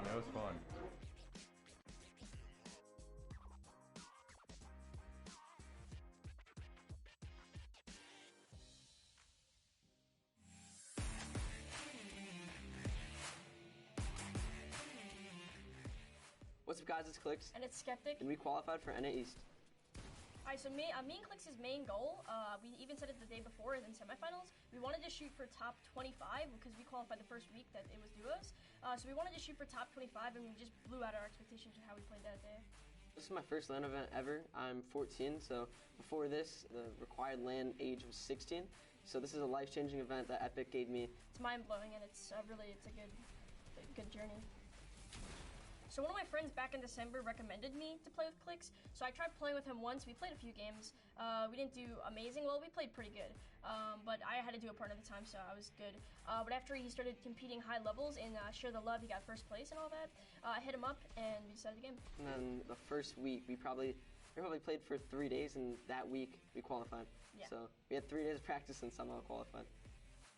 Yeah, before big games, get my nerves out and make sure I'm on the right track, I literally just scream as loud as I can. Like, my stream knows it, so hopefully that goes a long way. I wash my hands. I'm not joking. No, I wash my hands. I have to get the perfect grip on my mouse, so I wash my hands a lot. Like a lot a day, just to make sure I have a perfect grip on my mouse. Sounds pretty weird, but it helps.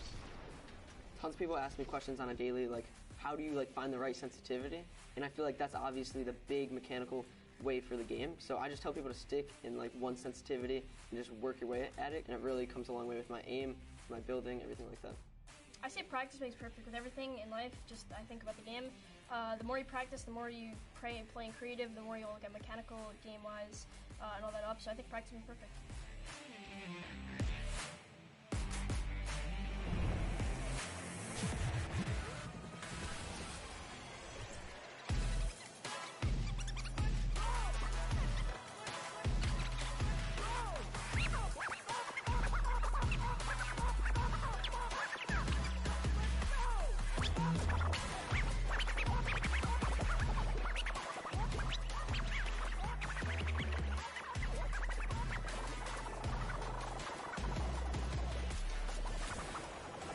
Ladies and gentlemen, welcome back.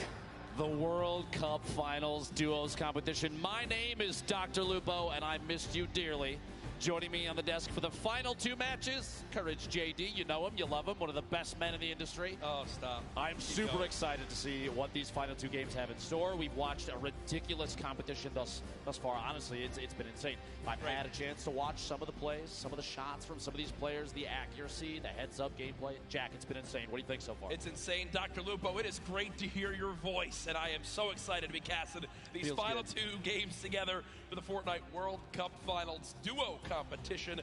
We are 2 games away from crowning our first ever Fortnite World Champions, who will win a combined $3 million US.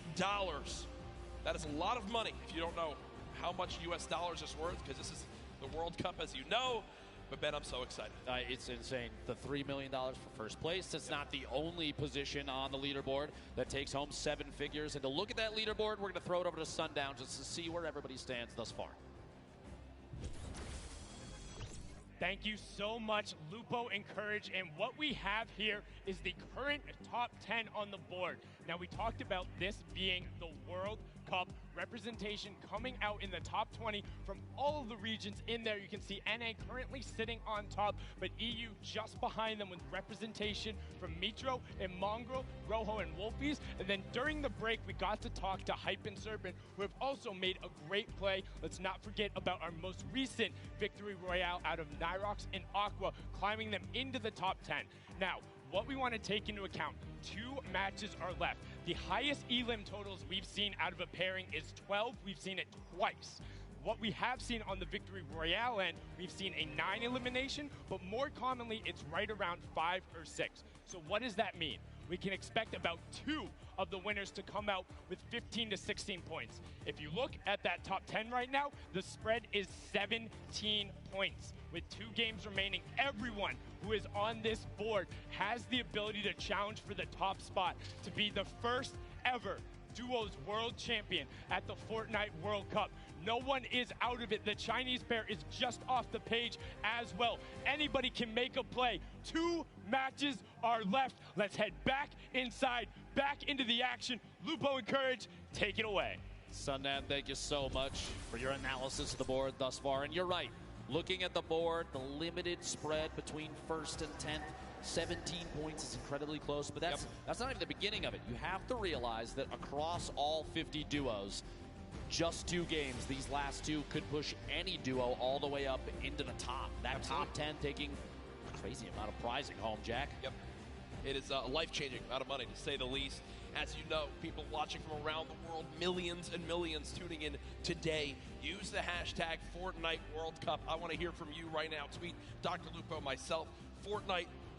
Which region will come out on top? Will NA remain up top? Will EU surge back? You heard some of the Asia, Oceanic, Brazil region still trying to push on through.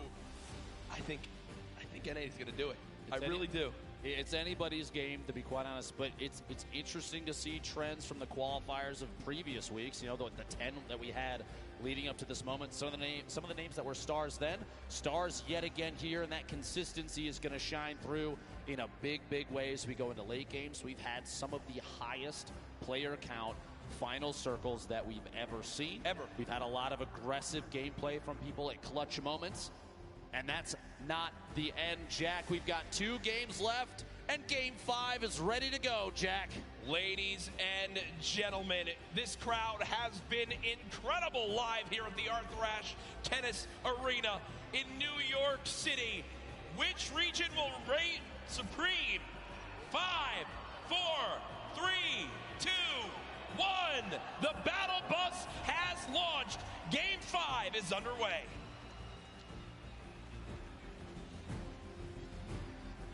The last few matches, Jack, we've seen some relatively contested, popular drop zones. I've been watching on Twitter, and a lot of people have discussed whether or not Loot Lake right now is one of the hottest drops in the game. You have a number of duos, high-powered duos that have dropped there consistently thus far. Do you think going into this Game 5 and 6, we're gonna see similarly contested early drops, or are people going to change up the strategy with the amount of prizing on the line? I think the thing that we've seen so far is the teams that stick to their strategy are the teams that are, you know, staying out on top. It's why they're consistently placing, say, Saf and Zayt, for example. Wouldn't be surprised to see people stick with their normal game one more time. Again, as Sundown did a great job of highlighting, Dr. Lupo, one big performance, 12 elims in a victory royale, 22-point game would shoot you way up the leaderboards. Oh, yeah. So you can't count yourself out yet, as we do see our last match winners currently on our screen. Uncontested there. Nyrox dropping in an early baller, a very pivotal piece for late game survival. Going to farm up all the materials he can inside. Not going to smash too much of the outside until maybe the last second, just to prevent any reveal of his own position. He's just going to go ahead and move on out. Actually does see targets down below. A couple attempted shots with that scope. They are accuracy at this level. Going to have to be very key if you're going to try and pick up an elimination that early. The scope might be exactly what Nyrox needs to establish yet another elimination to put himself higher on the leaderboard of this duo. Remember, the scope, the assault rifle, a hit scan weapon. You aim, you point, you shoot. If it's on him, it'll hit him. And these guys have pinpoint accuracy, as it's known. You know, when you land on the southwest side of the map, if you don't land in an exact big area, it's a very, very scrappy start. It's a lot around getting a baller, rotating on through, and just trying to, pick up one chest here, loot one building here, and piece some things together.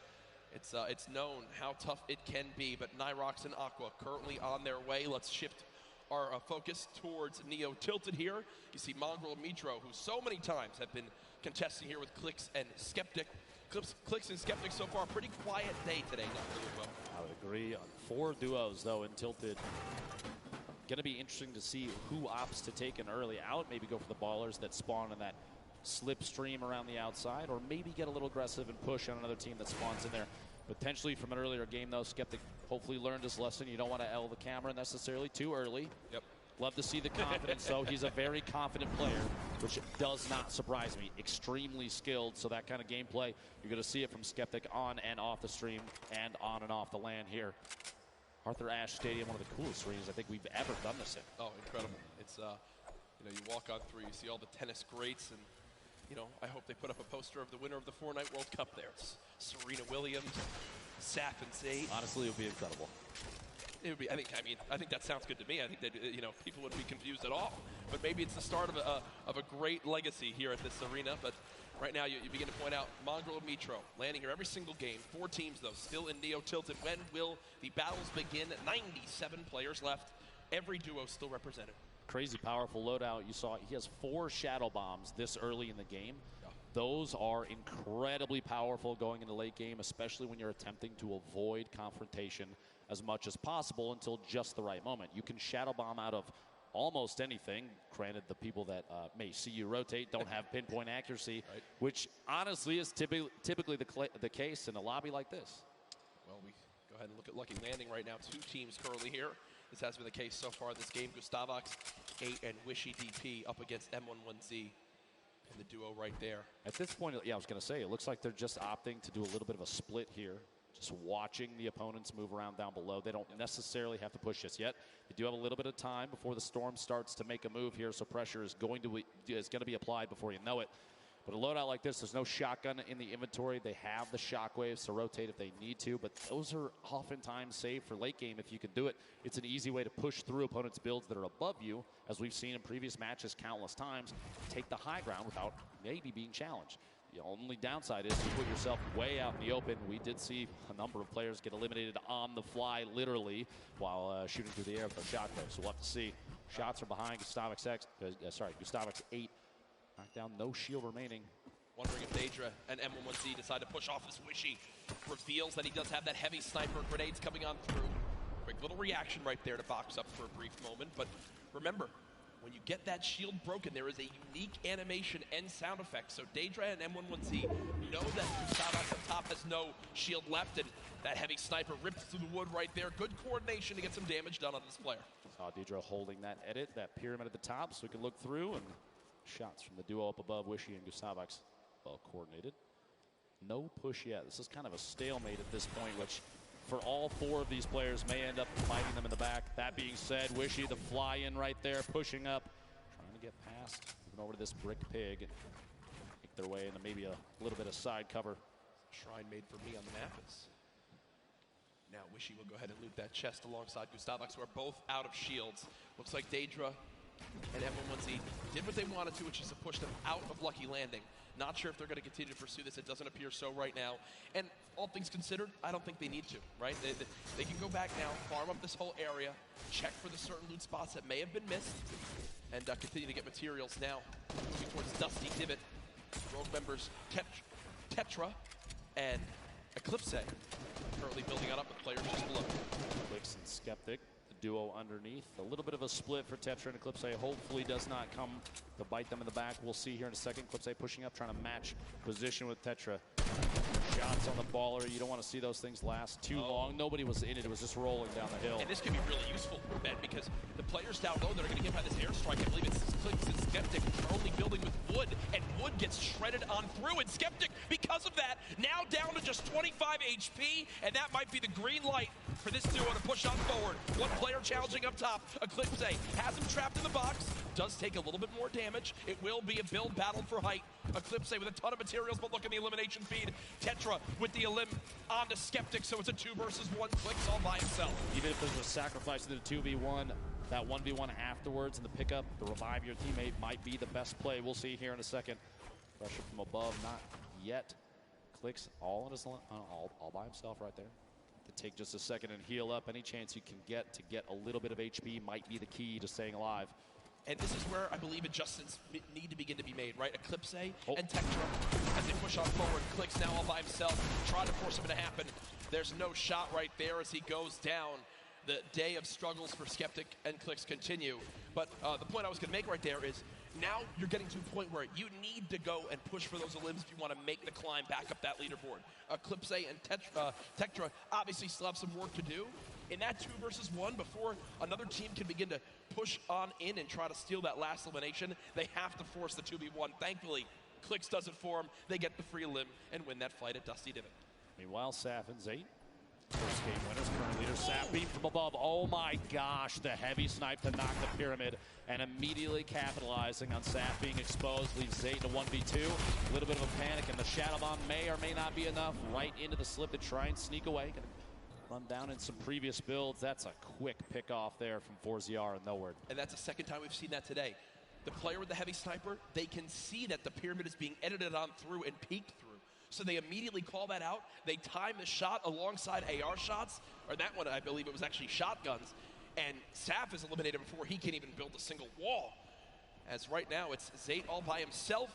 Now moving towards the northeastern side of the map near Pressure Plant. Our mech friend no longer there, but Nyx just took a ton of damage. Close by, I believe. Did he just get sniped? I think he got sniped. I believe he did. Sitting on quite a bit of healing, though. The slurp, minis, that campfire, all going to be big there. You see he's waiting for the campfire to finish. He's going to pop that slurp, get back to 100. Meanwhile, Airwax, Nikov owning the top of the ship here. Just taking shots at anybody that rotates. That high ground advantage, even early game. We look at it a lot late game. Yep. A lot of the build fights and late game rotations are capitalized by players that have the high ground advantage. But even early game, high ground gives the ability to scout. Aiden, Sean goes down. Aiden, an attempt to push on through and try and pick up the elimination on his opponent. Quinton inside the box there, does knock the wall out, picks up the materials, and kick to grab the card of his teammate. I was going to say, I think that the teammate was not, so it is a 1 versus 1 in this fight. Aiden at max HP, gets the high ground for the moment. Quinton, absolutely the health disadvantage. Aiden most likely knows this, continues to push for this elimination, wants to clean this up as quickly as possible. Wondering if Quinton has any traps to be used right here. Doesn't appear so as of right now. That edit was just missed by Quinton as he tried to go push back up to the high ground. Just get above. Aiden pushes on in, spraying. Unfortunately not able to connect, takes 44 damage right there. Quinton, a masterful fight so far. Aiden's health advantage now gone as they're about 15 HP between each other. But Aiden has the chug splashes, and Dr. Lupo, they show off just how good they are right there.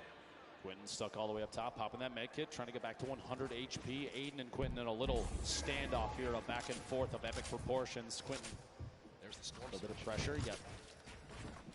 Up above, Quinton trying to watch that, holding that pyramid edit with a peek. Trying to catch himself up inside the pyramid by resetting. Can't quite do it.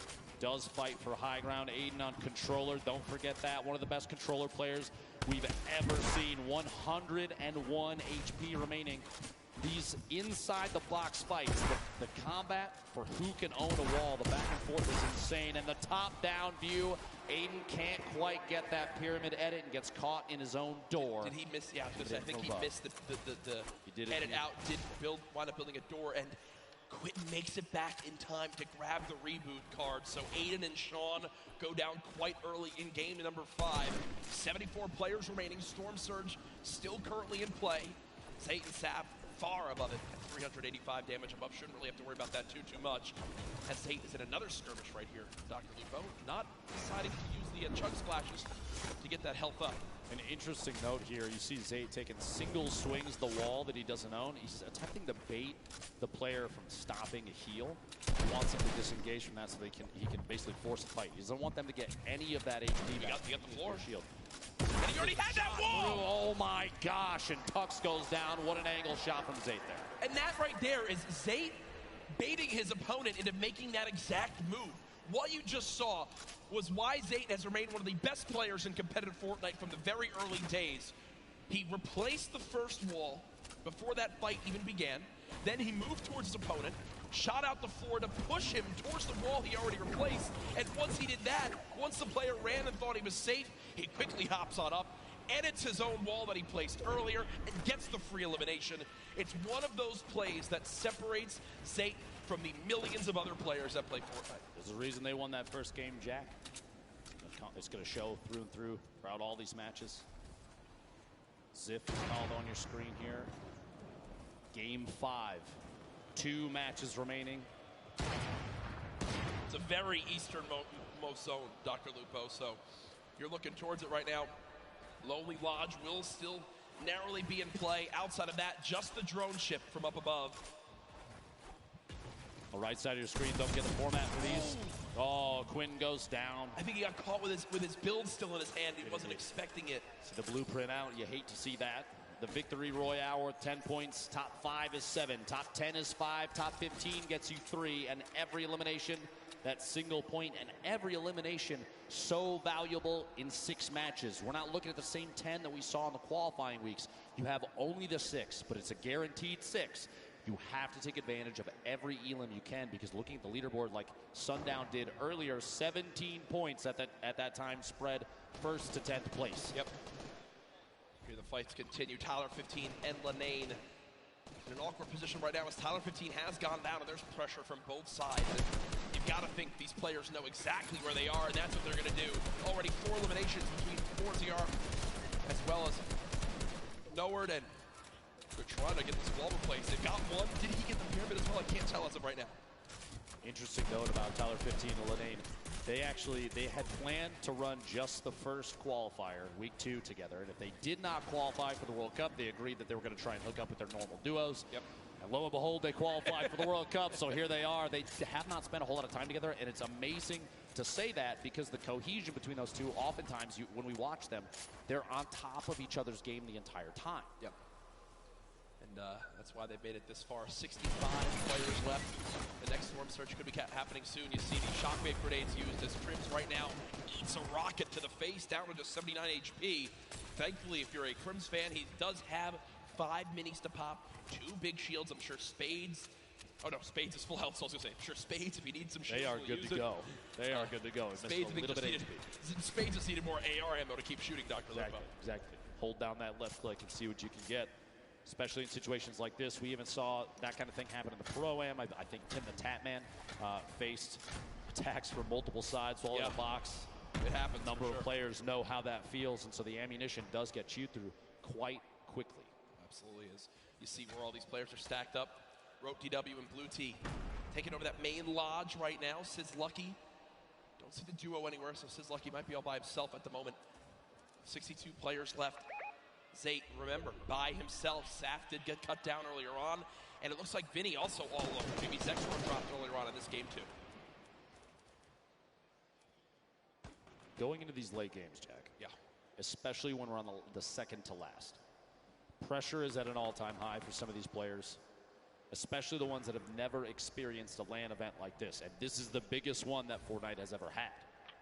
Do you think they're going to be able to capitalize on that, take advantage of their own nerves, and use that to climb the leaderboard? I mean, or is it going to get the best of them? I'm just really, I can't even speak from experience on this. I mean, yeah, sure, I played at a few Pro-Ams, and sure outplaced you, Tim, Ninja, well, basically everyone yesterday as I got top 8, and that was an incredible performance that I'm truly proud of.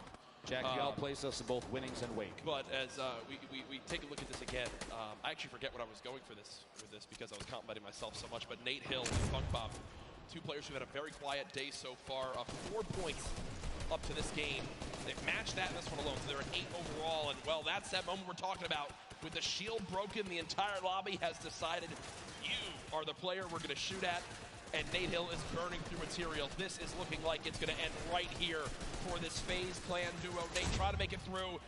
Just a frantic flint knock shot. At that point, it's desperation. 6 total builds, no healing, only 34 HP. Imagine if Nate had caught Wade. Did tag him. And no. Gospel side is caught between multiple teams. Players rotating into the zone. Players that were originally taking shots. A tough break there in Game 5 for Nate Hill and FunkBomb. Keenstar and Hunter do wind up finishing off that elimination with the help of Serpent and crew. 57 players left now. This zone, Ben, is in the middle of basically a forest, but most trees are now gone. I'm looking at the minimap right now. This is a pretty central zone where everything's remaining. So players on the outside will need to move in from all areas. The zone pushing forward. Here are Mitro and Mongol. A quiet game so far. 0 eliminations up to this point. The question remains, will EU climb up into the top 3? They're just on the outside right now. I know this is NA home turf, but I know the hundreds of thousands of European members of the Fortnite community are out there rooting for duos like Mongol and Mitro to pop on up. And unfortunately, when I mentioned EU duos, I just saw Benji Fishy and Mr. Savage go down to the duo of Arkram and Falconer as they continue to perform well, a team also in the top 6. Not out of this just yet. 1 game still remaining. This circle, a east-southeast push. This is the 50-50 where you're going to see a number of players sit inside the next safe zone and take advantage of that ability to watch people rotate in. That's where a lot of the eliminations mid-game happen, is people trying to get into the next position, and players like Mongrel, Mitro, they are in spots to take advantage of that. That being said, Ronaldo does take out Mitro in the feed, picks up that elimination for the duo. 28 duos remaining. We're not even close to placement points yet. That happens at 15, Jack. Yeah, and Mongrel knows this. When you look at his inventory right now, no combat shotgun, still this epic tactical shotgun, quite good. The big question for me, 2 shadow bombs, all the movement, how exactly does he play this? Mongrel looking for an elimination, shot comes on in, does get a Small little shield tag, but not too much to begin to push that. Good job at least getting up this layer of height. Remember, it's so tough in elevation here when there's so many builds. Bottom right of your screen, another solo still remaining. It's Zayt, who still has, I believe, 3 Shadow Bombs left, Dr. Lupo, to make plays in the late game. Two of the biggest players we've watched thus far. A lot of people just waiting to see how things are going to play out. Mongrel holding this edit. He's waiting for that opportunity to pop up with that purple tag. See if you can do enough damage to pick up an elimination or at least a knock, especially as we get into the circles where movement of the entire zone is going to happen. A knock will translate into a full elimination. That siphon will kick into the HP or shield. Those last second elims before things start to move, those are huge. They give you that little boost you might need to engage another fight on the move. Falconer, Arkham sitting in a great spot right now. Kind of smack dab in the middle of the current safe zone. Yeah. We have 21 seconds before the circle starts to move. I mean, I feel like this duo hasn't been spoken about a ton so far today. They're currently top 5, Dr. Lupo. In another place where... Incredible players. Yeah, they can absolutely make some noise right here in this one if they can finish strong. Remember, other teams in the top 5, they'll still have representation. With Zayt still in this one. Falconer and Arkham. Arkham quite weak at the moment, though. About 120 HP in total. 27 duos left. If you're keeping in mind the format of this game, it's top 15, and they're going to go ahead and shockwave across. They both use one shockwave together, and now the push begins. Falconer slowly inching towards this zone. He's being pressured by some stinks at the moment. Only 7 total builds left. He's got to follow up his teammate, and that's a great recovery by this duo. He's made it back to Arkham, but look at the high ground, folks. The battle begins now. Aqua and Nyrox are winners from last game, already back on height, and high ground has been the key to victory so far today. Just underneath Airwax, the back-to-back Pro-Am winner, and his duo Nikov below. Previous game winner sitting all the way up on top. Cease and Elevate rotating across the very front of the circle. You see players flying across the current safe zone. The shockwave grenades so key in movement late game right now in the current meta. Players on bottom fighting it out. Only a few ballers left in play right now, and they're most likely, if not already, going to be eliminated very quickly. 19 duos left. Aqua. On the top, he'll come floating back down here in just a second.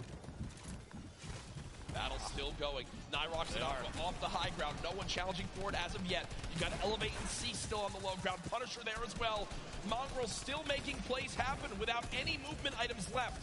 We are one team away from placement points being earned, and there it is. We are now in our top 15. Zayt getting caught off guard from behind. Name drops in. He wound up dropping in 16th. It's just outside of placement points. Zayt and Saf will not earn placement points this game. The lobby beginning to drop like flies, and look on the high ground still, folks. It's Nyrox and Aqua setting themselves up for a great spot at the end of this game. 2 players still left in ballers. Somehow, Mongrel is, oh no, he goes down right there. 11 players left, Dr. Lupo.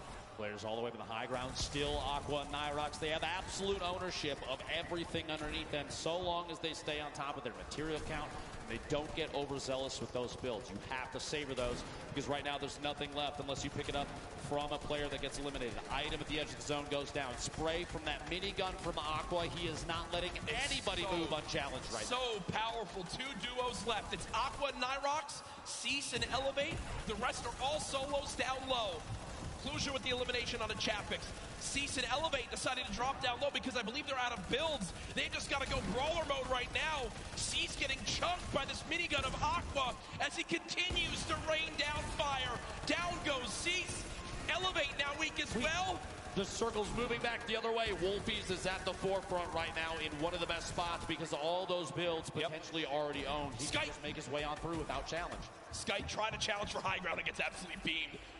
Daedra and Wolfies in this game as solos. Clusia as well. Aqua and Nyrox. Could they get another victory royale? Currently at 5 eliminations this game. Aqua. Stink grenades from above. Still riding the minigun. Still 250 small ammunition remaining. And this thing is so punishing from above. You have that high ground advantage. You have the shots on Wolfies from above the elimination, a 3v2 situation. Aqua, Nyrox looking to pick up the first World Cup back-to-back victory royale, Jack. Pressure coming on in. They drop down low. The tag's coming Oh through. my gosh! There it is. A 17-point performance from Aqua and Nyrox as they win it again. That alone, those two games may be enough to push them all the way to the top of the leaderboard, and they are one game away, if they can hold that, from $3 million. My goodness, folks, here it is again. Aqua with that minigun up top just made it impossible for any other team to even try to contest them on high ground. They send Nyrox down, Kluja there as well. Here, Kluja was doing everything he could, but again, when you're at a number disadvantage, Dr. Lupo, a health disadvantage, when you're on the low ground as well, I mean, I just don't see how you could even win the game. He tried to edit him down. Unfortunately, just can't hit the final shots as Aqua still drops him with 200 HP. And again, much deserved as they take the victory royale. The reactions from these players are one of my favorite parts, especially at this level, Jack. Yeah. One game remaining.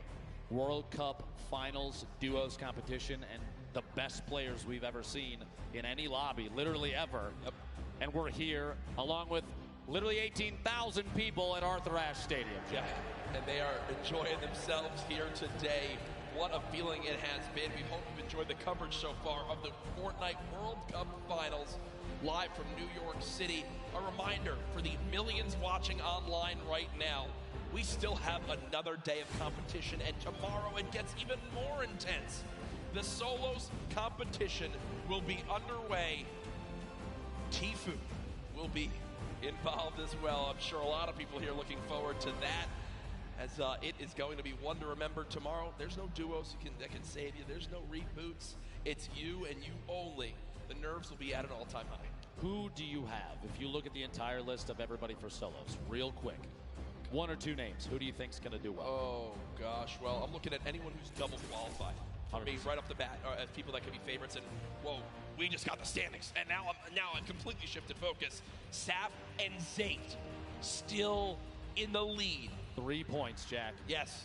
First and second are separated by 3 points. The two victory royales now for Nyrox and Aqua, definitely moving them way up the leaderboard. But look second at this. place now. EU and NA.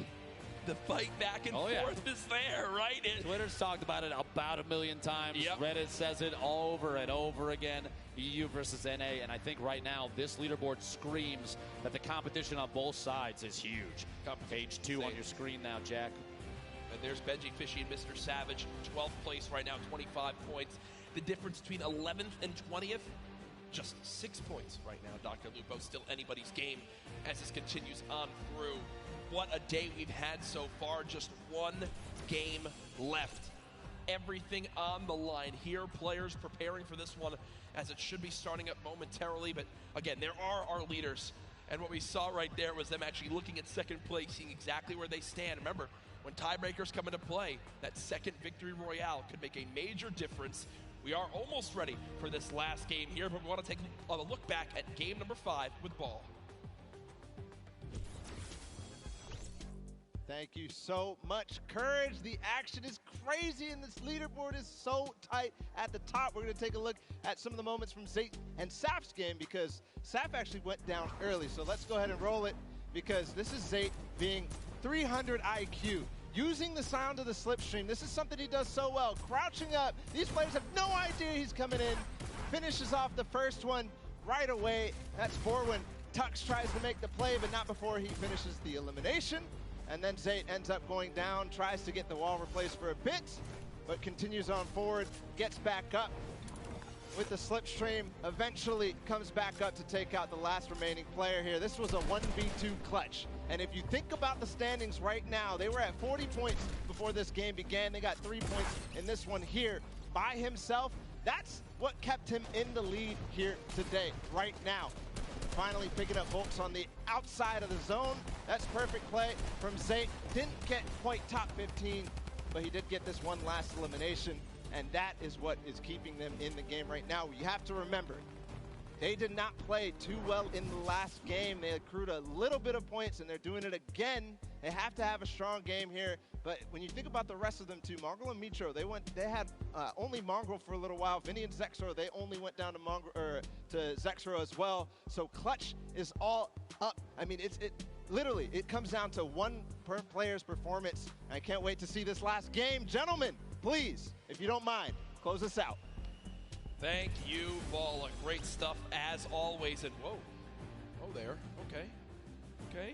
Marshmello joining us on the cast. Yeah, I think that's basically exactly how it works. Now we have a little bit of special announcement for everyone live in the venue right now. Pay attention, Fortnite World Cup attendees, to celebrate the 1 p.m.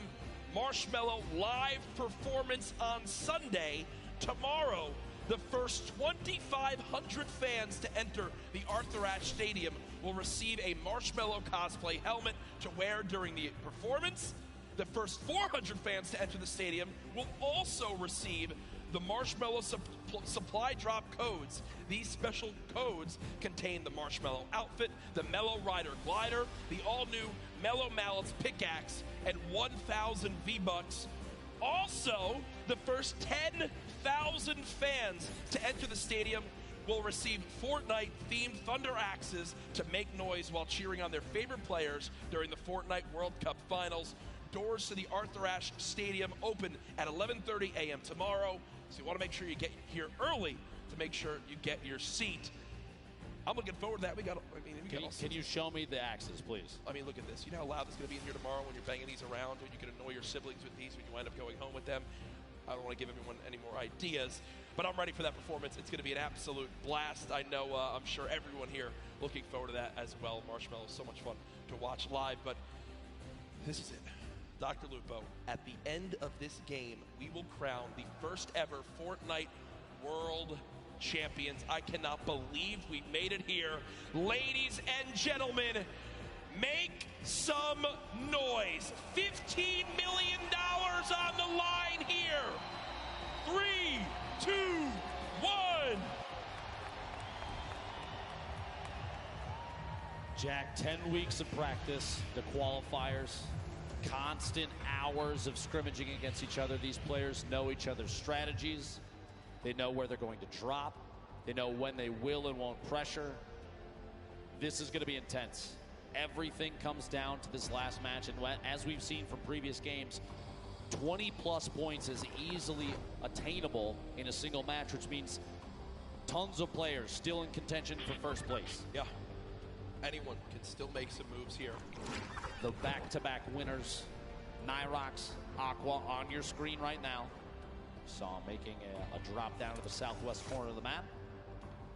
If it works, I think you stick to it. Right? I mean, it's working for these guys right now.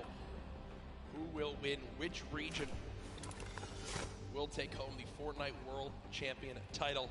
And already the first player dropped. Eclipse goes. Tetra goes. That will end their duos competition just like that. Before Aqua and Nyrox have even landed. That's tough, Dr. Lupo. Feels bad. Feels bad, man. Tried their hardest on to the next one. You know, Aqua, quick little note there, dealt 1,152 damage in the last match, over 3 times higher than the match average of 335. I think that goes to show just how involved Aqua and Nyrox love to get when combat situations arise, an opportunity to third party, take shots at players on rotation. Yep. Those damage numbers add up in a big way, and most of the time to eliminations, Jack. Every elim's a point. Placement is huge as well. We have Zin and Nyx. Duo from Brazil looking to make shots here. Players over at Snobby do pick up that first elimination. Twiz goes down. His duo nowhere to be seen just yet, but that elim is big for them, an early point, very key. Format on the right side of your screen, if you forgot. Look it up top, that little evil base, the bolt action sniper rifle. Temporarily vaulted, brought back a headshot as a knockdown, 105 to the body. Big damage there. So here we go. Players now still fighting. It's Keatstar and Hunter. Shockwave grenades picked up. 20 total builds possible right now. 200 HP, so they have all the shields they could ever want. Wondering if they've done any damage yet to their opponents. Looks like they'll just go ahead and be happy with backing on them for now. Don't want their final game to end super, super early. We can see in the minimap down there. I'm curious if they know other players are over there at Mega Ball. Meanwhile, Aiden and Sean. Paradise bombs. Aiden goes down. It's all up to Sean to try and make the clutch save. It is Pottle. SSK, jam side, also dropping down here every single time, but it is not enough. Jam side comes out on top, able to temporarily save his duo. And there goes Aiden and Sean. They now exit the World Cup duos as well. More pressure though. Jay and Little also dropping here at Paradise. These highly contested, very important POIs are big. Oh my gosh, the aggression. Shockwaves in, stink grenades deployed, and there it goes. The elimination comes on through as they got the scent of blood and like sharks in the water chase down their opponent. You can't really blame them either in situations like this, though, especially the World Cup. If you get a knockdown, if you're in a 2v1, you're even willing to sacrifice your teammate potentially in a situation like that to try and get another. Already, people are dropping much quicker this game. Oh, 100%. Already down to 7 duos eliminated from this one. 84 players left in total. And you might think, that's not a lot in Fortnite, but no, trust me, right now in a lobby like this, they're going quick. And I will say this duo of Daedra and M11Z, if they can make it to late game with the assault rifles they have a legendary assault rifle, Dr. Lupo, and an epic infantry rifle. Both of those can shred. And as we know, editing out windows, finding opponents who are rotating, maybe hitting a slipstream or in shadow form, some well-timed AR shots can mean quick damage and eliminations. We're going to have to see going into the late game if this aggressive gameplay continues. 30 seconds until the circle moves. Meanwhile, over at Neo Tilted, we've seen this 2v2 so many times. Clicks and Skeptic versus Mongrel and Mitro. The high ground taken all the way up top. Pressure from above. Clicks looking to see if he can hit a shot through his quick edit. 103 from Mongrel from underneath. Going to edit out and try and take the high ground. At this point, no shield on Clicks inside the box. Trying to get the edit. Can't quite get it just yet. Here we go, opting to maybe fake a rotation away. Maybe using the shadow to climb all the way up the high ground. Can't quite get it. He's going to have to jump all the way to the bottom to get back out of the fight. Hits from underneath. He's going to box up just a little bit and rotate for a better angle at this point. Meanwhile, Mitro in the baller. Bottom of the building. They're paired up together at this point. Mongrel actually, they're shifted buildings away from each other. And Clicks and Skeptic have the ultimate high ground from above on this fight. Beaming that baller. Can't quite see if they got the break just yet. But separated, Mongrel and Mitro not going to be as effective as Clicks and Skeptic when it comes to solo, just applying pressure to a single target. And that's so important because if you can get a shield break or even a knock because you've shot the same target, like you've beamed them down, you push your shots through their builds to try and counter it, it's so much easier when you're standing on top of each other. That might be pivotal in deciding who wins the current 2v2. Yeah, and they're going to go ahead and back on up. I will say, Skeptic basically saves Clicks right there, who is down to just 28 HP. Skeptic, if they get there in time, they get the minis popped as well. Landjock and Punisher, who've had some early exits in some games. At the beginning of today, looking to see if they can end on a high note right now. One chunk splash used to get up to 157 HP. Landjock with the elimination down on to Lanane as they continue to bust on through. 2 versus 1. Lanane dead. They get the full elimination. Chug Splash unfortunately missed right there as he was shockwaved away, but he'll hop right back in to help his duo. Drop in, fighting the same box. Tyler 15 goes down. That kind of 2v1 is tough. You're stuck inside the box with both opponents. There's kind of no way out, especially when some of the walls may not even necessarily be yours. And Clicks and Skeptic run away from Tilted to not have to deal with a fight there, but instead push right into XXM and X-Men. Now the fight begins. Skeptic dropping on back, trying to dodge a sticks. Clicks taking a ton of damage right there as well. And did they just get an elimination? So the player was knocked. The player was knocked, and the elimination was actually finished by the airstrike coming on through. Clicks does get knocked by the stink. We hopped away from that at an unfortunate time, but we do get an update there as Skeptic now at 150 HP eats the stink grenade to the face again, and with only 2 builds left, Clicks now knocked, and nades flying on in. Oh, the 150! The 150 makes the difference! Can Skeptic clutch right now? You see the panic stink, he actually stinks himself right there. Skeptic with no builds, relying on just this hand cannon. Can he get the full elimination for the extra HP? It looks like they'll decide to fall back and eliminate Clicks right now. Skeptic looking to try to cut down this player. They have knocked. How many mats will he get? Looks like 12 total builds might be a difference maker in this one. Through, wall in place, not going to happen as of yet. Tries to make a shot. Oh my gosh! The clutch from Skeptic. And you see he shakes his head right there, does get the job done. The one-shot headshot from the hand cannon, 150 to the dome, swings the battle in his favor. No mats, no teammate, no problem as Skeptic gets the job done. I said it before and I'll say it again, he's one of the most confident players that we have seen in the World Cup, and right there, literally standing in the open to bait a shot so he can hit that 150 with a hand cannon is huge. He knew he needed to do something to swing the tide of that battle. It's literally nearly impossible to win with 0 mats and they have the high ground. And guess what? As the player went down to thirst, his teammate, well, things worked in his favor as he hits the shot. Saf and Zate, who had a 3-point lead on second place heading to this game, currently at 0 points earned so far, but still in a position where they can earn a lot off placement and finish strong to be crowned world champions. We'll see if it goes their way. They do have one heavy sniper, 4 shadow bombs. You see in the inventory of Saf, and a launch pad too. So a lot of items to use in the late game, Dr. Lupo. Another player flying in, Wishy DP. Gustavox 8. Duo many below, Stompy, Shinken, a duo that I want to have my eyes on quite a bit. We see a quick little edit fight here through the wall, and they pick off Zexro and Vinny inside their own build.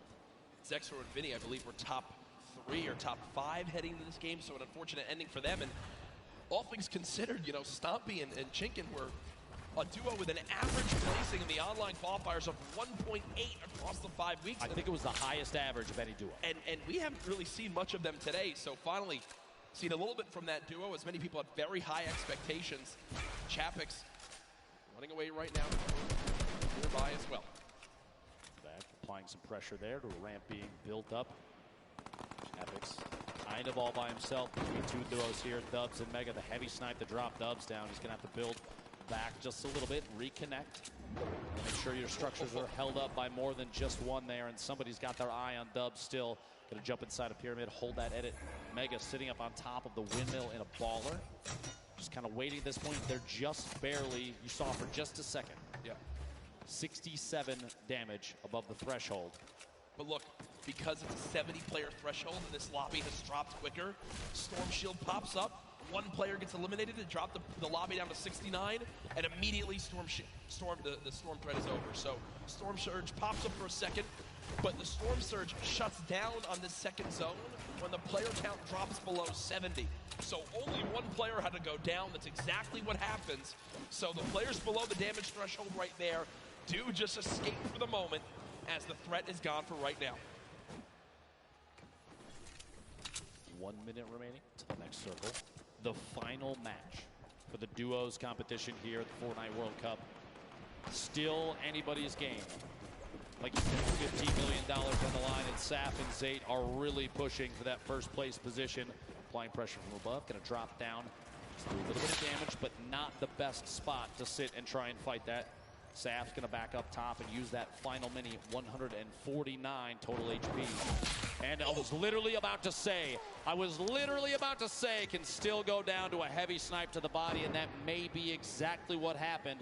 Luckily, at that range, Zate can still pick Saf up. Less pressure comes in from that duo that just took that shot. They just get updated that Mitro was just eliminated, but remember, folks, this is Zate and Saf on your screen, who are our current leaders today. Saf knocked. It looks like Zate's going to try to go for the revive, and no one's nearby. Talk about a perfect scenario for them to be able to get a revive in. That could have spelled disaster. But up off the ground goes Saf, and they can breathe a sigh of relief as they're both back in play. Looks like the players that took the shot sitting at that modern building at Loot Lake, the north side there, still inside the safe zone. Meanwhile, the spread of all these players starting to tighten up just a little bit. Mongrel, one of the most popular EU players, all on his own right now. Mongrel, Mitro, 10 points behind first, 2 points behind fifth overall going into this match. They are so close to the top of the leaderboard, Jack. Saf and Zate, by the way, first going this match. Continue to keep watching exactly where the players stack up. Mongrel, all the pressure on him. If there's one thing you can see, legendary rocket launcher. way Mongrel makes the most incredible performance of his entire life is if he can somehow get high ground late game and use the maxed ammo rocket launcher to just fire down shots and get multiple eliminations. And there's an 86 tag right away with that legendary infantry rifle. Sees the build down at the bottom, looking just to take any shot he can, any damage he can deal. With eliminations, even just one or two, maybe Keys is lucky, and Rush flying in. Right side of your screen, just a second. Meanwhile, Aqua and Nyrox, the back-to-back winners, looking to pick up their third duo victory royale. Intersecond catches an opponent inside the same box. The duo looks to follow through, take the wall, the shots through, and the back-to-back Elin may happen. Still applying pressure, and there it is. And you see the excitement right there. Every point they get is an opportunity to make this comeback happen and a potential win for the European region. I just saw Chinken go down in the elimination feed, and they've got chunk splashes galore. Still get back up to full health, and still scrappy game right now for Zayt and Saf. 0 points on the board, and they are nowhere close to earning placement points at this one. A minute remaining before the next storm. They're going to have to position themselves to move. Before too long, pressure is going to happen on the rotation. You're going to see players in positions to take advantage of people moving in from the outside of the storm. When we get to circle 5 to 6, when the half and half happens, that's kind of when everything gets a little crazy, right? Yeah. The elimination feed is full of players getting knocked and finished by the storm, potentially. You have duos going down at that point, but right now, Saf and Zayt biding their time. They don't want to burn too many materials this early. 60 possible builds in Saf's inventory, 50 in Zayt's. Don't have to move just yet. Reminder for everyone watching at home, this is our final game today. At the end of this, the score will be tallied, and we will crown our first ever Fortnite World Cup champions, our Fortnite World Champions, live from the Arthur Ashe Tennis Stadium here in New York City. Stay involved in the conversation. Use that hashtag Fortnite World Cup before, well, everything goes insane in these next few moments. The fourth zone has popped on up. 56 players left, 34 duos. Who will take the final victory royale? Now, Rojo and Wolfie's all the way up top, on top of the hill here. They do have at least one baller. They have an opportunity to move. Looks like Rojo's going to make that move. Wolfie's just kind of waiting, biding his time, maybe looking to take a shot at somebody. Baiting your teammate, not the worst idea. Rojo's going to move down to this little camp underneath to kind of shack and farm up everything that he can. Materials, like we've said before, we'll say it again. You always see late games where it comes down to potentially who does and does not have those remaining. So getting those couple materials can be key. Wolfie's, you heard the snipe shot there. Looks like nobody got connected with it. Still waiting above 107 builds in that inventory. Mega and Dubs down underneath. Literally right next door. Bell, Mongrel, across the street, 4ZR and nowhere. Saf and Zayt. So many players bunched up in the same structures right now. This might be the time for players like Mega and Dubs to take shots through. That's why they're editing the windows. They're looking for players rotating or even getting pressured from others that may be around them to shoot in on the same surfaces, see if they can pick up those eiters. Remember, Dubs and Mega currently top 5 in this tournament. Still looking to be able to break on through, to make some noise. The battle for first continues. The top 5 duos still all in play. Storm Surge did just pop up, but it's only for the top 50 players right now. So 2 more players need to drop, and Storm Surge will be over. Just a quick note, I saw in the feed a moment ago, Nyrox, one of the back-to-back duo winners, picked up an elimination on Skeptic in the feed. Dude, this is so close. Tough day for them, but yes, 31 duos. More than half of the lobby needs to go down before we even get to placement points.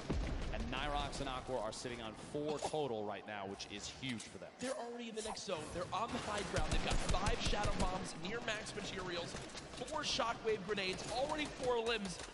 Ben, they could somehow do this. They actually are in an incredible position to win another game, and there they just eliminated Ronaldo. The 5th elimination for Nyrox and Aqua. They've already got another player down to just HP too. At this point, imagine 3 victory royales in a row for this duo would be absolutely definitive that this is one of the best, if not the best duo in Fortnite right now.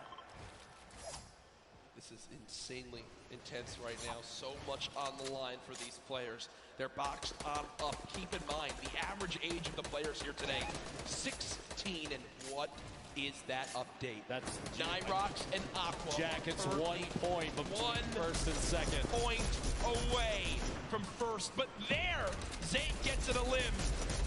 Now 2 points away again. Saf with an elim as well. It was the same player. It was the knock. Okay, there was the knock. Okay, but still, either way, within a couple points of first place. And on the top left, the team in second. On the bottom right, the team in first. Who will become the first ever Fortnite World Champions?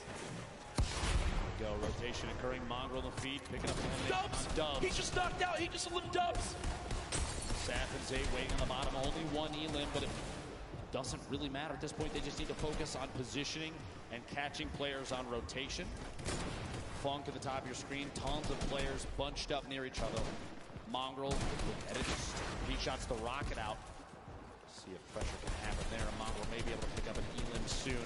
An RPG late game in competitive Fortnite. Super, super advantageous, especially if you have players that are on the move. Hit a shot just in front of him. He's going for this quick edit. Mongrel's looking for any chance he can get to take shots at players that do not know that he's there. And remember, earlier in today's competition, it was Mitro who winds up living all the way to the end by himself and getting 5 extra elims, which put them into the top 3 after just game number 1. Now it's Mongrel's turn to do the same. The new pickup for FaZe Clan looking to clutch on up.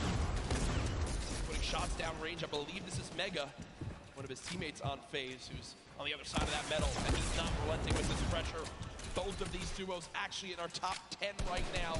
The new zone pops on up, and this is a full moving zone. Did he get the elim? He did! Mongrel with the elimination onto Mega. Just single-handedly took down Dubs and Mega. I don't know if you saw that when the elim popped up on his screen. The eyebrows raised just a little bit. He may have even been surprised that he picked that one off. That's a huge point for that duo. Absolutely within arm's reach of making this happen. Ladies and gentlemen, these are the final moments of the Fortnite World Cup Duos competition. Who will take home $3 million and the title of Fortnite World Champion? Mongrel trying to put his name into the hat. 3 eliminations so far. Storm Surge has begun, but they're far and away above it. He uses his last Shadow Bomb, though, Dr. Lupo. Over 1,000 damage above, but yeah, that last mobility piece, that might be a mistake we'll have to see here in a second. The move so far, though, maybe that was his only choice to stay in this. Look at the left side of your screen right now, folks, is insanity. So many players making their way across in even the same structures built by their opponents. 36 total players. We're at 23 duos remaining. 8 more duos need to go down before we get into placement points. And with how close first, second, third, all those placements are to each other, every single point is going to matter coming down to the last moments here. Saf all by himself now. You see Aqua weak, Nyrox weak. Players dropping another shockwave, using it all the way ahead of the zone. It could be a game-saving play on the bottom right of your screen. Aqua's all by himself. Mongrel now 1 shot. This could be the end. No, no! He gets 50 health. Mongrel gets 50 health. He'll live to see another day as the zone doesn't take him yet. Can the young god make it happen? No! The player turns and rips him in 2 as he does drop out there. They will not finish atop our leaderboards. Immediately after Stompy picks up the elim on Mongrel, Nate Hill takes him out, and we're down to 22 players left. We're down to the top 15. Everybody's just picked up placement points for the leaderboard standing, which is key. Everybody on the board right now still in huge contention. Landjock goes down to the top. Chapix and Epic Whale have the ultimate high ground on every player that's left in the match. Nate Hill flying just barely outside of the storm. He will contend. He does go down right there. Rojo, multiple players still in ballers. The Rocket, an attempt to break Rojo's the baller. The RPG rotates away from it. Look at the top left of the screen, though, Jack. Only 1 duo left. Epic Whale on the high ground all by himself. Cease and Elevate, the last duo alive in this game, can still make something happen. They were in a very similar situation earlier on. Shots still coming out through. Aqua with one, but he goes down. We'll have to see where they end up as we look to crown our champions.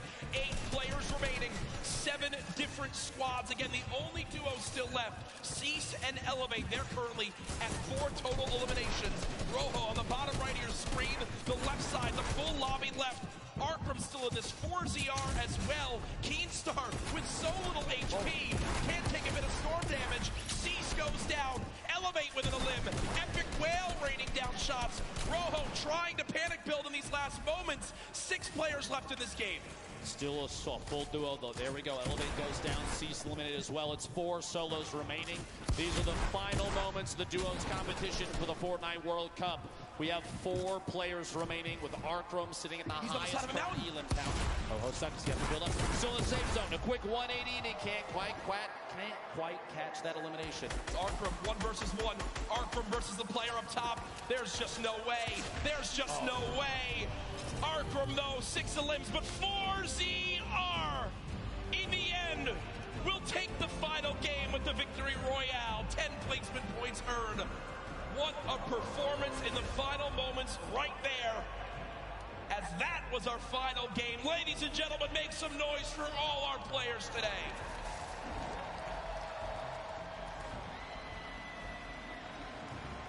Here are the last moments again. I mean, there's just no way. Dr. Lupo, 4ZR, health advantage in the zone. Arkram did what he could. Still a beautiful performance at 16 eliminations, or 6 eliminations, sorry, and 2nd place in that one. But either way, folks, we'll see exactly how it all plays on out here. There's the replay. My gosh, Dr. Lupo, my heart is racing right now. I can barely put a thought together, I'm not gonna lie. A valiant effort from Arkram right at the end there to try and hold out the campfire down, but not enough materials and the shots from above from 4ZR. Like you said, material advantage, HP advantage, every advantage in the world. It was his game to win. Yeah, and I'm looking around right now. A lot of people on their feet here in this venue for where we will soon find out who will be crowned the first ever Fortnite World Champion, who will have their lives changed forever as they win $3 million combined between the two. Millions watching online. Send right now. Tweet out who you think took it home. Use the hashtag Fortnite World Cup. Get it trending. Who do you think won? I think we've got an idea, but I'm not saying anything. I'm not saying anything until the official leaderboards come out. Or else I will be kicked off this stage and never allowed back. Security will actually spear tackle it. Yeah. It's true. They told me before we got up here. Look, an immovable object. As now we still await the final scores. Dr. Lupo looking back on today with solo competition still to happen tomorrow. What are your big takeaways from the games we saw? I think we saw upsets and for some teams that a lot of people had talked about were going to go above and beyond gameplay that they had seen before. That being said, there was a lot of confidence, and you love to see that, especially from every player on the stage right now. 100 of the best players in duos that we have ever seen. They have to realize that they beat every other challenger to get here, Jack. There's an energy in this room right now. I'm just looking around. Everyone has their cameras ready for when the announcement comes. Again, we're tallying every little bit so we know exactly who won it. Ladies and gentlemen, do you guys want to hear who will be the first ever Fortnite World Champions? I think they do. The results are in. Ladies and gentlemen, congratulations to the first ever Fortnite World Champions, Aqua and Nyrox!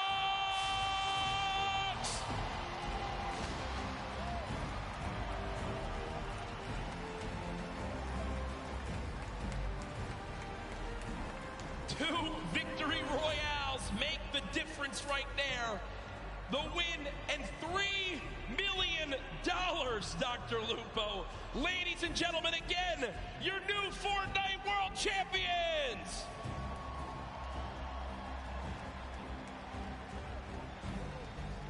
Two victory royales, Jack. An incredible day of gameplay for them. The look on their faces, too. I can't believe it. No idea. I cannot believe. Again, you got to remember. How do you react to that? How do you react to that, Jack? They're left in the dark as this loads on up. They have no idea how it's going to break all on down. They are our first ever Fortnite World Champions here for duos. We're going to get you guys the full standings breakdown to see how it all played on out. But again, they take it home. 2 wins make the difference. To be exact, I think exact, 1 point made the difference. One elimination across 6 games made the difference. That shows how close these games are. It says a lot about the score, the skill, and everything, but there it is on your screen. Nyrox, Aqua, $3 million in prizing, and across the top 10 there, an incredible display of skill. Rojo and Wolfies, Elevate and Cease, Saf and Zate, Arkram and Falconer, Mongrel and Mitro, Mega and Dubs, Dorox and Items, Zexro and Vinny, and Vato and Sky, your top 10 duos for the World Cup. And just to reiterate, $3 million for Aqua and Nyrox, $2,250,000 for Rojo and Wolfies. Cease and Elevate, $1.8 million. Saf and Zate, $1.5 million earned. And in 5th, Arkram and Falconer, $900,000. Congratulations to everyone that made it this far to the Fortnite World Cup Finals. Here are our top 20. Remember, folks, do not go anywhere. We still have our trophy presentation to celebrate our winners, Aqua and Nyrox, but a great performance from everyone in the top 20, from everyone who made it to here across weeks of grueling competition, months of grueling competition. It pays off in a big way. And it's funny to look at a leaderboard like that with all the prizing on the screen. Jack, it almost looks like a typo based on everything that we've done in the past, all the competitions for Fortnite that we've had the opportunity to commentate together. You see $3 million and you think there's a couple extra zeros, but I assure you folks, it's correct. That is correct. That is correct, and that is the end of the duos competition. But it's now time to crown our champions, to hand over the trophies, and to do that, it's none other than Golden Boy. This was awesome. Top to bottom, the best Fortnite competition you could have possibly had asked for. And in the end, one duo reigned supreme. So let's go ahead and make it official right here in the winner's circle. Welcome to the stage, Cooler, Aqua, and Nyrox.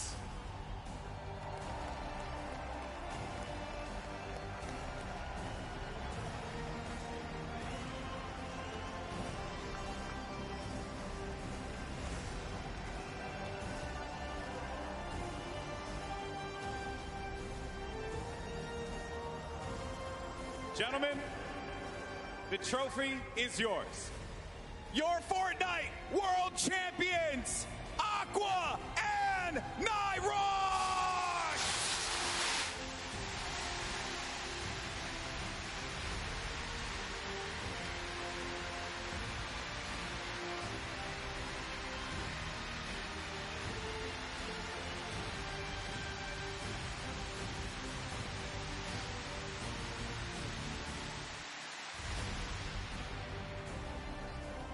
Gentlemen, I want to get your thoughts here real quick and just talk to you about this monumental moment in your lives.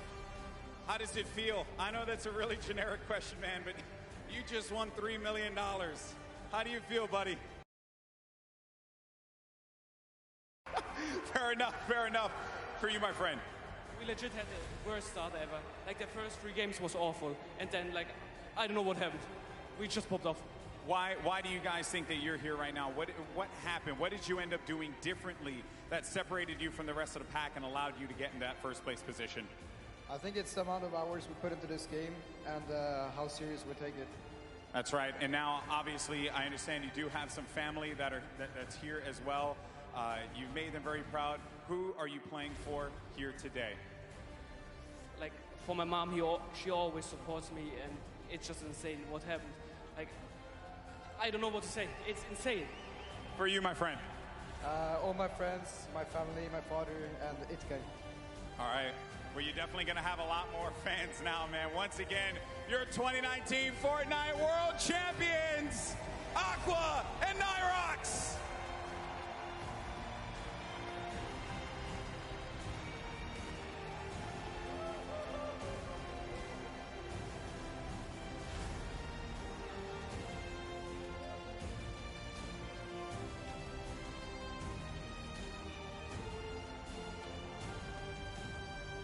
That's going to do it for us here at the Arthur Ashe Stadium. It has been a wild ride, and we have our two Fortnite World Champions, Aqua and Irox. Congratulations once again. A lot of special things are lined up for tomorrow, so make sure you join us. It's going to be the solos competition. We crown one more world champion and a special teaser image for the next season of Fortnite. You're not going to want to miss it. Ladies and gentlemen, this is the World Cup Finals of our Fortnite. We'll see you